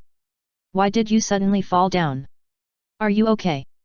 Sister, while you are talking about this question, can you get off me first? In the few memories that Peggy 1 has, most of them are of Ultai, and they are mixed. For example, she almost choked him to death when she gave him water, and she almost suffocated him to death when she covered him with a blanket, but if there was any danger, she would always stand in front of him, which made Peggy 1 have complicated feelings for Ultai as a sister. She can be relied on when there is danger, and she is the biggest danger to herself when there is no danger, such as now. The two of them tossed and turned for most of the night before they fell asleep, but just as dawn broke, they were awakened by an explosion, and at the same time, there was Yamato's helpless and forced scolding, and Kaido started his temporary test again. Even Ultai and Page 1 were not spared and were directly swept up by the spreading flames. Although he deliberately let the siblings get the right fruit because of his relationship with their father, it also meant that the hell time for the siblings began early. Run, you have to live up to the 2 fruits. The powerful ability cannot be wasted because the body is not strong enough. Run. Under passive training, Ultai felt more and more that she was fooled by Kaido. Time soon came to February 1506. In the past time, many things happened on the sea, such as Red Hair Shanks came to the East China Sea and invited a man named Jesus Bulletin to join his pirate group. In the forest of the Drum Kingdom, a group of moose gave birth to a group of new fawns. The Goa Kingdom, Ace and Sabo met for the first time and became friends, and Ultai Ti was also taught a lesson by Shayna several times. She did not remember Yamato's instructions, so her unwillingness to admit defeat caused her to suffer a lot, but she had enough experience and lessons in this regard. At least when facing Arceus, she understood the importance of etiquette and respect. She didn't want to be spanked in front of her brother again, and Shayna was really ruthless. It was already a very severe measure to make Tsundere verbally convinced. For the fastest update of Arceus's pirate journey, please enter m.spuin.com in the browser to view. Chapter 383, What's Wrong with Ground-Based Flying? Exercise the body and control the ability. This is the training that the siblings are doing recently. They can't learn high-level skills yet, but they are gradually getting familiar with their body structure. For example, Peggy 1 has a dedicated teacher, Yin Elizabeth. This is related to his flying method. Although he is also a ground-based fighter, Garcomp has the ability to fly. However, Garcomp's flying is different from ordinary flying. After adulthood, a skilled Garcomp can take off from the spot and fly at high speed like a jet fighter. But Peggy 1 has not reached this point yet. Now he is at most a glider, and he needs a run-up to barely take off, so Yin Lishabeth, who is good at gliding and flying, became his special teacher. Little Peggy. Come on. That's right, little Peggy, don't be afraid, I will catch you. You are not allowed to call him little Peggy, only I can call him that. Standing on a slightly higher hillside, Peggy 1 is preparing to take off, and below are the crowd watching the excitement. Although Ultai has realized that this warning is useless after a few months, Yamato and Jack are all calling Peggy 1 little Peggy. But she still did not give up her behavior of declaring her. As for whether this kind of flight training is dangerous, she thinks it is not. After all, when she taught Peggy 1 to walk before, she pulled him to walk for a few days and he learned it. She was still waiting for Peggy 1 to take her flying. At this time, Peggy 1 was vaguely labeled as a mount in her impression. After all, except underwater, Garcomp can move freely underground or in the sky. As for why she did not refuse Jack's move to catch Peggy 1, she was a brother control, not stupid, and she could not catch Peggy 1 of that size. Put your body together, open your arms, spread your wing membrane your fins, and then run at full speed. Yin Lishape demonstrated in front of Peggy 1. After a run-up, she flew up with the wind, but Peggy 1 was not so smooth. As expected, he fell directly on his first flight. After breaking the spider silk protection net left by Maria, he continued to fall and was finally rolled up by Jack's nose. The height plus the elephant trunk was a height that Ultai could not reach now. For Ultai, everything on Onigashima was fine. Even Sherina did not continue to target her after she corrected that problem. She could get used to that familiar white-haired nymphomaniac. Only Jack was fighting with her for her brother every day, which made her very unhappy. Put Xiao Pei down. Didn't you see that you scared him? After a long period of training, Jack's nose has become as flexible as his arm, and it can bear a lot of weight. I asked you to put him down, not to put him on your back. Page 1, who failed to fly, had already released his transformation, so he was directly put on Jack's shoulder. If you are not familiar with them, these people don't look like pirate reserves at all. Everyone has training suitable for themselves. In the office of Onigashima, Mander Fesh also temporarily left Fishman Island. He came back to report on his work. How is the recent situation on Fishman Island? It's much more stable, but overall it's still the same. Although Whitebeard's flag has made many people give up their evil thoughts, there are still occasional kidnappings on Fishman Island. Whitebeard's flag is a deterrent, but there are still many people who value money over life. Slave traders and pirates who dare to attack mermaids or fishmen still exist, especially the high price of mermaids attracts many desperate criminals. Whitebeard is scary, but he is not everywhere. If you are encountered by Whitebeard's members, you will naturally be in trouble, but as long as you don't encounter them, nothing will happen. Many people still choose to attack mermaids with this in mind. In addition to external worries, Fishman Island also has internal troubles. Some members of the slave hunting team already have fishmen, and they have no guilt at all when they attack their compatriots. The royal family of the Ryugu kingdom has not been successful in this regard, especially the entry and exit inspections, which are sometimes in name only. In addition, I have discovered some rare mineral deposits on the seabed near Fishman Island. I have used some equipment to detect them. The reserves are extremely rich. I am afraid that they have not been mined in the past few hundred years. However, the mining cost is very high unless you can hire those fishmen. Moreover, it is impossible to use large equipment underwater, and there are threats from large sea beasts. If you really want to mine, you can only rely on your strength. Although Manfesh's transfer application was due to Rusalka, he also did a lot of work. He knew that only by showing the value of the transfer could he stay in this position. The area of the ocean is much larger than that of the continent. This is even more true in the world of thieves.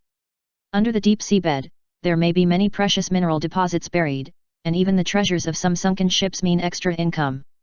However, although the coating process allows ships to dive, it is not suitable for underwater mining. There is nothing in the wrong technology tree. If you build a submarine to mine, I am afraid that the income will not be as good as the investment. What is the attitude of the fishmen or mermaids? I have been contacting them with the appearance of fishmen. The polarization is quite serious, and most fishmen do not have a good impression of humans. But if necessary, I can still get some manpower. The population of Fishman Island is about 5 million, and the ratio of mermaids to fishmen is roughly balanced. After all, their birth is completely random. And because of the random changes in the species of fishmen and mermaids, it is actually a bit difficult to confirm whether they are biological. The reason why Erfish said that he could get some manpower is that he actually made a little name for himself in Fishman Street. Fishman Street is not inside the bubble of the Dragon Palace Kingdom, but in the deep sea outside. However, the people living here are all fishmen, so this has no effect. Fishman Street was originally a large place to take in orphans, but due to the incompetence of the management, Fishman Street has become a gathering place for illegal groups. Fishman Street is the biggest slum for Fishman Island. The laws of Fishman Island are not very useful here, but fists are the most useful. Fisher Tiger, Jinping, and other famous fishmen are basically born here, but this makes the Dragon Palace Kingdom even more weird. The body is inherently stronger than that of humans, but there are no strong people in the kingdom. All the famous people are from gangsters, which is as outrageous as some people who play football. In this environment, Manderfesh can naturally make some names with his fists. After all, he needs some fishmen to work on Fishman Island, so he has become a small leader of Fishman Street. For the fastest update of Arceus pirate journey. Chapter 384, Jack and Commander/Who return home. And those younger brothers are quite reliable, because Manderfesh is not only good at fighting, but also has money. If he is given some time and enough funds, it is not a problem to set up a mining company. It's just that the overall prejudice of the fishmen and the policy of the Kingdom of Dragon Palace are a problem. But the princess of the Kingdom of Dragon Palace has some very naive ideas. If there is a need, it should be no problem to send Teezero to communicate with her. Manderfesh directly stated the possible suggestions. His current goal has become to retire gloriously and get married, and he has one more flag on his back. The suggestion is good. You can use another identity to test the other party's tone. How about the issue of Fishman Karate and Judo? This is also Manderfesh's mission when he set out for Fishman Island, to find out how to practice this thing. There is a real fishman on Ghost Island. And for him, Fishman Karate is also a way to increase combat power. Well, I've learned a little bit of Fishman Karate, but I'm not very good at Fishman Jiu-Jitsu. Take Jack with you this time, let him train with you for a while, and let him learn something about this. This is almost arranged. 12 years old is a suitable age for an apprentice pirate. Like Nine Snakes, the new generation of beasts will also start their own voyage, but their destinations are different. Jack arranged Fishman Island, while Yamato chose an island he liked. As for Maria, it's up to her to go where she likes. As for safety issues, the beast's flag will not encounter any trouble when sailing on the sea, and Fishman Island is flying the Whitebeard flag. Although there are constant small actions, no one will make a big move on Fishman Island. The most important thing for the big pirates is the issue of face. No one can tolerate a slap in the face, unless there are considerations that they have to endure, such as interests and casualties. Shanks was able to stop Kaido before the war because of interests. Otherwise, if the war really started, Shanks would not have been able to reach Marineford at the end of the war. He did not have the ability to kill Kaido instantly. Yes, I will take good care of Jack. Jack just needs to pay a little attention. You should mainly take care of Kojiro. Lord Arceus, do you want to take him with you? Kojiro and Teezero are the best at handling business issues. Teezero has been studying business on the Red Earth continent recently, so it will naturally be handed over to him. But don't worry, he won't hold you back. It's just his first time going out. Kojiro did not do nothing for such a long time. Under the careful training of Hyogoro, he finally got rid of the embarrassing situation of being dislocated and strained by a knife. Now he can use Yanfan at least 3 times. And he also gained his own abilities. Although military exploits are the most important achievements within the Beast's Pirates, it is not just military exploits. Business, development, and technological breakthroughs are all counted. Kojiro's behavior of developing and stabilizing Wano's internal business has given him another chance to get a reward, and this time he didn't give it to his pet. After the traditional process, he finally got the direct transformation form of the Commander. A steel and evil blade Pokemon with a form very close to that of a human, wearing armor similar to that of a Wano warrior, with sharp blades on the top of the head, limbs, and abdomen. Among the various Pokemon today, the most intuitive way to increase combat power is the rock and steel types. Even without training, these 2 types of Pokemon can be directly immune to most conventional attacks. The upper limit is unknown, but the lower limit is very high. For details, please refer to Das Bonus's Quick Cut Fruit. With a body of steel and the swordsmanship honed by Hagora, Kojiro basically did not encounter any danger in the first half of the Grand Line. Manderfesh moved quickly. As soon as he left Arceus, he had already passed the message to Jack. Jack, Lord Arceus ordered you to go to Fishman Island with me during the next period of time. Fishman Island? Yes, that's where you were born. It's necessary to take you there, and you can also learn something new, such as this. Looking around, Manderfesh saw a kettle. After pouring some water on his hands, he punched those special wooden man piles. Fishman Karate, Water Strike. Water Strike, one of the basic moves of Fishman Karate, is a special move that can use liquid as a bullet. The splashing water leaves deep dents on those wooden man piles like bullets. How is it? This is a move of the Fishman, very suitable for water battles. Unfortunately, I can't find the trick of that Fishman jutsu. Jack, it's up to you then. I should be able to find you a good master. Wow, it looks so cool. Can Fishman make water splashes like this? Jack's reaction was okay, but Yamato seemed to be interested in this and began to ask about Manderfesh's experience in Fishman Island. When Ultai heard that Jack was leaving, even the mask couldn't hide her smile. Great, you better never come back. Humph, not only will I come back, I will also give Xiaopei a gift. The desserts of Fishman Island are very famous. Jack stated a very impressive fact. If you want to know which desserts are delicious in the pirate world, just ask Charlotte Linlin. As long as the desserts she likes are guaranteed to be of good quality, Fishman Island can use desserts to obtain the banner protection of the Big Mom Pirates, which is already an affirmation of this quality. At first, Jack would argue with Ultai, but he gradually found that there was a better way to deal with this tsundere, which was to ignore her temporarily and then attack Peggy 1. Is it really delicious? Peggy. It's just food, don't succumb to it. I can also make you delicious food. Sister, forget it, the food you made. It's not that he discriminates against Ultai, it's true that he doesn't want to die young like this. The food made by Ultai is only liked by those stinky muds, which has already shown how outrageous her food is. Looking at the extra children, Manderfesh didn't feel strange at all, after all, this is the tradition of the beasts.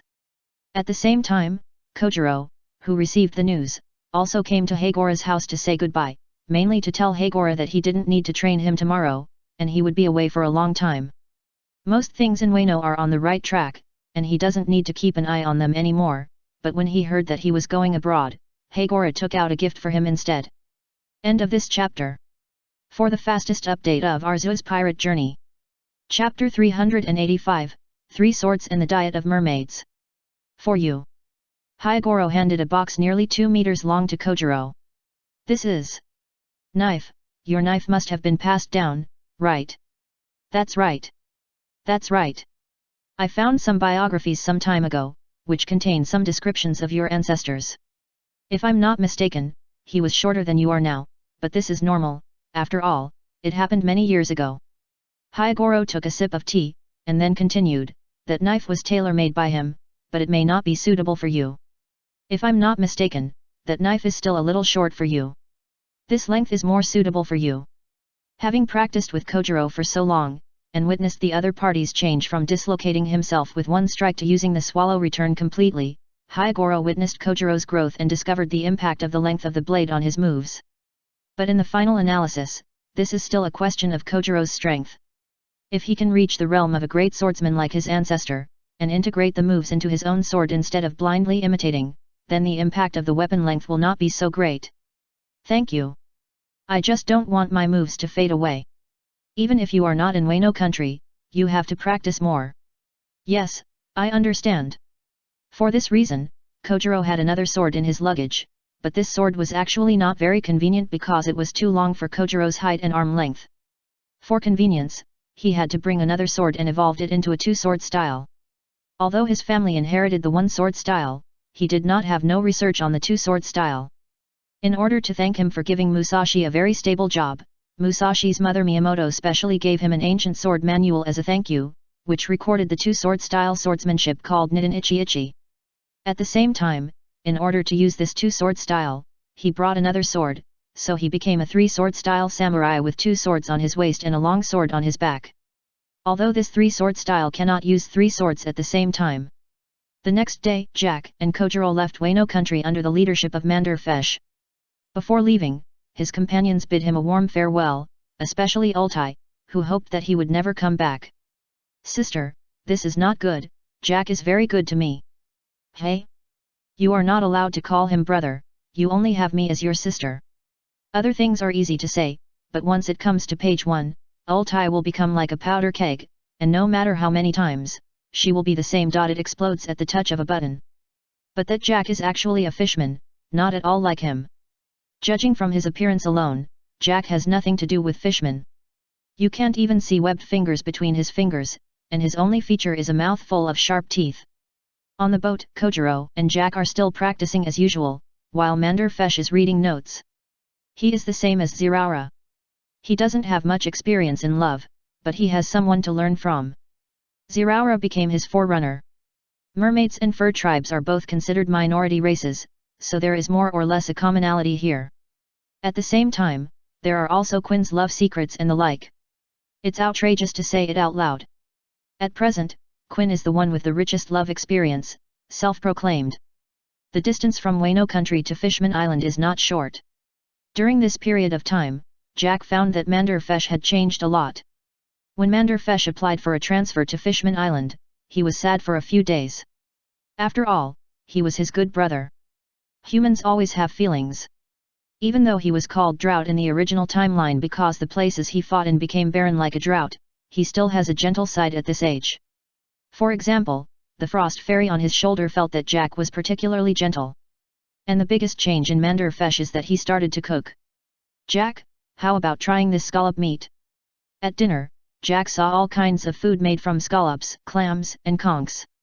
Mermaids don't eat fish or sea beasts, but shellfish are in the mermaid's menu. Although Jack is just a fishman, Manderfesh thinks their taste should be somewhat similar. These shellfish are processed. Although Fishman Island is in the deep sea, they have a way to cook food. There are electrical appliances in Fishman Island, whether it is heating food or coffee. Through the Sun Tree Eve, Fishman Island not only obtains sunlight, but also obtains electricity. Their power generation technology is very special compared to the outside world.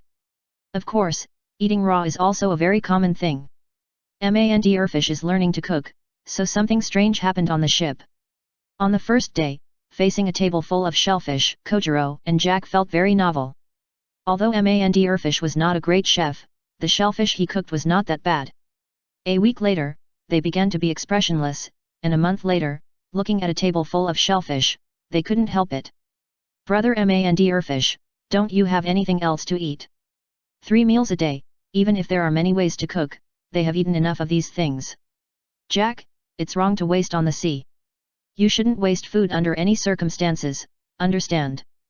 But brother Manderfesh, what does this have to do with this? Although he doesn't like vegetables and fruits, after a month, he thinks that the fruit set meal of Frost Milk Fairy is more delicious than these shellfish. Hold on for a few more days, I'll soon understand the tricks of these dishes. He made a lot of failed products in the experiment.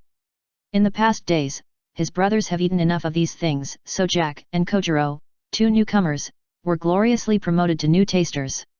In the end, Manderfesh learned how to cook scallops and other shellfish during the voyage, and Jack and Kojiro also successfully crossed shellfish out of their recipes. After a long voyage, they arrived at the junction of the center of the Grand Route again.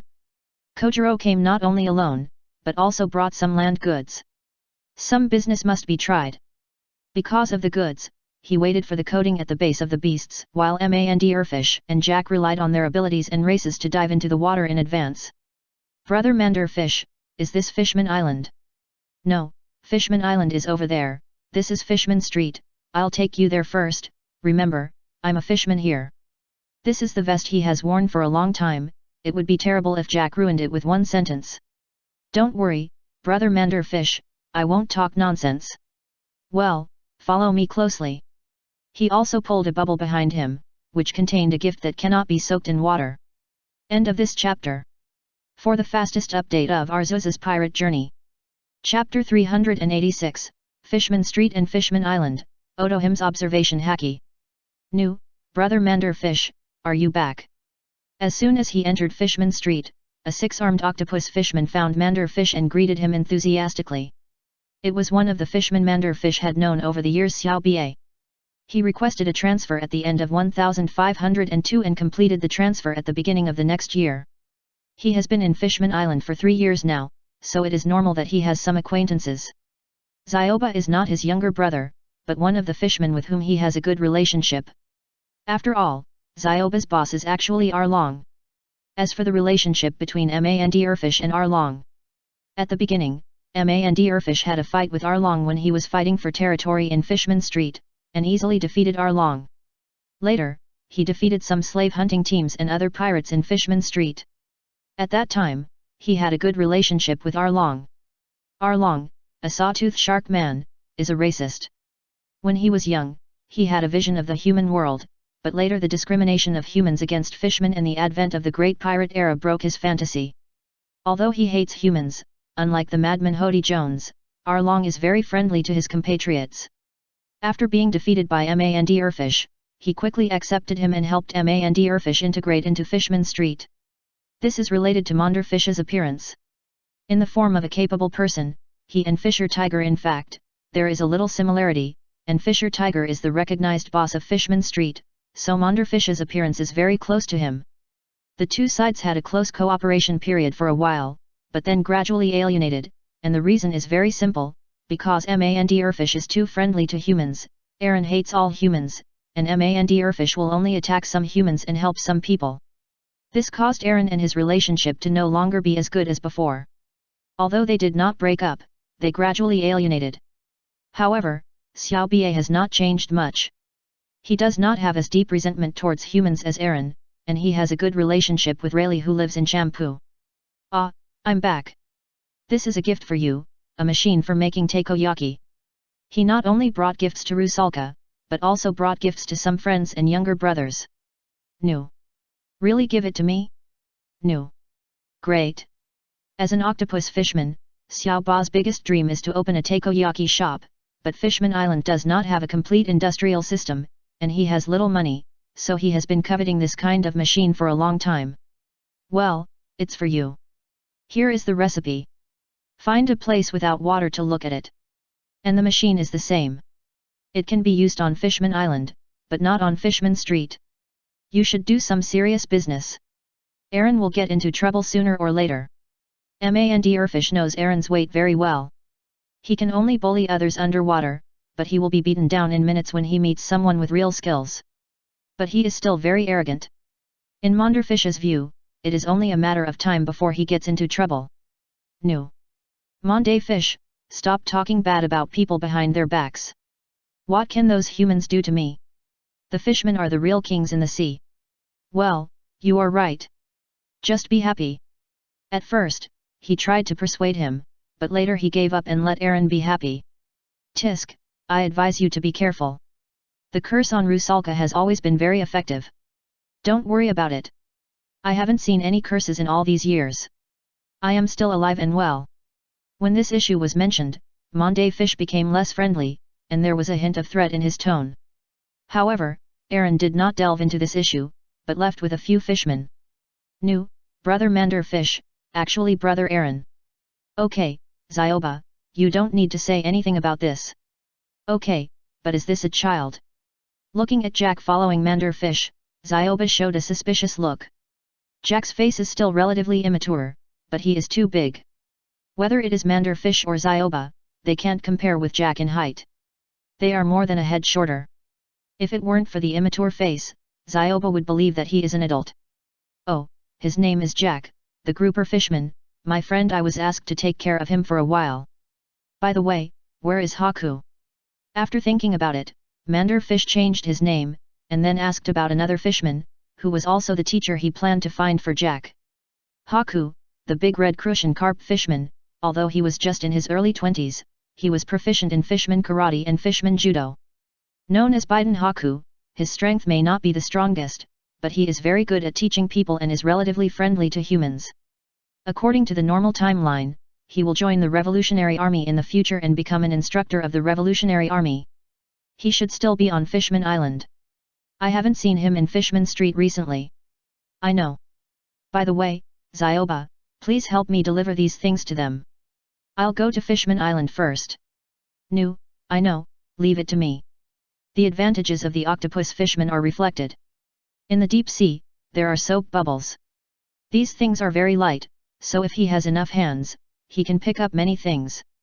Those things are not expensive, but they are all things that fishmen like but are difficult to get. Fishman Island is right below Shabayati, but fishmen rarely go there. After all, the Shabayati archipelago is very dangerous for them. Many mermaids or fishmen have a dream of playing in the soap bubble park, but they may never set foot on land in their lives. And Mander Fesh took Jack directly to Fishman Island. He was not sure where Haku was, so he took Jack to Rusalka's home. During the period, they passed by Jilong Court Square, where a woman was giving a speech. She was Odohim, the princess of Fishman Island, an idealist, whose dream was that all mermaids and fishmen could live on the ground equally with humans. She gave a speech very hard, but not many people were willing to listen to her, because what she said was too advanced for the residents of Fishman Island. Brother Mand Fesh, is it difficult for fishmen to live on land? Jack, who was passing by, heard Odohim's speech. He didn't understand this question very well. After all, he had always lived on land and had never been discriminated against. It's not easy. Governor Kaido and Lord Arceus have protected you from this problem. In fact, the world outside is much more complicated than you think. Let's go. Rusalka's home is almost here. Mand Fesh pulled Jack away from here. He had no interest in the speech, but he didn't notice that Odohim looked at them. That was Odohim's natural powerful observation color, which could sense the other person's thoughts and emotions. She used this ability to see how many people were willing to recognize her. Although there was no result, she unexpectedly felt some of Mendelssohn and Jack's thoughts. For the fastest update of Arceus' pirate journey. Chapter 387, Jack, you value love over friendship. Odohim can read minds, which is different from the ability that Enelo has acquired through the combination of fruit ability. Her ability is innate, but she has no habit of casually browsing other people's inner thoughts. If external voices keep entering her mind, it will drive her crazy, and it is not her style to read other people's hearts at will. She is a very naive idealist.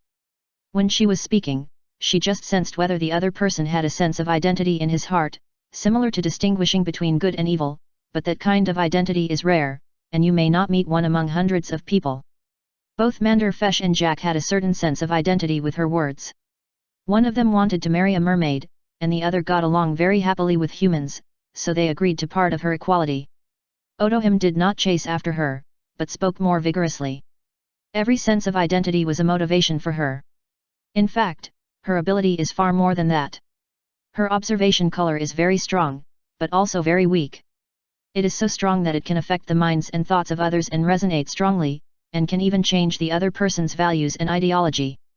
Muscarad's sudden change of mind a few years later was not just because of the grace of saving his life. Odohim helped a lot in this. But at the same time, she is also very weak. Her physique is so fragile that slapping someone will cause her to break a bone. For this physique, let alone training, and her observation haki that can influence other people's minds is also different from the regular observation haki. That is not the regular haki that can be trained to the realm of predicting the future, but a natural ability like the Conqueror haki. Her influence is not an instant brainwashing, but a slow influence that is subtle and gradual. The celestial dragons are seriously polarized, and the mental resistance of some celestial dragons is undoubtedly ranked at the bottom of the world. Even so, she has to spend a lot of effort to influence. As long as she is stronger, she is basically powerless. Otherwise, she doesn't need to do anything else. She can rule the world by walking outside. After passing through the Jiran Court Square, Mand Fesh returned to the Coral Hill again, and along the way Jack also saw all kinds of mermaids and fishmen. Whether it is marine fish or freshwater fish, even some non-fish marine creatures appear here from time to time. Although Jack looks more like a human, his big body and Mand Fesh next to him saved him from a lot of trouble. Brother Mander Fesh, didn't you say that woman is the princess? Yes, is there any problem? If it's the princess, then what she said should be similar to Lord Arceus and Mr. Kaido, and have the same effect. Jack, although maybe it's almost the same, but your analogy is inappropriate. Do you want to be taught a lesson by the big sister? No, I just want to say, why do the subordinates listen to the princess words? Many of those who pass by are like this, and what they do is completely different from what the princess asks. In Jack's opinion, the people's attitude towards the king is the same as the ordinary pirates of the beast's attitude towards the captain. If Kaido said this, it would not be a speech, but an order. Because Governor Kaido and Lord Arceus are strong enough, Jack, this is a cruel world. Without strength, everything is nonsense. If she has absolute strength, then all these will be implemented quickly, but she doesn't. Although I agree with some of her words, it is a pity that she is destined not to realize her ideal. Why? Peace is not spoken with the mouth. It is a very sad thing to pin peace on the ideas of others. You have to have a big enough fist to spread your ideas to others. Otherwise, if you convince him today, it's nonsense. That piece of white paper can't bind this world of force. The pirates' territory and the status of the allied countries are all defended by strength, even the world government. Without the support of force, those celestial dragons would have died countless times. Strength, is it important? Of course it is important. We are almost there. Don't talk nonsense later. Rusalka's house is getting closer and closer, and Manderfesh once again emphasizes the issues that Jack should pay attention to. I know, don't worry, brother Mandfish. Yeah, by the way, smile, don't be so stiff, forget it, you'd better not smile, keep the expression just now. Looking at the sharp teeth, Mandfish thought it would be better not to let him smile. Rusalka, are you home? I'm back. A familiar place, familiar words, familiar way of knocking on the door, but the difference is the time of opening the door. Unlike the last time when he waited for a long time, this time he just knocked on the door and there was movement inside. Mandfish, you're back, who is he? Looking at the big guy behind Mandfish, Rusalka was obviously stunned. The orders from the superiors asked me to bring this child to learn some fishman karate and fishman judo. Have you seen Haku recently? No, but are you sure this is a child? Even among the fishmen, Jack is a rare big guy, but this question did not last too long. During this time, Jack also saw the situation in Rusalka's room. Many things were in pairs. If what Manderfish said is true, Rusalka has been single for a while, which means that there has been a lot of progress between them. In the end, Jack watched Manderfish happily walk into the house, while he waited alone at the door. It's not that Rusalka didn't let him in, but that he couldn't get in. This is not a Nagashima. The house was built according to Kaido's body shape so that even the giants can enter and exit freely. Rusalka has been living alone because of the curse-like reputation, so the house was naturally built according to his body shape. Even Manderfish, who was about 2 meters tall, had to lower his head and lean sideways to enter the house. So unless the door was removed, Jack could not get in. In this case, he chose to let Jack wait for him at the door and wait for him to deal with the things at hand before arranging him. So there was a strange scene of a young and strong man sitting alone at the door. Is he okay? It's okay. He is often alone and has long been used to it. Jack outside the door did not hear this, otherwise he would definitely refute Manderfish, saying that he was just used to a man staying alone in a group of women, not used to being alone.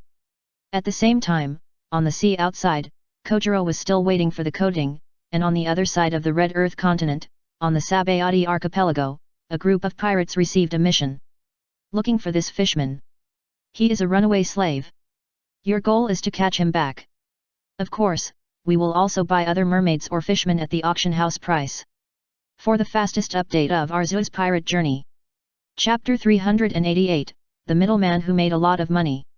Not long ago, a slave of a celestial dragon escaped while he was out. The slave who escaped was Fisher Tiger. That celestial dragon was not Muscarad.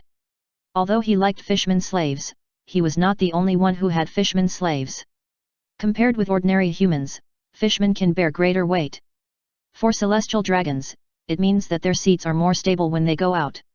It is almost impossible for ordinary slaves to escape from the hands of celestial dragons. The power of the explosive collar is not something that those slaves can bear. But Fisher Tiger deliberately knocked over the celestial dragon on his back, and tricked others to come over at the cost of being shot a few times, and snatched the key when they were not prepared. They underestimated the vitality of the fishman and overestimated the marksmanship of the celestial dragon. They couldn't kill Tiger with a few pistol shots. Then a classic economic case happened. For the celestial dragons, it was a shame to let the slaves escape. If this matter was spread, it would become a laughing stock among the celestial dragons. And there were too many people who saw Tiger escape, including the kings of the member countries and officials of the world government. It was not realistic to kill them all. So he gave a confidant 500 million baileys and asked him to catch Tiger back. It would be better if he could catch some new slaves. Since Whitebeard began to protect Fishman Island, there have been some effects. The most direct manifestation is that the number of fishman and mermaid slaves has decreased and the price has increased. Although 500 million has exceeded the value of a fishman, it is not a big deal compared to saving his face. Then the confidant took out 300 million of the 500 million baileys and bribed an official of the world government to let him handle the matter. Then the official of the world government took out 200 million baileys and arranged for his men to handle the matter well. Although the fishmen and mermaids on the island were once classified as fish by humans and were discriminated against by humans. But 200 years ago, after the kingdom of Ryugu became a member of the world government, the relationship between the two sides eased a little, and the king of Fishman Island was allowed to attend the world conference. This made it difficult for the people of the world government to do such things blatantly, and the deep sea was too dangerous. The slave hunting team had poor deep sea operations, so they used 120 million to bribe a group of pirates with good strength to let them do this, and waited on the top to reap the benefits. As for the extra fishmen or mermaids, if the quality is good enough, the celestial dragons are probably willing to spend extra money. It was 2 days after Manderfish returned to Fishman Island. The pirates' ship had been coated long ago, and after making preparations, they had come underwater. They took out 60 million berries and bribed some thugs on Fishman Street again. They were not sure whether the other party had returned to Fishman Island, but this was where all the fishmen lived, so they sent people here to check, and capturing other slaves was also to make it easier to report if Tiger was not found.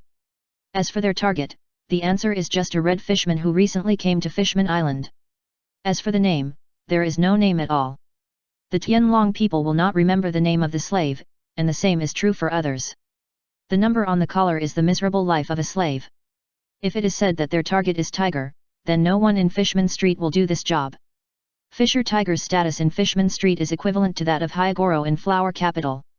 Although he is not an official, his huge reputation can make 100 people respond to him. However, he has been away for a long time, and no one has seen Tiger come back recently, so he took on this black job under the temptation of money. There are many factions in Fishman Street where Tiger is not. However, walls have ears, and their secret discussion happened to be heard by Xiao Bie. Nu? The red fishman who just came back. He temporarily left the takoyaki machine with his friend in Fishman Island. This time he came back to catch some octopuses as materials, but he didn't expect to hear such an exaggerated news. He threw the octopus cage in his hand directly to the ground, and then left here in a hurry. Nu? Brother Aaron. It's bad. Those bastards in the North Block have joined forces with humans to attack Brother Manderfish. In a room in Fishman Street, Aaron and his gang were drinking the juice of some underwater plants. It was something very similar to alcohol, but the density was higher than water, and it could meet their needs in the water-filled Fishman Street. Don't worry, Xiao Bie. How can those guys be a match for Manderfish? You underestimate him too much. Sit down and drink some together? I just picked it. Aaron didn't take that matter to heart at all. In his opinion, mere humans were not he will be Manderfish's opponent, after all, even he is not Manderfish's opponent. However, Xiao Bie was not so relieved. Seeing that Aaron did not intend to intervene, he went to Fishman Island to find Manderfish to report the news. On Fishman Island, Manderfish and Rusalka were strolling in Mermaid Bay. Recently, he had successfully found Haku and handed Jack to Haku. In view of the past friendship, Haku agreed to teach the other party Fishman Karate and Fishman Jiu-Jitsu, and let Jack live in his home temporarily. The Fishman's house is generally much more spacious than the mermaid's, and his house is not too far from Rusalka's house, which is convenient for Manderfish to run back and forth. The reward is a large bag of pancake rolls. Although he is a fishman, Haku has a love for this kind of food. The red fishman should be him, right? He's the only fishman who came here recently, and he's so close to that woman Rusalka, and he's robbed a lot of our territory in Fishman Street. Now someone specifically wants him, isn't this just right? Manderfish has also become a little famous in Fishman Street. When they heard those human pirates describe this incident, they actually had the same idea as Zioba. But can we beat him? No, but those humans can. Isn't that the so-called supernova this year? They should be able to deal with him. I have a plan. Use that mermaid as bait to trick this guy to the surface of the sea. Then those humans will naturally have a way to deal with him. Although fishmen can live on land, fishmen on land can't perform as well as those underwater. If fishmen are put on ships or on land, their strength will naturally be greatly reduced. Good idea. Then how do you plan to separate them? The premise of this plan is to separate Mandfesh and Rusalka. In this situation, there is no possibility for them to separate. However, just when they were having a headache, Mandfesh's den mushi rang. Kojiro's ship has been coded and is waiting for him at the entrance. Since there are humans on the ship, he chose to let Rusalka wait here. End of this chapter. For the fastest update of Arceus's pirate journey. Chapter 389, at that moment, Mandfesh turned into light. Rusalka's attitude towards humans is relatively friendly, but after all, the people on that ship are his subordinates. When they meet, there are many secrets to communicate, so he did not take Rusalka with him. Although Fishman Island is not particularly safe, the reason why there are more mermaids gathered in Mermaid Bay is not only because of the beautiful environment here, but also because it is a relatively safe place in Fishman Island. He was just going to pick up Kojiro and the others, which would not take long, and he would leave Fishman Island normally. Rusalka was not a 3-year-old child, and there was no problem for her to live alone, so he was careless. Seeing Mandfish suddenly leave, the Fishman thugs understood that it was time to act. Is this what you brought? Well, considering the special environment here, I think this kind of goods should be more popular. That's it, I'll find a place for you to stay first, and then I have some private matters to deal with. Wait until I finish. Mandfish and Kojiro chatted about this issue in a few words, and then outside the entrance of Fishman Island, Zyoba's voice came over. Nu, brother Mandfish, brother Mandfish. Someone wants to attack you. Nu. I heard it all in Fishman Street. Looking at Kojiro next to Mandfish, Zyoba didn't say anything. He knew that Mandfish had a good relationship with some humans, and without waiting for Mandfish to ask, he talked about what he heard in Fishman Street. When did it happen? Nu, not long ago, I went to see brother along first. He said you could handle it alone, so he didn't come. They should be faster than me. Oh no. An ominous feeling appeared in Mandfesh's heart. If it was according to what Zyoba said, those people had already acted in front of him, and the target was really him. At this time, there seemed to be some commotion in the direction where Mandfesh came from. Hey, don't run. What happened over there? There are human pirates destroying things. I don't know what's going on. Anyway, it's a mess. Mandfesh stopped a mermaid and asked what happened. In addition to pirates and fishmen, they also had people from the world government waiting to receive the goods, so they quickly made a plan after Mandfesh left. The human pirates rioted on Fishman Island to attract attention. They mixed in the crowd to stir up a riot, causing the nearby mermaids and fishmen to mess up, and then took advantage of the chaos to catch Rusalka. Then, he revealed some information to Mandfesh and led him to the people on the sea who were ready to receive the goods. The reason why those human pirates took action was because they still had to continue living on Fishman Island. It was okay to do small tricks, but if they did such things blatantly, they would not be able to live on Fishman Island in the future. The newborn calf was not afraid of the tiger. As this year's supernova, the first half of the Grand Line failed to stop them, so their hearts were very inflated. Even when facing the flag of Whitebeard, they were not afraid and agreed to the request of those fishmen. Anyway, plundering Fishman Island itself was their goal. Nu, brother Mandfesh. Where are you going? I'm going to find Rusalka. Those are my friends. Please help me take care of them. Nu? Wait, where are you going again? Seeing Kojiro and others chasing directly in the direction of Mandfesh, Xiaoshi didn't know what to do, just follow behind. How can this guy, an ordinary cotter, run so fast? Kojiro couldn't catch up with Mandfesh. He thought he was not weak after 3 years of training with Hagora, but he couldn't catch up with Mandfesh at all. This made him feel that his decision was correct. He didn't know that Mandfesh was now launching a water splash with all his strength, and he could use the explosive power to rush a long distance every time. Rusalka! Rusalka! Where are you? When they returned to the place where they separated, Rusalka's figure was gone. Mandfesh! Calm down, you can't find her like this. Kojiro finally caught up. Mandfesh was not only in the ability form, but also in the enhanced ability form because of the disguise of the fishman identity. When Kojiro transformed into the slashing commander, he barely caught up with him with the blessing of his ability. I can't calm down. Don't panic, I've notified the New World. They should still be on Fishman Island. Even if they leave here, there are only two ways. If they dare to go to the New World, they will definitely be stopped by our people.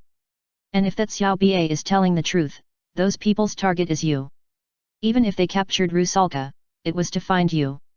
As long as you are still there, she will be fine. A bystander can see the situation more clearly. Kojiro, who is not involved, can see the situation more clearly. He wanted to ask the people around him about the situation, but those mermaids or fishmen didn't stop at all because they saw that he was a human, but ran faster. At this time, a fishman did the opposite and took the initiative to reveal that he had seen Rusalka. Where is she? Brother Mand Fesh. It's him, Nu, he is also in the same group with those people. Before the man could speak, Xiao Ba's voice suddenly came over, disrupting their plan completely. Hearing this, Monderfish's eyes instantly turned red. In his rage, he didn't give the other party a chance to escape and pressed him to the ground. Speak. Where is she? His strength had long surpassed that of the fishman, and even he couldn't break free from Monderfish's grip, and his face gradually turned blue. Monderfish. Let go, he's dying. Kojiro pulled Monderfish's arm, but it didn't work. In a hurry, he had to kick it, and Monderfish let go. Speak. It's not that he didn't want to speak, but he was just strangled by Monderfish's neck and couldn't speak at all. Ahem. I don't know if they should be on the water near Shampoo Land. Nu, brother Mand Fish, it's too dangerous there, otherwise. Mand Fish didn't say anything. After he had a destination, he rushed directly to the bubble membrane above. After his daily training, water splashing was no longer a skill that could only jump on the water surface. At this time, it had evolved into an alternative moon step. Nu, brother Mand Fish. Why is it glowing? Is he going to turn into light? They couldn't stop Mand Fish, but Manfish's body shape changed dramatically when he rushed to the bubble membrane above. Wrapped in white light, a tail stretched out from behind him, his neck became slightly longer, his limbs became thicker and had a bone spur-like structure, and when the white light dissipated, his whole body had turned blue. For the fastest update of Arceus Pirate Journey. Chapter 390, The Big Brutal Takeaway You Ordered has arrived. The light of evolution opened the way for Manderfesh to evolve, but he has never evolved because he lacks an opportunity. The evolution of Magikarp requires not only the level, but also the belief that it can turn over. Most Magikarp will evolve when the level is right and there are huge emotional fluctuations, such as extreme anger, or pushing themselves to the limit. Many Magikarp will climb over waterfalls to evolve, which is forcing their bodies. And now Manderfesh has found his opportunity, and the majestic power is filling his body. Is this evolution? Rusalka, wait for me, I'll be here soon. Feeling the power in his body, he felt that he could beat 10 of his previous selves. After rushing out of the bubble film, he directly turned into a Gyarados, and his streamlined body rushed to the water surface. Although not as big as Kaido's Azure Dragon, his beast form has reached the same size as a small sea beast. The 10-meter-long body is constantly accelerating. On the sea, two fishermen put Rusalka in a sack and handed it to a ship of the world government. They also learned about this plan from the hired pirates, so they did not attack the two fishermen, but planned to wait until the goal was completed. After they lure out the target mermaid, they will catch them together. Although the main target is the escaped slave, catching more will definitely get more rewards. They did not plan to let the two fishermen get on the boat, but looked at the struggling pocket and talked. Does that guy have a wife? Who knows, how can anyone like ugly things like fishmen, like monsters, and smelling fishy? As he said, he reached out to grab the opening of the pocket, and after opening the pocket, it was the bound Rusalka. Hey, that guy has a good eye. This is a high-end product. The auction alone will be worth more than 100 million or 200 million. Almost. The price of mermaids has been rising in recent years. It's all because of that idiot Whitebeard. As a human, he went to protect that island. The way they looked at Rusalka was completely looking at the product. They are members of the world government. It is reasonable to protect the members of the member states, but to them, the kingdom of Ryugu is not a member state at all. If they don't do it directly, the impact will be bad. The world government may have a special team to go directly to Fishman Island to capture slaves instead of waiting for other slave-catching teams. Hey, you guys, be honest, that's for the celestial dragons, don't relax too much, that guy must have his own skills to escape, don't be careless. The leader stopped the actions of several men and ordered them to be on alert. Strange, Captain, I don't know when the two fishmen in the water disappeared. An agent in a suit at the side of the ship found some problems, but this did not attract their attention. It's normal for fishmen to swim. It doesn't matter if those two guys really ran away. As long as we can lead out the escaped slave, the value of this mermaid is enough. They didn't hide their words from Rusalka. Hearing that these humans captured her to lead out Manderfesh, her eyes were full of disbelief, and she also remembered the rumor that men who interacted too closely with her would be cursed. I thought that nothing had happened to Manderfesh in the past 3 years, and that curse was already a piece of paper. I didn't expect that such a thing would happen today, but now she can't do anything. She is just an ordinary mermaid, and she has no fighting power at all. The people on the boat are planning to ambush Manderfesh, and Manderfesh has already arrived. At this time, he is holding a fishman in each hand, which is why the people on the boat found that the two fishmen are missing. The changes of animal type ability users will affect their body size. Among them, the beast form is basically based on the body size of animals, while the form will expand slightly according to the body size of humans. The basic principle is that it only gets bigger and not smaller. Because animal type transformations have basically never caused the body to shrink, the form of Magikarp has not changed Manderfesh's body size much, but Gyarados is different. At this time, he not only has an extra tail and turned blue, but his height is also much taller than before, almost reaching 3 meters in height with Jack. I say, you answer. If you dare to say one more word, I will kill you. Understand? Feeling the pressure on their necks, the two fishmen nodded quickly to indicate that they understood. Which ship is Rushaka on? There is more than one ship docked here, so he has to determine the target first.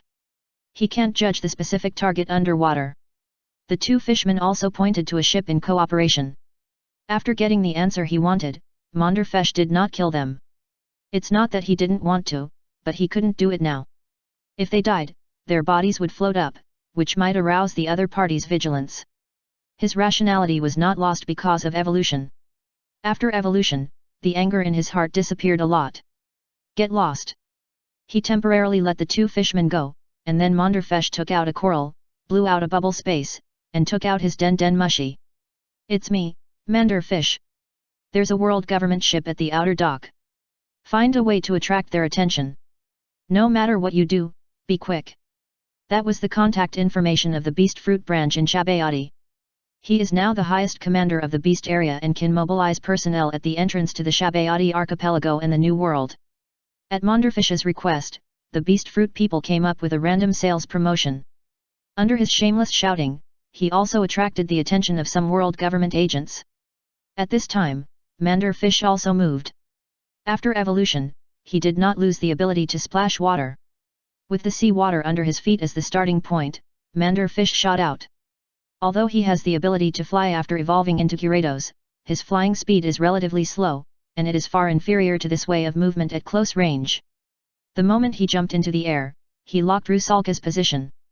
Although this way of movement is fast enough, the disadvantage is that the sound is relatively loud, especially Manderfish who uses air as a pedal almost makes a sonic boom. The person next to Rusalka just heard this voice, and when he turned around, he saw a blue claw getting bigger and bigger. He didn't even have time to use the iron block, and his neck was broken by Manderfish.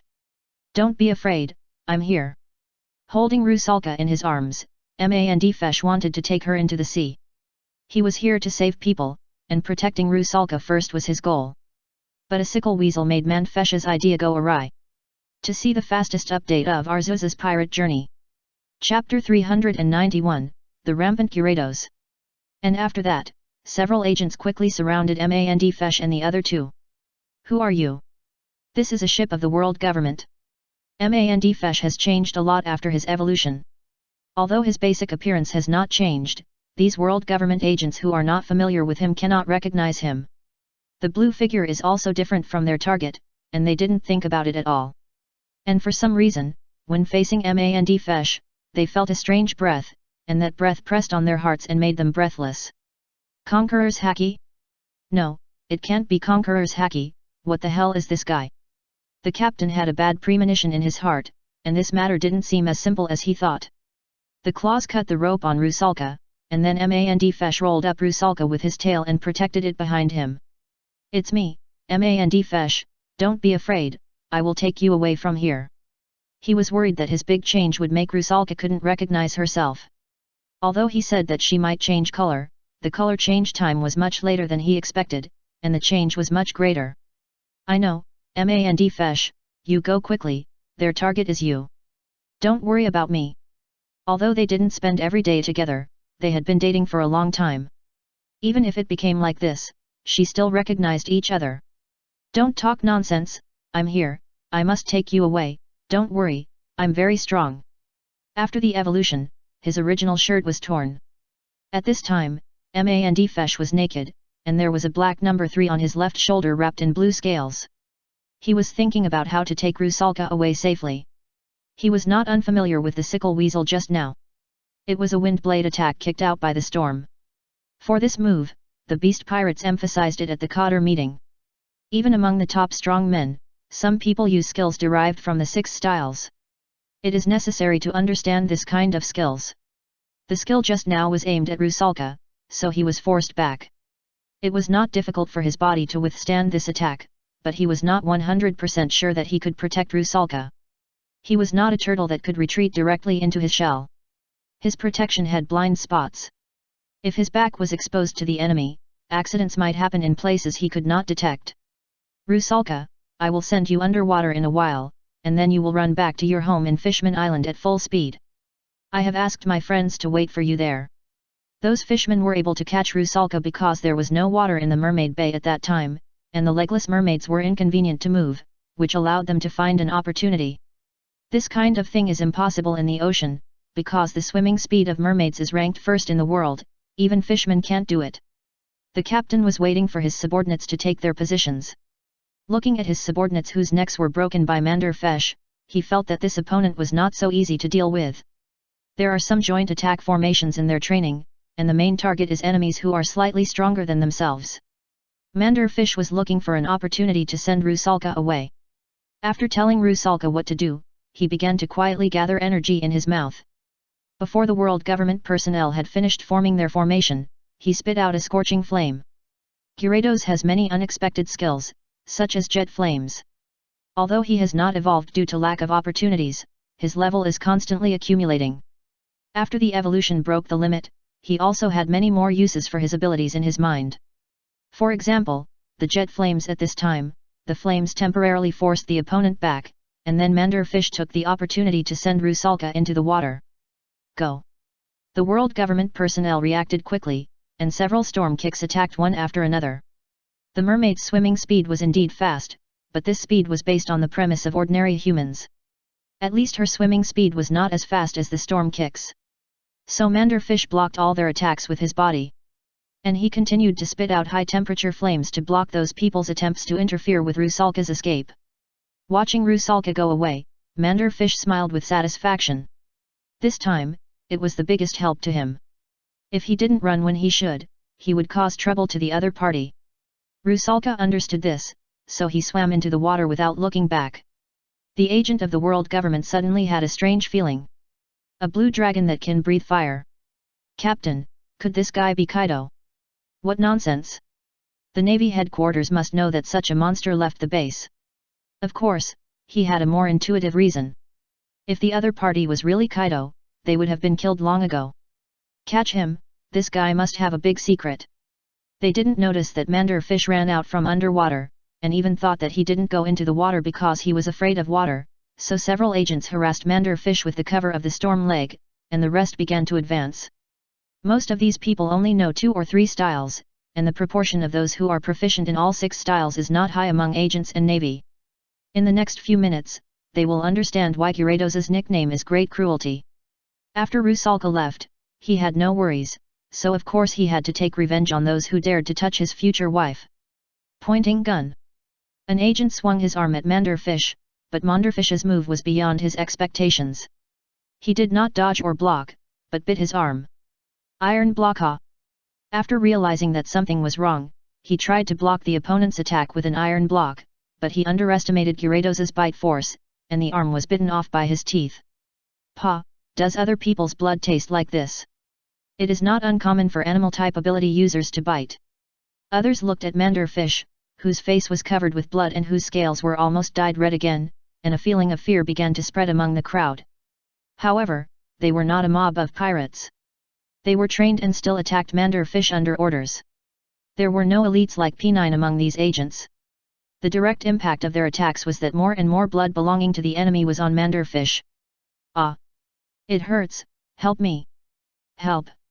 With his throat bitten and his body torn apart, Manderfish's fight was very barbaric and primitive. He was using the most brutal means to kill his enemies. Originally, it was just to catch a fishman, so they didn't take it seriously at all. Moreover, the troops sent out under the layers of outsourcing were naturally not elite.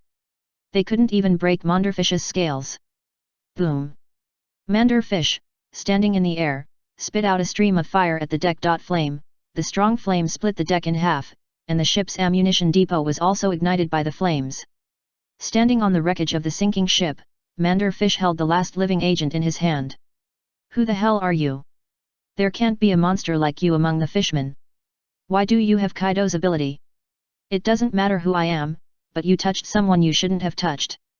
Then the palm continued to exert force, and the captain's head was directly crushed in Manderfish's hand like a watermelon. For the fastest update of Arceus' pirate journey. Chapter 392, What is it like to offend Kaido and Whitebeard at the same time? This is the power of evolution. Sure enough, my luck has always been good. Among the many God-given people, his own ability was relatively weak, especially in the position-changing battle that year. He fought with Babanuki for 2 days and 2 nights, and then he found an opportunity to knock him down when he was cutting his gun. But now it seems that his power has just been revealed. The sea breeze is mixed with a strong smell of blood. I'm afraid it won't be long before the sharks in the sea will be attracted. What are you looking at? Haven't you seen a dead person? No matter where you are, there is no shortage of people watching the excitement. Ordinary people in Champudi because of this battle, they escaped, but there are still a lot of pirates here. On the wreckage of the ship, the flag of the world government was on fire, and disappeared from this world along with the gradually sinking wreckage.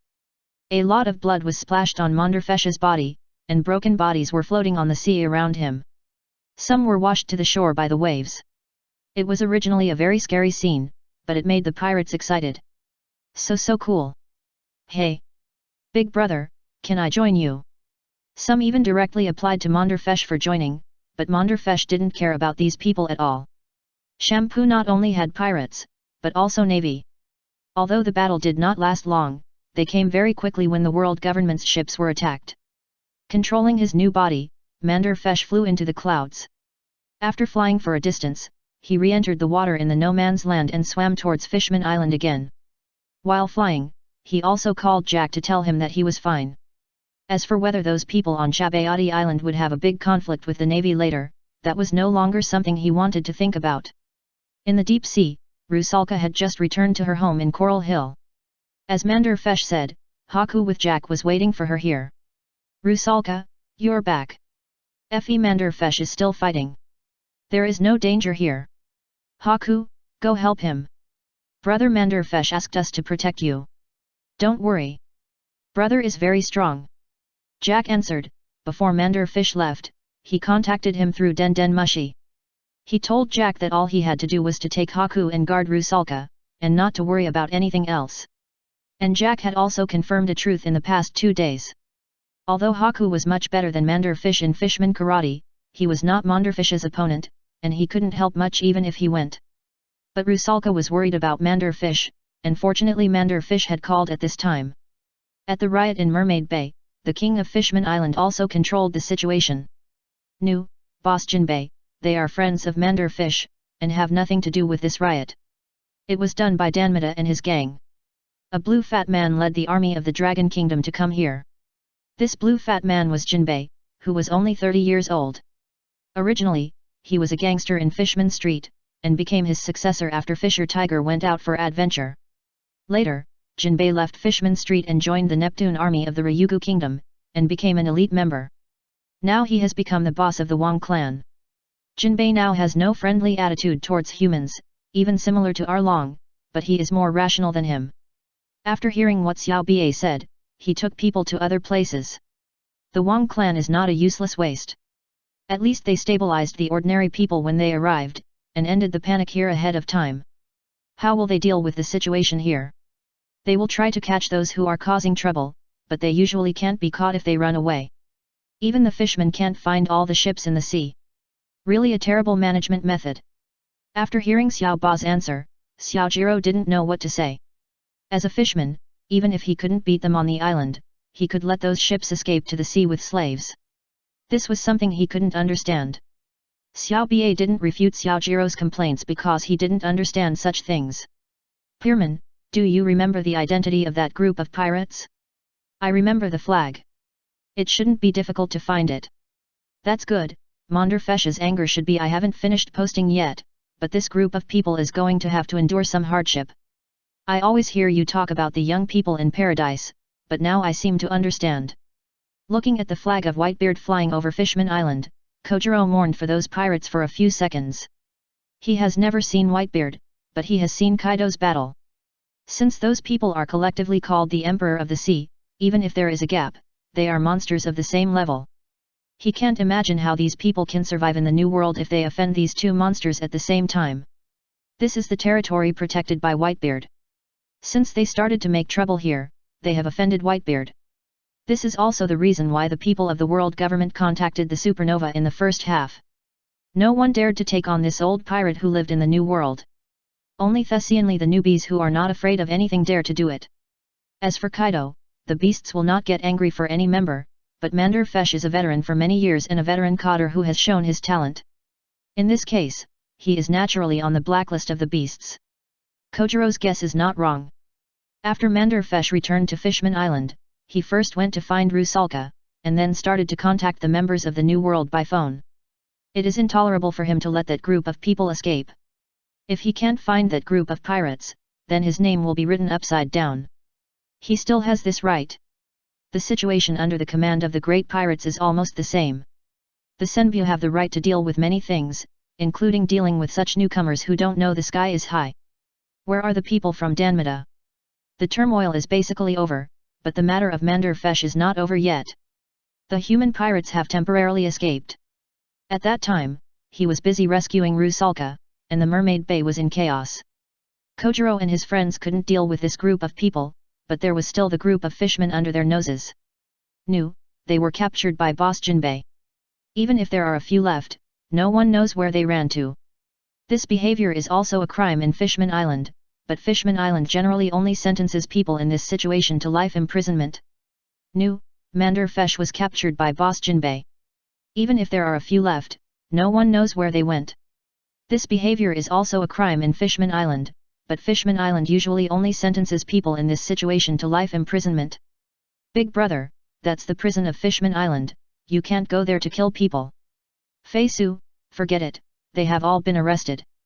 Under the persuasion of Xiao Bie and Rusalka, Manfesu did not take action, but it does not mean that he gave up this method. It is indeed not good to go directly to the prison to kill people, but if they escape from the prison, the result will be different.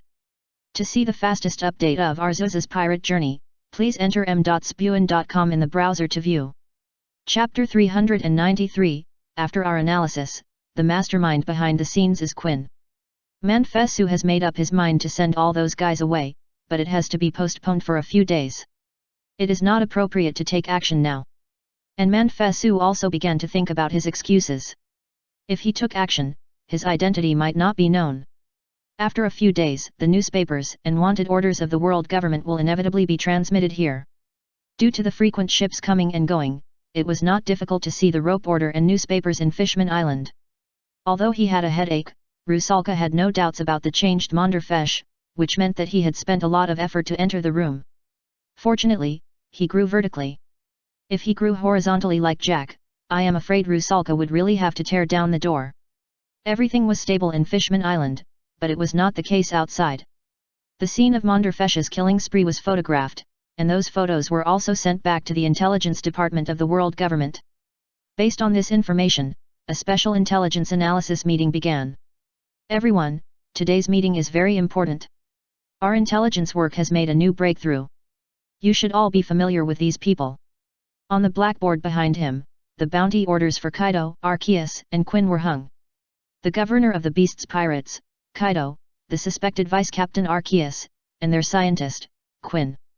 According to the existing intelligence, we know that the beasts have a power to create people with abilities similar to the mythical beasts. According to the information obtained by our infiltrators, they call it the God's Grace ritual internally, in which Arceus is the giver of the ability.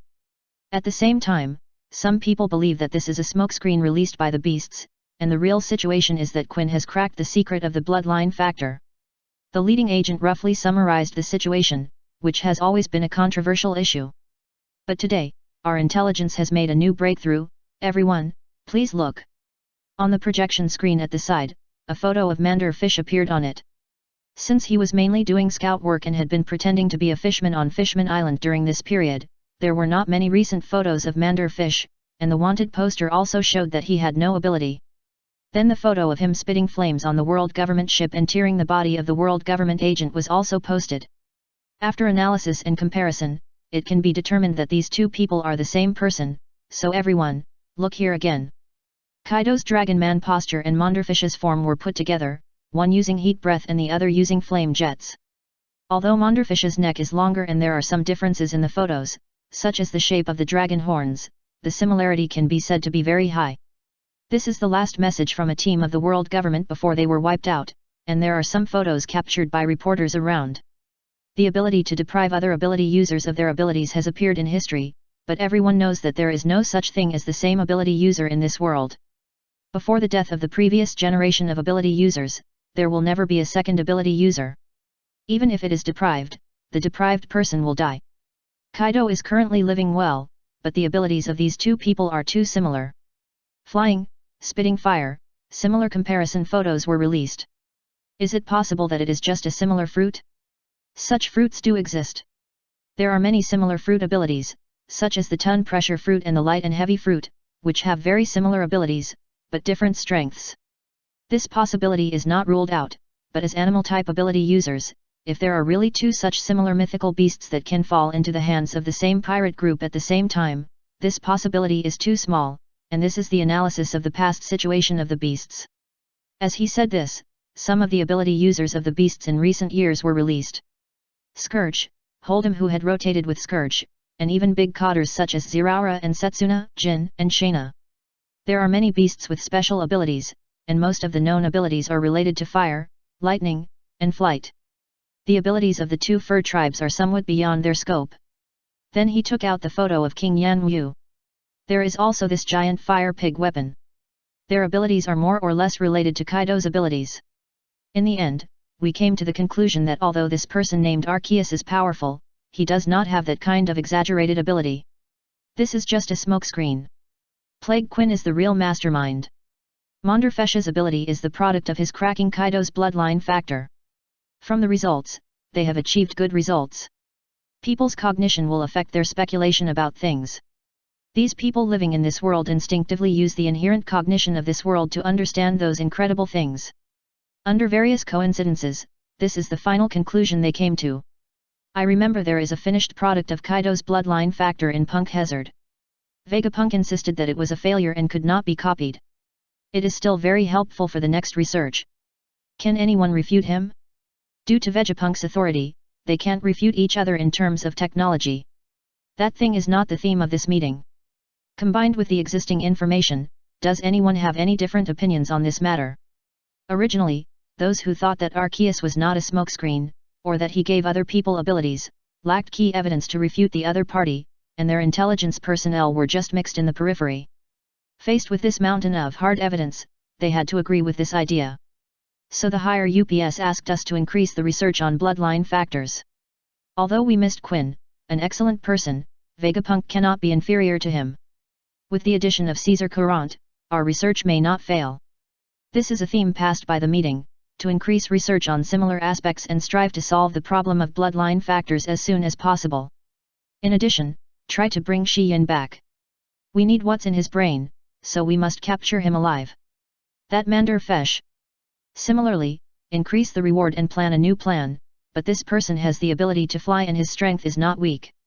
I'm afraid it's not so easy to capture. Quinn is still the higher priority. Understood. Due to the above reasons, they created a new bounty order, and due to Quinn's special nature, they couldn't create too exaggerated rewards, nor could they describe the reasons in detail. Initial deciphering and complete control are completely different, and they themselves don't know how far Quinn's research on bloodline factors has progressed. In short, when the bounty order was spread, the impact was like this. In the room of a Nagashima, Chuan Yin looked at his new bounty order with an innocent face. Epidemic Quinn, bounty of 1 billion Baileys, only alive. For the fastest update of Arceus's pirate journey, please enter m.spewin.com in the browser to view. Chapter 394, Kaido 2 and Miracle Seed. Quinn became the third high-value bounty offender in the Beast Pirates with a bounty of 1 billion, and became the person with the highest bounty on the big billboard. He is also the only person who doubled his bounty without even leaving Wano country. Not bad, Quinn, you are already the coder with the highest bounty, and you only need to capture him alive. Interesting, really interesting. Shayna didn't use any dirty words, but this tone made Quinn very headache. Are those people sick? What on earth are they imagining? They shouldn't be in the intelligence department, they should go to work at Morgan's newspaper. As a pirate, he is not afraid of his high bounty. If he really did something that caused the bounty to increase, he would be overjoyed. But he didn't massacre the city or destroy the country, nor did he attack the navy.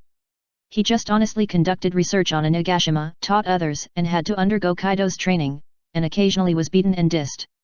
But even if he did nothing, the bounty was still rising like crazy like a rocket. Although he knew that he had the function of a smoke bomb, but that he was a little scared of the imagination of these brain-filling monsters.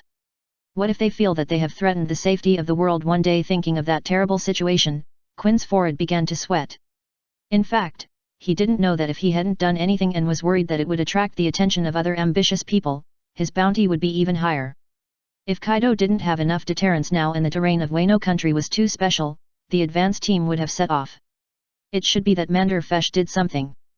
This guy didn't disappoint the expectations of the holy beast and finally evolved. Ignoring Quinn, Shayna looked at Manderfesh's bounty order instead. By the way, don't talk nonsense here, where is the information about Ammonite? I'm here to get this. Wait, I'll deliver it myself later. I think this world is a bit dangerous. I want to strengthen protection. Quinn didn't even notice Manderfesh's bounty order. He took the things and went to a Nagashima directly. He needed stronger power to ensure his life safety.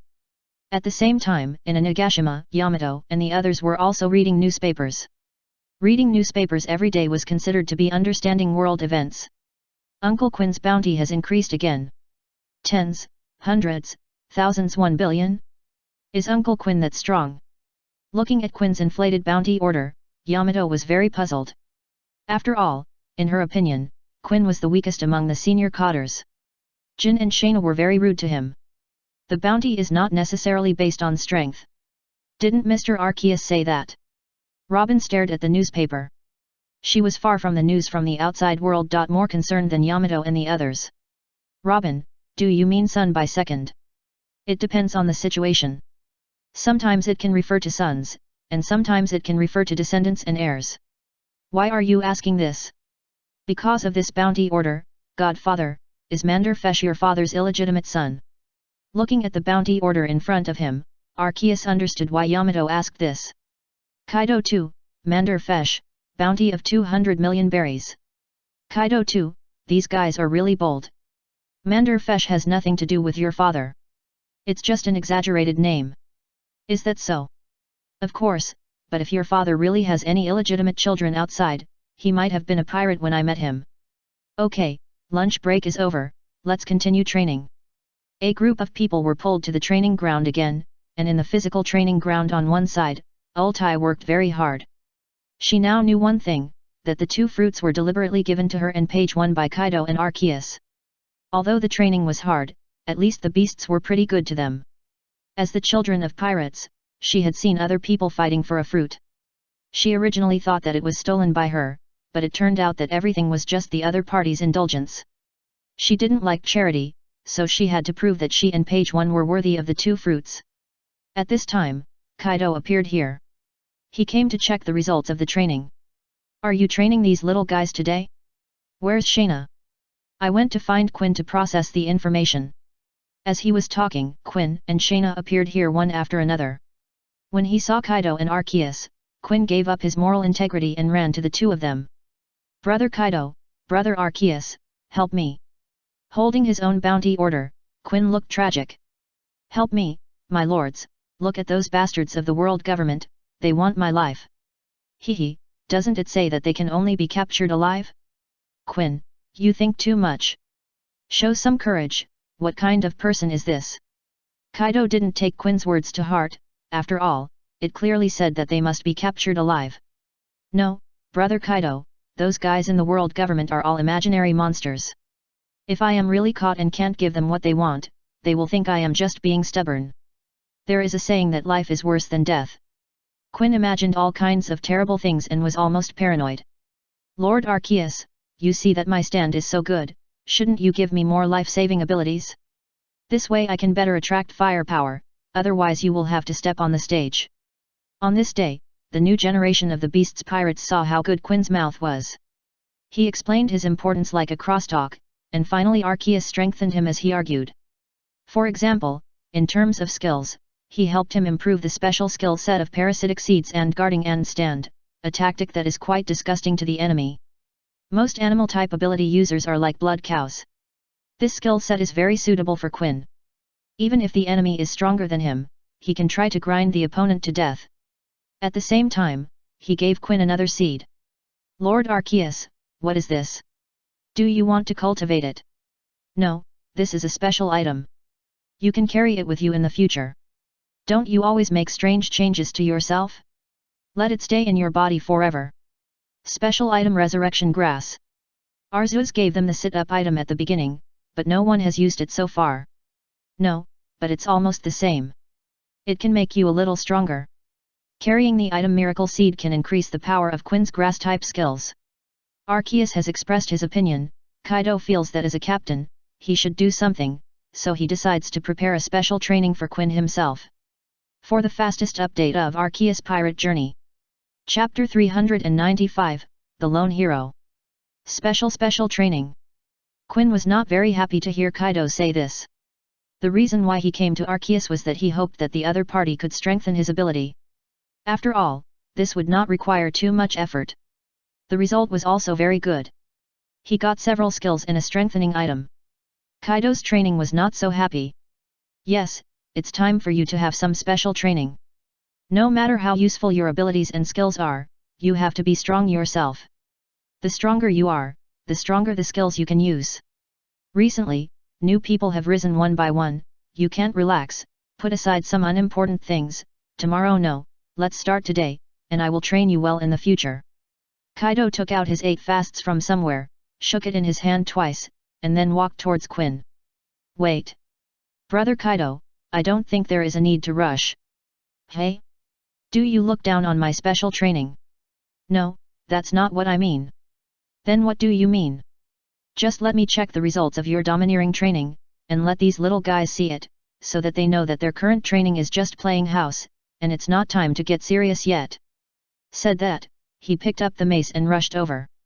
Not long after, even though Quinn had a fairly proficient armed color of domineering and a strengthened body, he still started screaming under Kaido's special training. Sister, this our future training. When they met Kaido before, the massacre outside was basically over, so they didn't see Kaido take action. Although Quinn was just screaming, the broken ground and the sunken walls showed that he was not pretending. If this was their future training, he felt that he might die here. Sister. Page 1 didn't wait for Ultai's answer, because Ultai was already sluggish at this time. Don't be afraid, father still has a sense of propriety, he won't use so much force on us. Yamato on the side tried to comfort Ultai and Page 1, but it seemed to have no effect. Quinn, who was ravaged on the training ground, made her realize how terrible Kaido was. Quinn, you've seen it, even if Arceus gives you skills, you still can't do it if you're not strong enough. You've obviously been lax during this period, so cheer up. Wait. Brother Kaido, is there a possibility that it's not me who has become weaker, but you who have become stronger? Stop talking nonsense, if you still have the energy to answer, it means you still have some strength left. I'm going to increase my strength. Quinn also wanted to shout for help, but it was meaningless. Yamato's cry for help could occasionally be responded to, but no one paid attention to Quinn's cry for help. While Quinn was being abused unilaterally, Shayna also came to Arceus. Master Shenju, this is the information sent back by Kojiro. He thinks the development of Fishman Island is very promising. Tesoro has the same view. In addition, Monderfesh has used some of his men to hunt down a pirate group that has just entered the New World. It is this year's supernova, and it is quite powerful. Aren't Monderfesh and Pierman in Fishman Island? They are in Fishman Island, and the station of the beasts must be guarded by cotters. If you send someone randomly, they may not be the opponent of the supernova. It was Scourge. After he was transferred back there, he happened to be patrolling the area, so he went to help Monderfesh. And this person Master Shenju, I admire his courage. Although he said so, Arceus heard Shayna's smile. What's wrong? Look at this, Morgans calls him a warrior, and even the underground casino in the New World has opened a plate for this person. Shayna took out a new newspaper. The Bounty Order was today's morning newspaper, and this one was a special edition that was reprinted. The lone hero who challenged 3 sea emperors at the same time. This is the man that Monderfesh wanted to kill. Since the Whitebeard pirates began to protect Fishman Island, even if there are pirates who cause trouble, they are petty thefts. It is very rare to cause such a riot. So the Whitebeard pirates took him as a typical example. Not only did they ask their pirates to catch him, they even sent the captain of the squad, Namor, to hunt him down.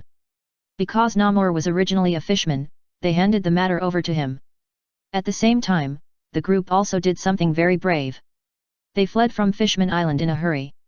Although they escaped the first wave of pursuit by the beasts, the supplies on the ship were almost lost and they urgently needed to replenish supplies. It happened that they encountered a transport ship full of fruits. They thought it was lucky, but it was actually the beginning of misfortune, because it was the transport ship of the Big Mom pirates. The desserts on the ship were obtained from an island in the West Sea, which are considered specialties of the West Sea. Perospero strengthened the protection of the key materials produced by the beasts, but ignored these consumables in the outer sea. In the end, several brothers and sisters failed to get some things in time. This was not a big deal.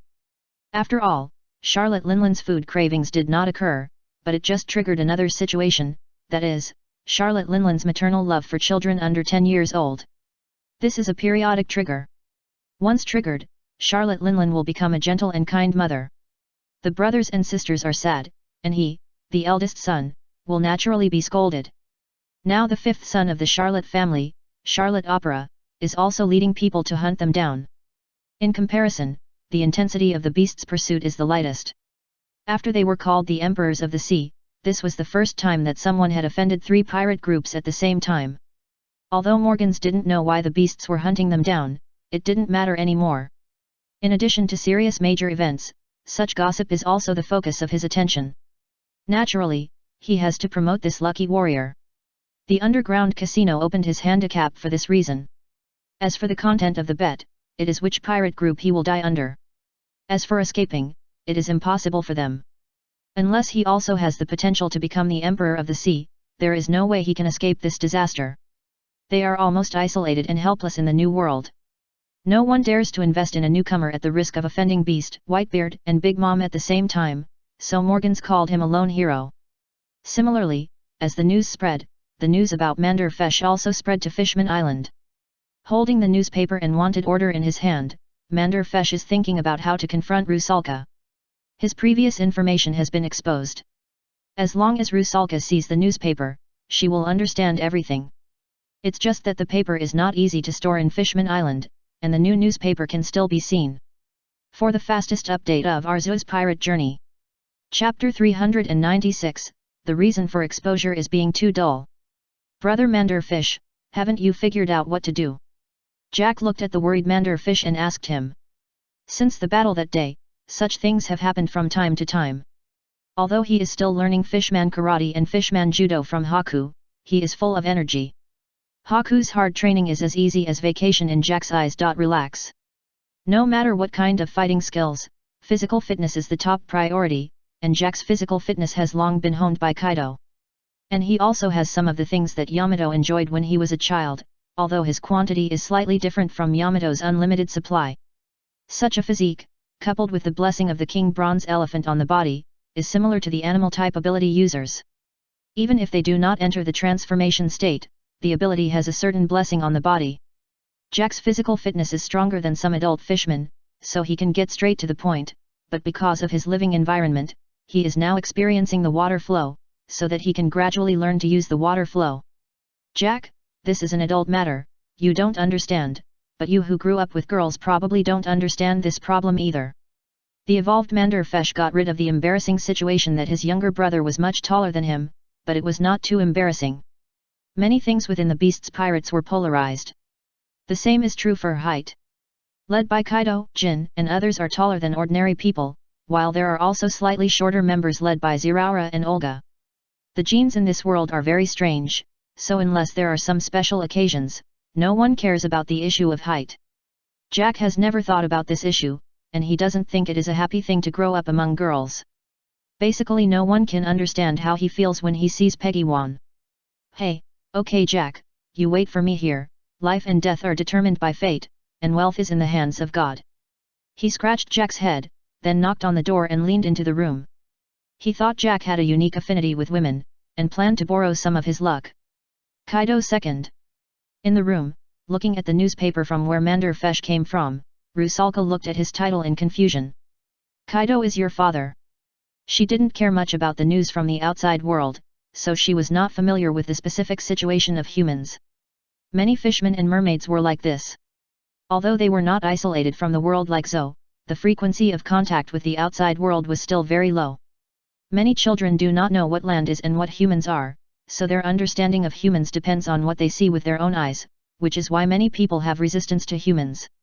Odohim's daily speeches are meant to popularize the situation of humans and land to the children of the Fishman tribe. No, I don't know why those people in the world government gave such a title. Kaido is the governor of my pirate group, oh, that is, the captain. He had already told the other party that he was a pirate. Because of the Whitebeard pirates, Fishman Island's attitude towards pirates was not so resistant. Captain, is it the same as Uncle Whitebeard? Yes, but the governor is definitely better than Whitebeard, and he will definitely be the pirate king. Given Whitebeard's current status in Fishman Island, he did not say anything else, but firmly believed that Kaido would not lose to Whitebeard. There is such a personal worship in the current royal group, or most pirates have a belief in their captains. The title of Pirate King is the initial goal of many pirates to go to sea. However, whether it will change during the voyage is not certain. Halfway through his words, Manderfish suddenly stopped, which made Rusalka feel a little strange.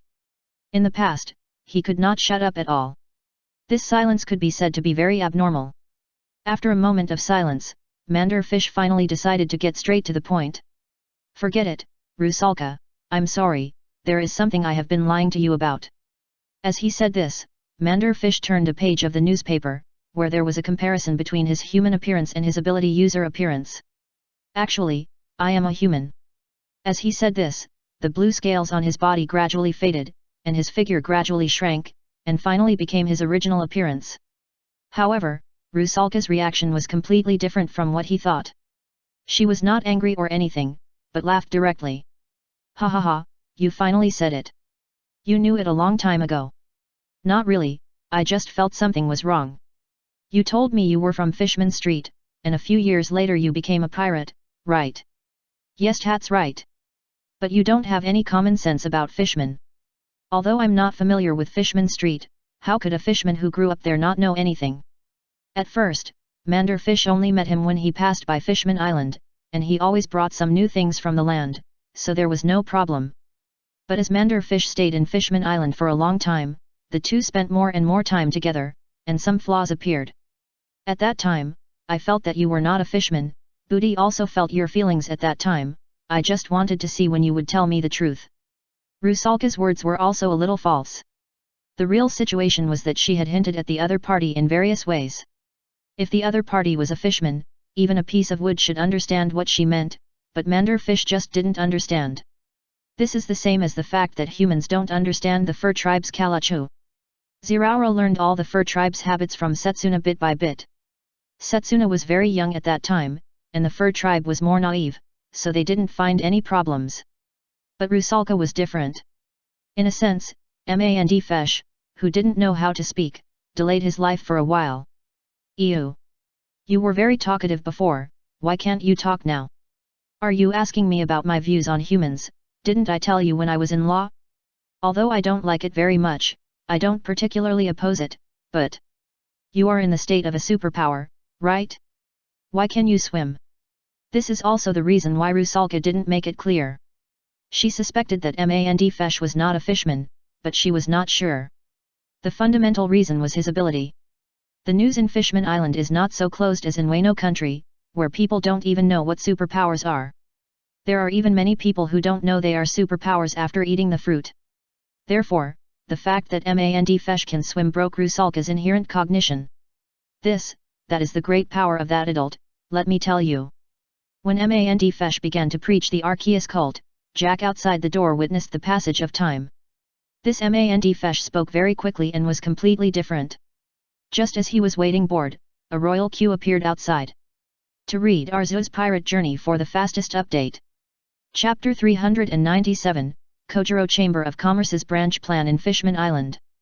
The royal family is bound to receive news faster than ordinary people, so Manderfesh's news was naturally seen by the royal family. Unlike Rusalka, who knew nothing about the outside world, Neptune, as the king of the Ryugu kingdom, still understood the situation on the sea.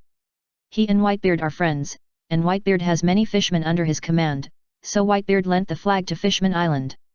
And Manderfesh's identity is a cadre of the beast pirates, he is not an ordinary pirate at all.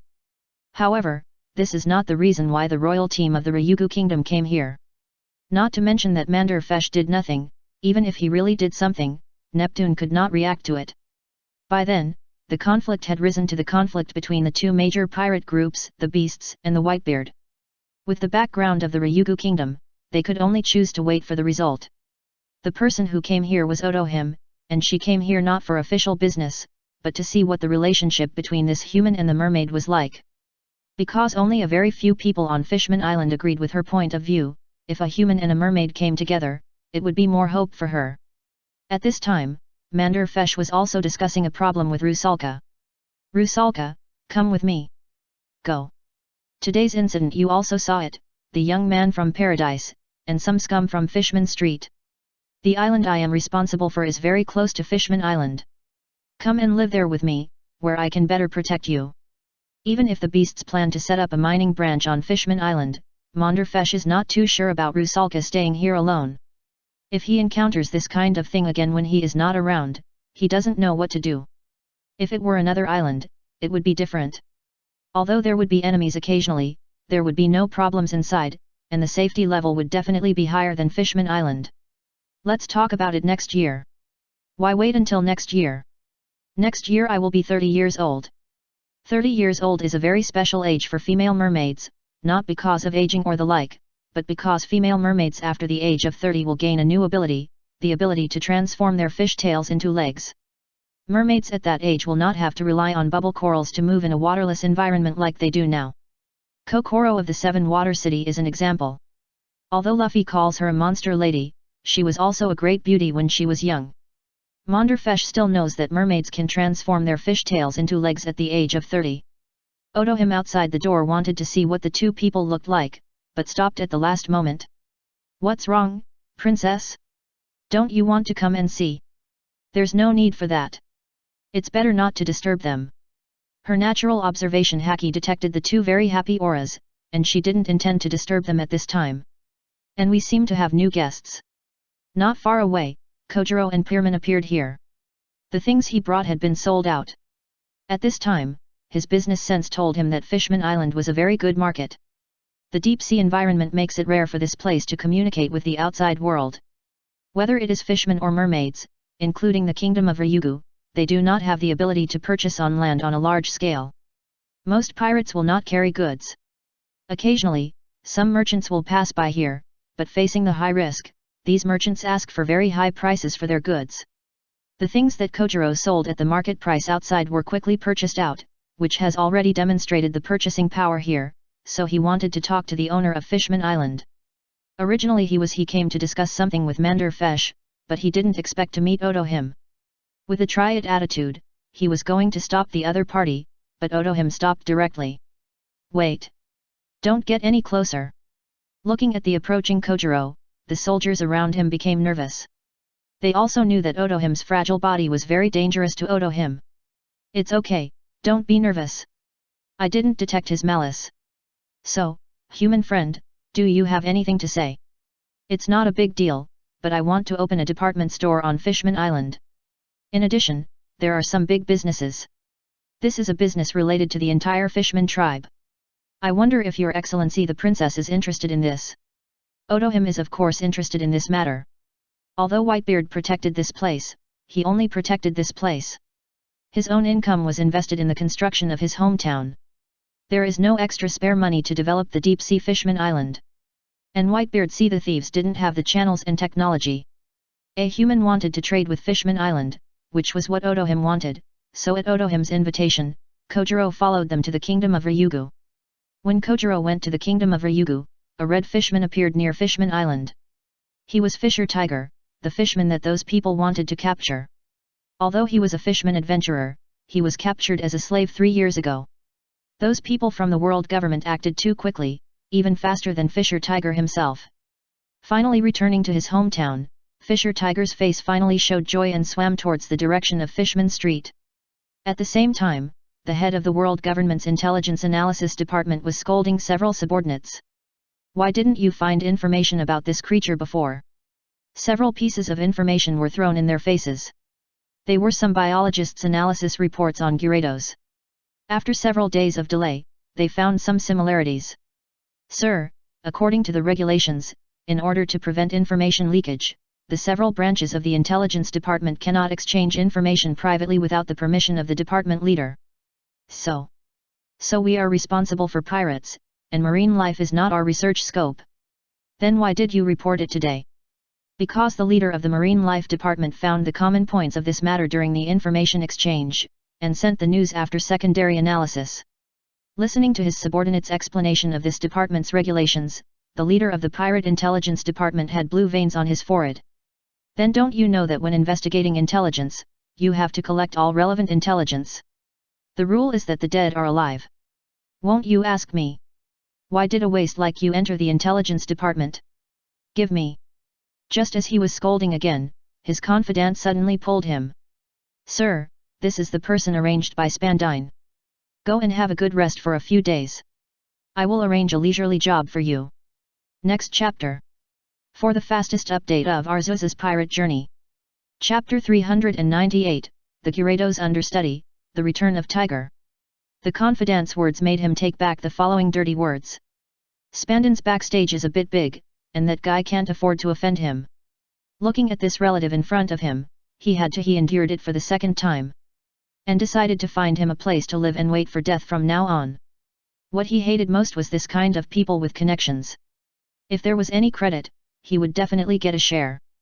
If something went wrong, he would definitely not find this kind of people to take the blame. This matter has little impact, right? Not much. To be precise, this is the situation discovered by the scientific team, and then it was passed on to us. Where is Vegapunk? That's right. Okay, I see. You continue to do your own thing and hand over all the things in that kid's hands as soon as possible. If this delays the big things, it will be over. Remember, don't arrange this kind of thing for this kind of people with connections in the future. I don't know where this nerd came from. After all these people were dealt with and the new information was summarized and sent up, he took out a small den mushi. Sir, it's me. Do you remember me? I have a little problem here. To be able to reach his position, he must have some ability, but he is a superior, not a frontline agent, so in addition to ability, obedience and interpersonal relationships are also very important. Spandine was able to push his useless son to the position of CP9 leader.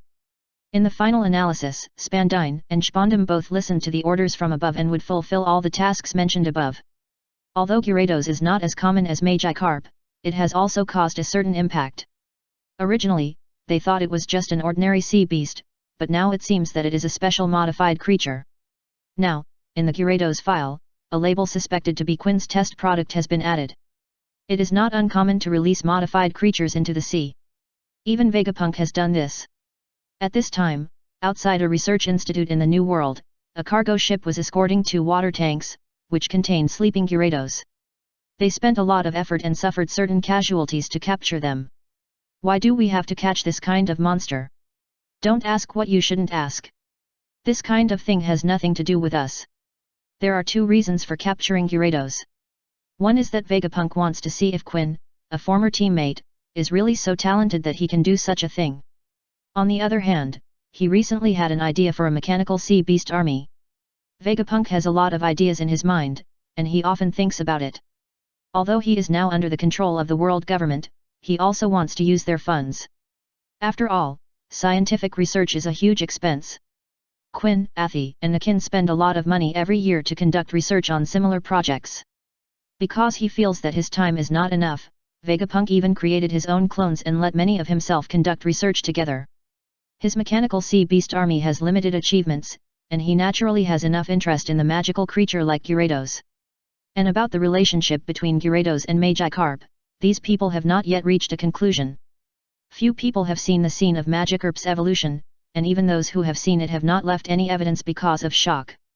If we have to find someone who has done the most research on evolution, it should be Nico Robin at this time. Only people who belong to the 100 Beasts have the opportunity to come into close contact with evolution at this time, but even if they do, they cannot understand this. What exactly is the cause of power? No one could have imagined that the inconspicuous Magikarp would become like that after evolution. When Tiger returned to Fishman Island, Fishman Street was not peaceful. Unlike Rusalka's own guesses, and unlike the shock of Monderfish's friends, some people simply could not accept Monderfish's identity, such as Arlong. He didn't say anything when he was knocked down by a fishman. Tiger, Jinbei, and many fishmen could do this, but he was defeated by a human underwater, which hit his self-esteem. Why can humans breathe underwater? How can humans do that? This is impossible. Ah, brother Arlong, stop. What are you going to do? Seeing Arlong suddenly pick up a weapon and want to leave here, several younger brothers hurriedly hugged him. Let go, don't stop me. No, brother Arlong, you are not his opponent. Hearing this, Arlong's anger seemed to be even greater, but at this time a voice calmed him down.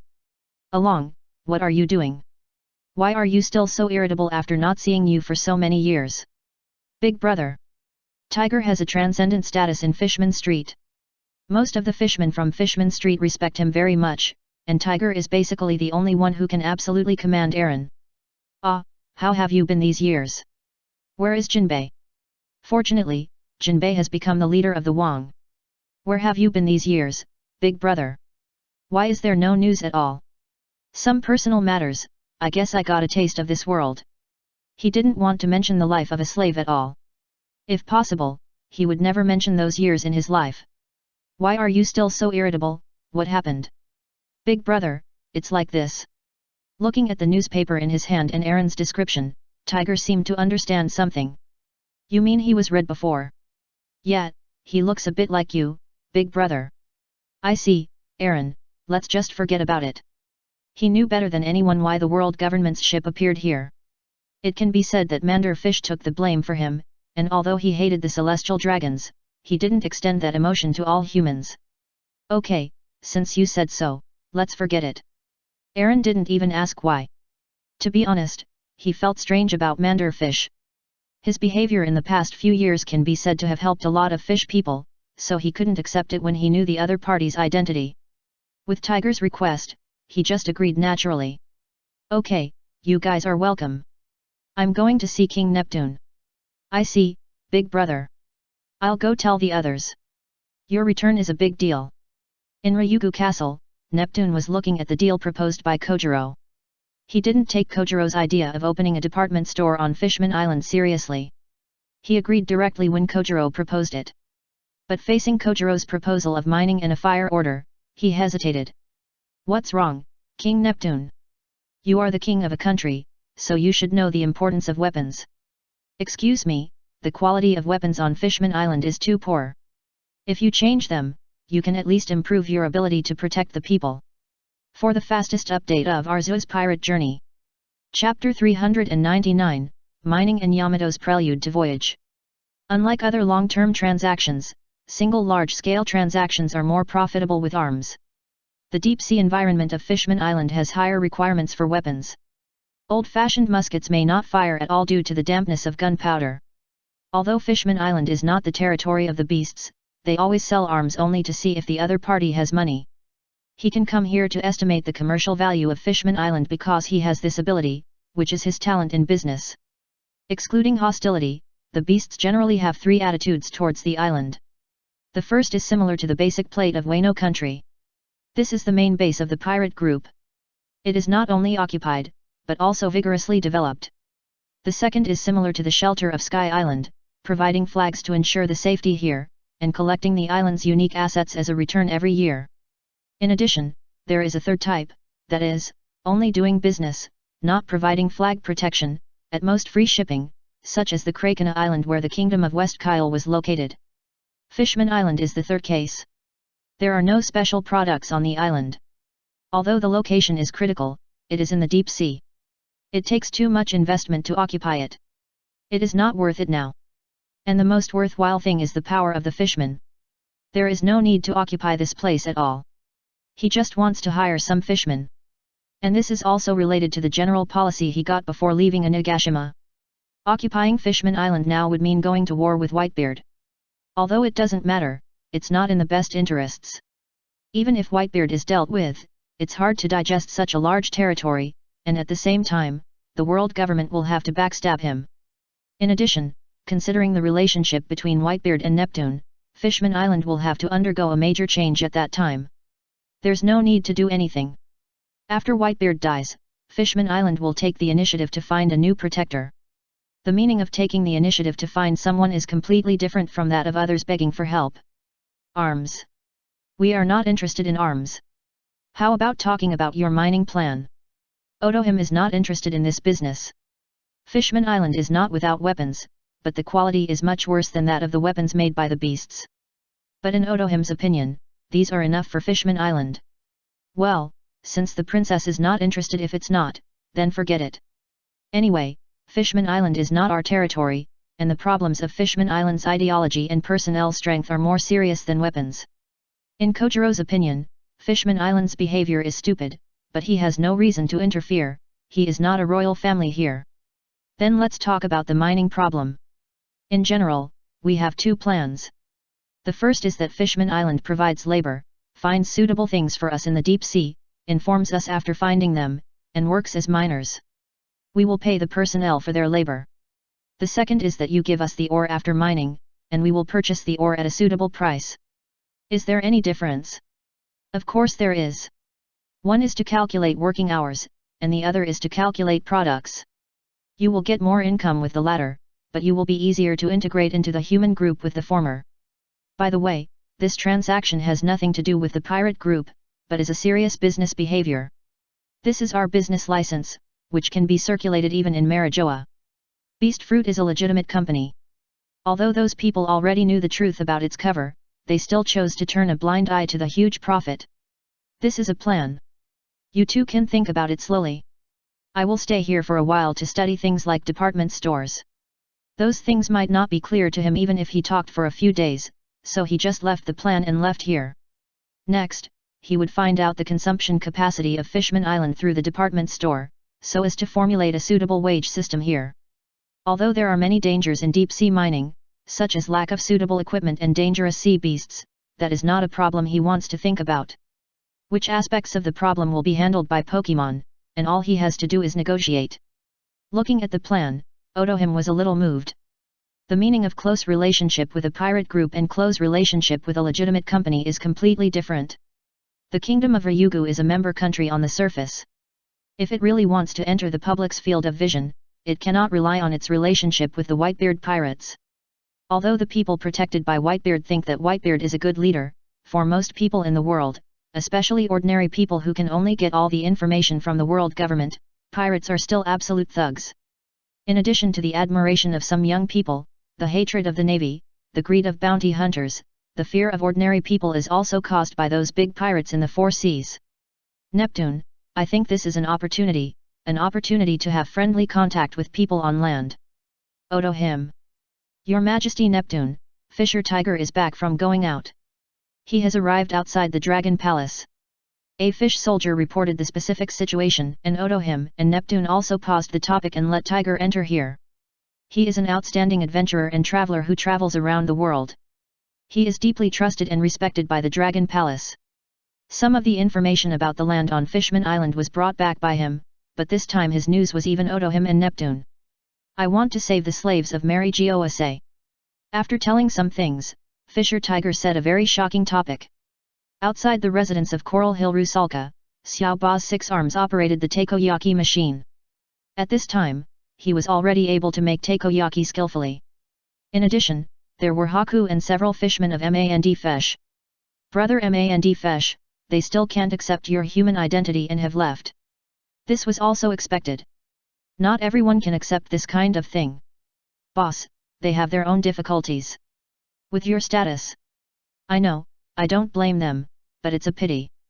I like these guys. Those fishmen have followed him for a while, and they have always taken good care of their younger brother Mander Fesh. Xiao Ba, brother Tiger is back, aren't you going to see him? No, it's not too late. I heard that he went to Ryugu Castle, and I just happened to bring him some takoyaki. In Nagashima, a new voyage is also being prepared. Jack, 12, has started his maiden voyage, and so has Yamato, who is the same age. Maria and Robin, who are older than her, are also traveling with him. At this time, she is studying the atlas, and is discussing with Maria and the others which island to choose as the destination for this voyage. The purpose of this trip is not to explore or play, but a real test. Next chapter. See Arceus Pirate Journey for the fastest update. Enter m.spuin.com in the browser to view. Chapter 400, White Town for Vans. However, in Yamato's eyes, the difference between the so-called trial and play is not very big. No matter how dangerous the trial is, it is not as dangerous as her biological father. As time goes by, Kaido's training intensity is also increasing little by little. It can be said that her special training is often stuck on the line of death by Kaido. Although she can't die, she can experience the feeling of being on the verge of death. That is the murderous aura that Kaido has honed after fighting on the battlefield, fighting on Rock's ship, and witnessing and participating in many confrontations between monsters and naval elites. That murderous intent is completely different from the domineering color domineering. Yamato felt fear in her heart when she was locked by Kaido's murderous intent for the first time. Arceus will stop Kaido's extraordinary behavior, but knowing that there will be no danger to his life does not mean that he will not be afraid, but such training also has a little benefit. In a sense, she seems very fearless. Well, where should I go? I've been to the West Sea, the New World and Paradise. Father said it's too dangerous. Maria, Robin, do you have any opinions? Looking at the atlas in front of him and scratching his head, Yamato still hasn't decided where to go. The danger is relative to what he said. This time is different from the previous time. Arceus does not intend to take action unless there is a life-threatening crisis. In fact, it is enough to let a cotter follow casually. Jack was handed over to Mander Fesh with confidence. He is not even a disaster-level cotter, but there is still a big difference between the adopted daughter and the cotter reserve. He does not intend to take action, which does not mean he will not go.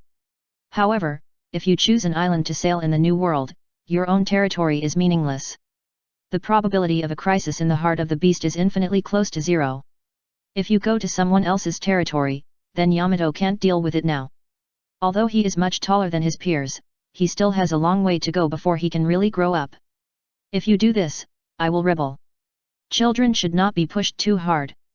It's good that I still have patience now. The atlas records everything, but Yamato overlooked a problem. It was the document book of the History Museum, not the newspaper of Morgan's, and before coming there, that kind of document had not been supplemented.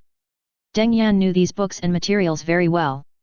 He said something to the people outside and came to the 8th floor. Arms grew out from under the bookshelf, and several picture books were taken up soon. In fact, Robin did have some goals, but based on his understanding of Yamato, he didn't seem to be interested in these countries. After all, most of the things here were not archaeology and document research. For example, Krakena Island was still recorded as the Island of Mist outside some documents, but now the number of baboons on the island is increasing day by day because the war is gradually dying out. Arceus? Has he not decided yet? I have already agreed, it's up to him to decide. I see, I'll go and deal with the 4 snakes first. It shouldn't be those. If you are interested in the West Sea, the records of some islands in the East Sea, South Sea, and North Sea are all there. Ah, I'm so confused. I don't know where to go when I look at the map. Looking at the photos under the atlas, Yamato decided on the first target of this trip, the kingdom of Arceus, known as the White Town. As soon as he finished, the range he chose was exactly in the 7 seas. Platinum lead is an important mineral of Arceus. It is a common lead ore in the Earth's crust. That kind of platinum lead can not only be used to produce tableware, paint, sweet seasoning, and cosmetics, but also an important raw material for some weapons. The most ideal activity area is not the 7 seas. There may be trouble here, but the intensity will be more appropriate. Major General Kai handed for Vans a piece of intelligence. This was the world government's evacuation plan for the Arceus royal family. It was definitely not the real situation. The royal family would not choose to leave their country. That kind of thing meant that disaster was coming. So the latest of those atlases was a few years ago. Time will not stop. As time goes by, every island is undergoing tremendous changes. Some information that Ammonite overheard before, the distance from there to Arceus according to the route they set, if nothing unexpected happens, they should not see the fairyland, but hell. Facts have proved that Major General Kai still thinks that Yamato's training is a bit heavy. Major General Kai rarely asked one more question before hearing the destination that Yamato decided to go to. Yes, is there any problem? Yamato is a man of action, so he directly took them to find a resting Millennium Dragon and came to the Great Sky Island in the sky. Let this girl see the truth of the human world. You protected her too well. I think she should see what hell is like in a few years. Whatever you say. By the way, since it's Deng Yanli's, bring back another batch of platinum lead. It's getting more and more expensive in the white market recently. I'm afraid it will be more difficult to get it later. This kind of platinum lead can't be replaced even in Wano country. Originally, I planned to send a coder to go there carefully. Since Yamato has decided. Deng Yanli's, let's do it together. Good idea. Let's go. As Deng Yan said, O'Hara, who stores data and documents from all over the world, also has some research on world geography, which is also part of history. But that is Yamato's trial, and he is not just a bystander. The 8-year period is almost up. Since it was 8 years, they have to be sent back now.